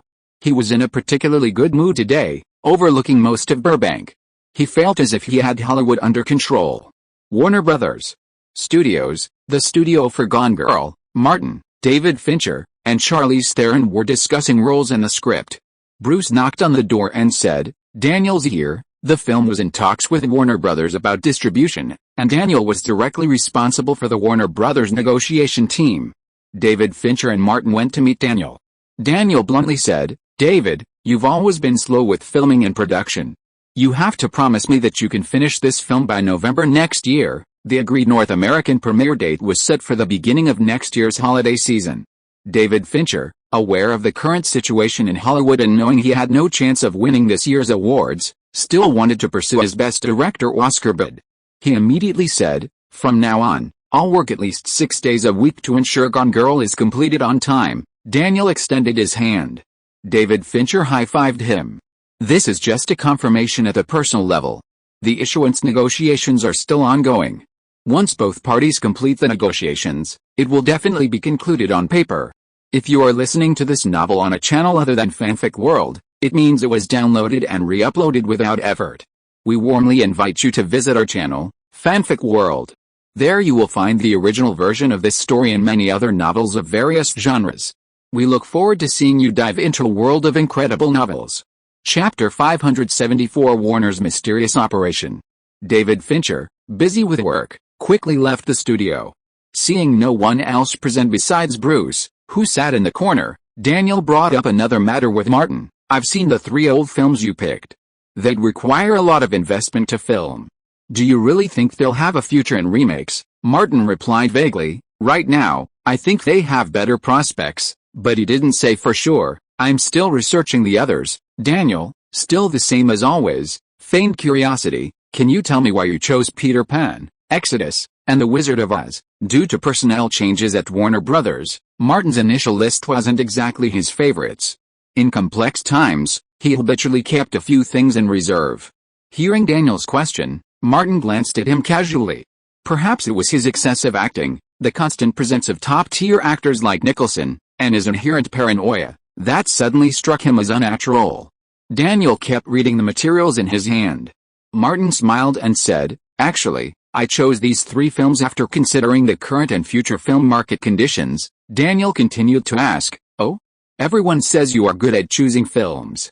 It seems you have some special discoveries." "Yes, I have made some discoveries, but they are not really special." Martin's words were true and false. "I chose Peter Pan and The Wizard of Oz because Disney's just released Alice in Wonderland.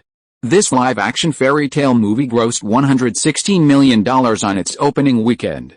This indicates that 3D live-action fairy tale movies will have a market in the next few years." Alice in Wonderland had just been released, and with a ready-made example in front of him, Daniel couldn't help but nod. To be honest, Peter Pan and The Wizard of Oz were more famous and had an even greater influence. Martin continued, half-truthful, saying, "Ben-Hur and Exodus are mainly due to another project Warner Brothers is pushing hard." Daniel thought, "The Hobbit trilogy?" "Yes, it's because of this epic fantasy series." Martin opened up. "Regular epic films haven't been doing well in recent years. After the Lord of the Rings trilogy, there was a wave of epic fantasy films. Disney's subsequent Chronicles of Narnia series was a huge success. While there have been failures, most of them stem from problems with the films themselves, and the lack of recognition for the original novels." He didn't bother to give examples of failures. "I have confidence in Peter Jackson's The Hobbit trilogy. It's bound to be a billion-dollar epic fantasy masterpiece, and it will definitely trigger another wave of popularity for this type of film. Exodus involves fantasy elements and is a familiar story. If it can piggyback on the popularity of The Hobbit." Daniel thought about it and realized that these words made sense. Film investment is huge, but the risk of piggybacking on popularity is relatively smaller. What is Hollywood best at? Besides discussing work in hotel rooms, it's following trends. Martin thought for a moment and added, "That's what I'm thinking at this stage, but the specific changes will have to be made in actual practice. No one can guarantee a film's 100% success." Daniel nodded and gave a polite remark. Of these 3 films, Exodus isn't copyright related, but the last 2 do.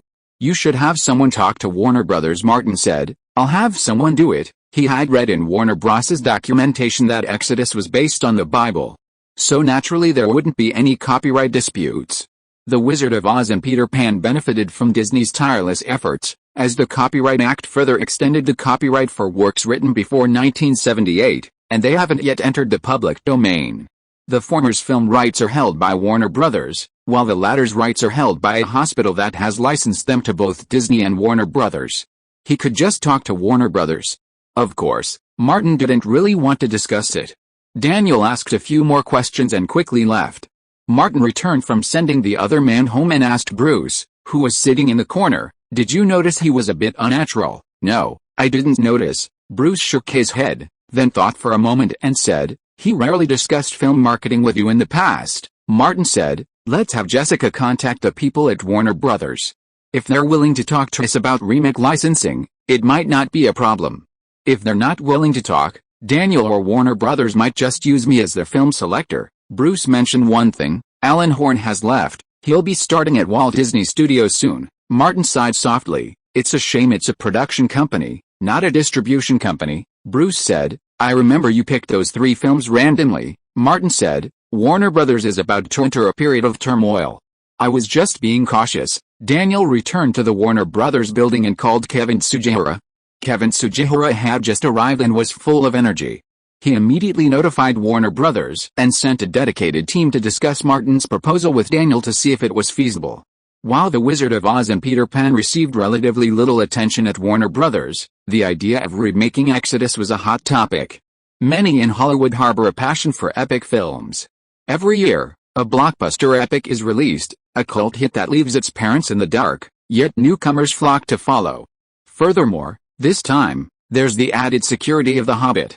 With the departure of Alan Horn, Warner Brothers producers and executives, who had long been suppressed by him and possessed genius creative talent, began to let their imaginations run wild. Without the pressure of a powerful figure, Warner Brothers executives were free to soar. Not only did they believe a fantasy version of Exodus was feasible, they also felt Christian Bale, a longtime Warner Brothers collaborator, was perfect for the role of Moses. They even compiled a long list of directors, with Ridley Scott, a Hollywood epic veteran, at the top. Martin initially couldn't understand their thinking.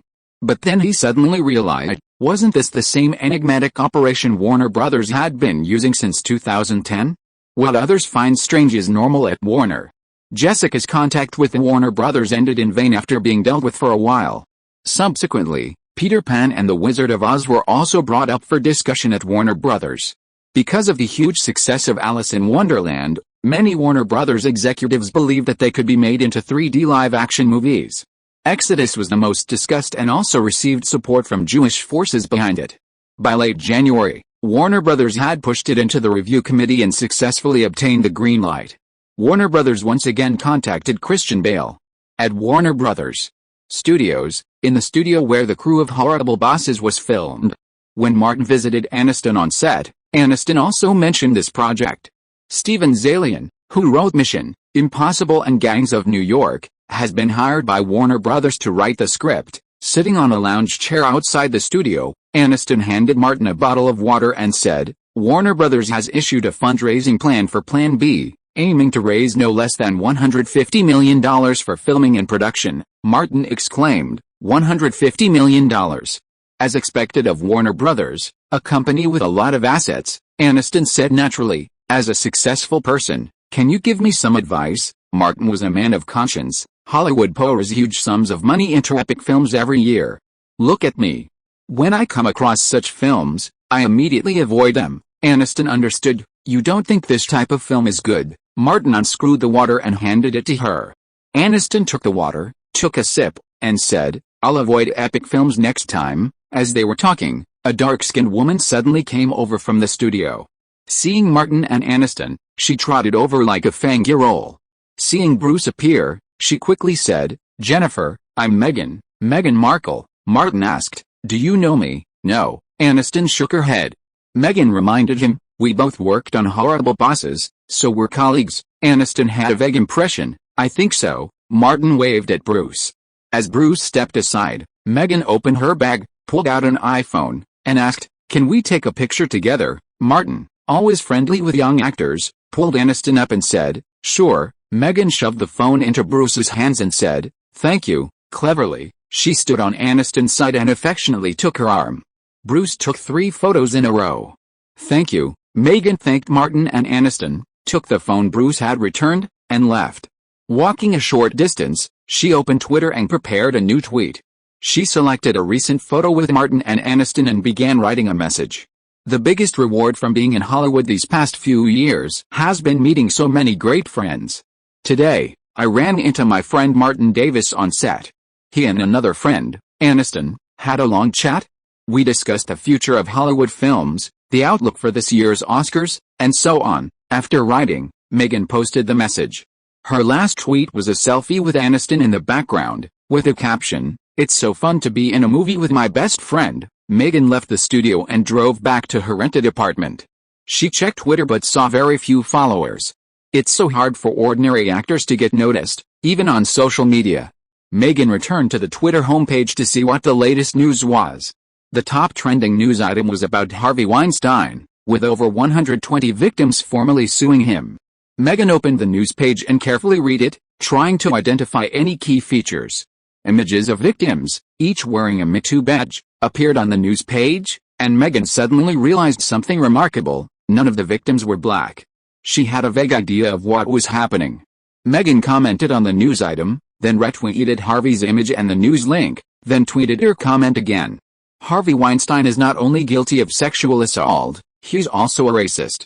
And none of the people he assaulted are black. The next day, the tweet not only trended on Twitter but was also reposted by numerous websites and media outlets.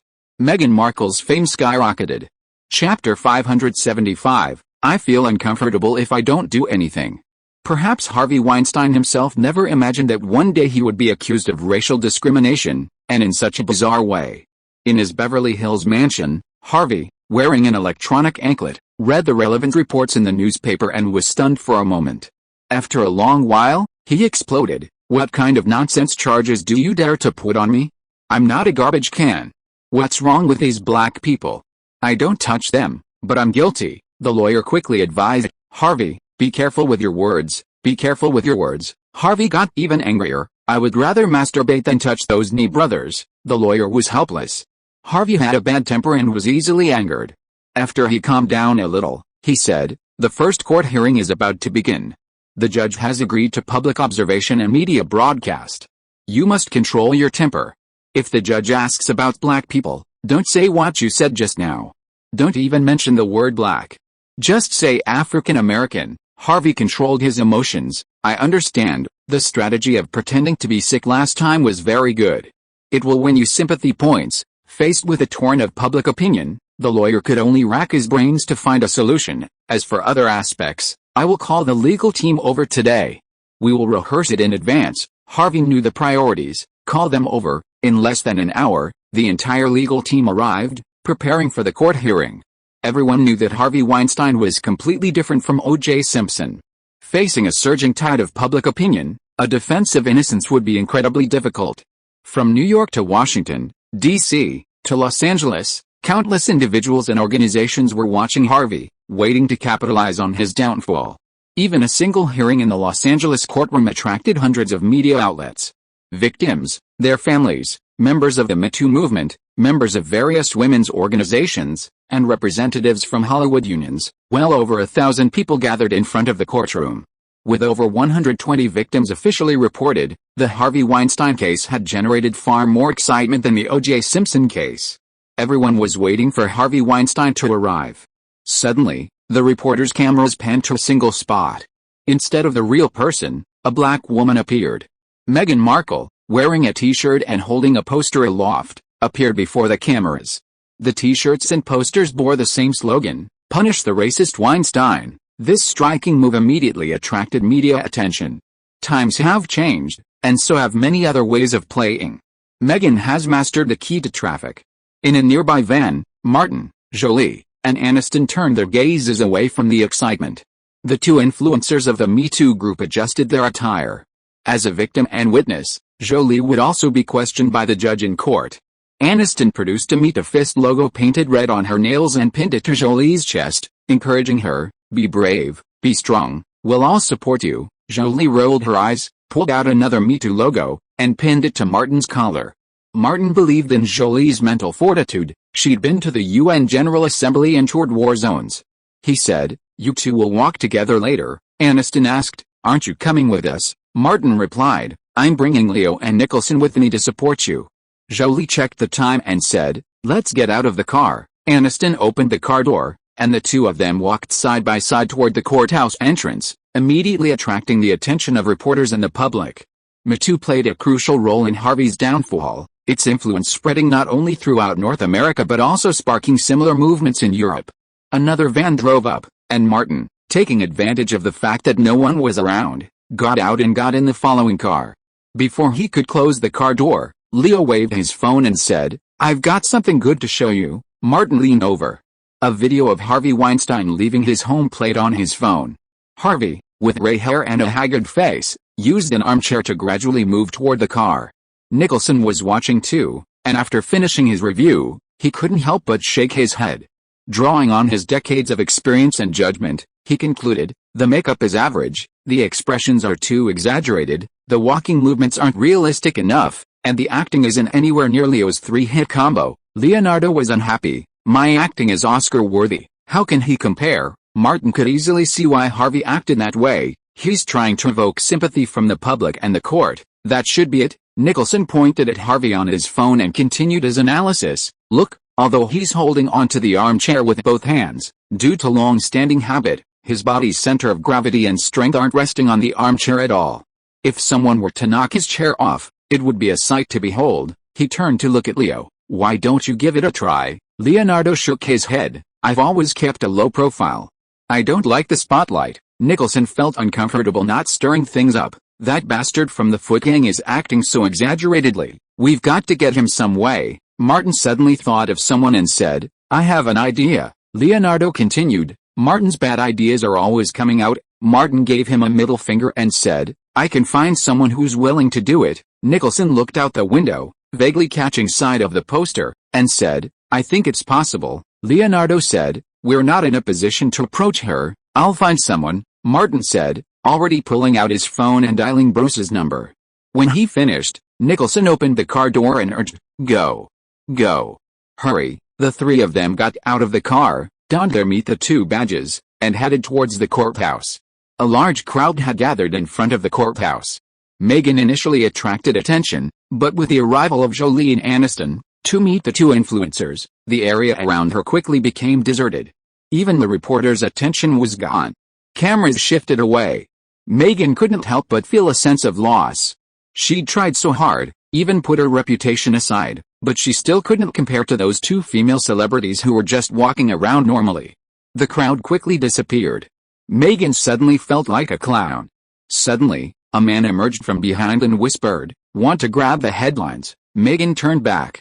He was an ordinary-looking man with a work ID tag around his neck that said he was a TMZ reporter. Ivan whispered, "Do you want to be on TMZ's headlines and trending search list?" Megan dreamed of being on the headlines and nodded quickly. "I want to be on the headlines." "Did you accuse Harvey of racism?"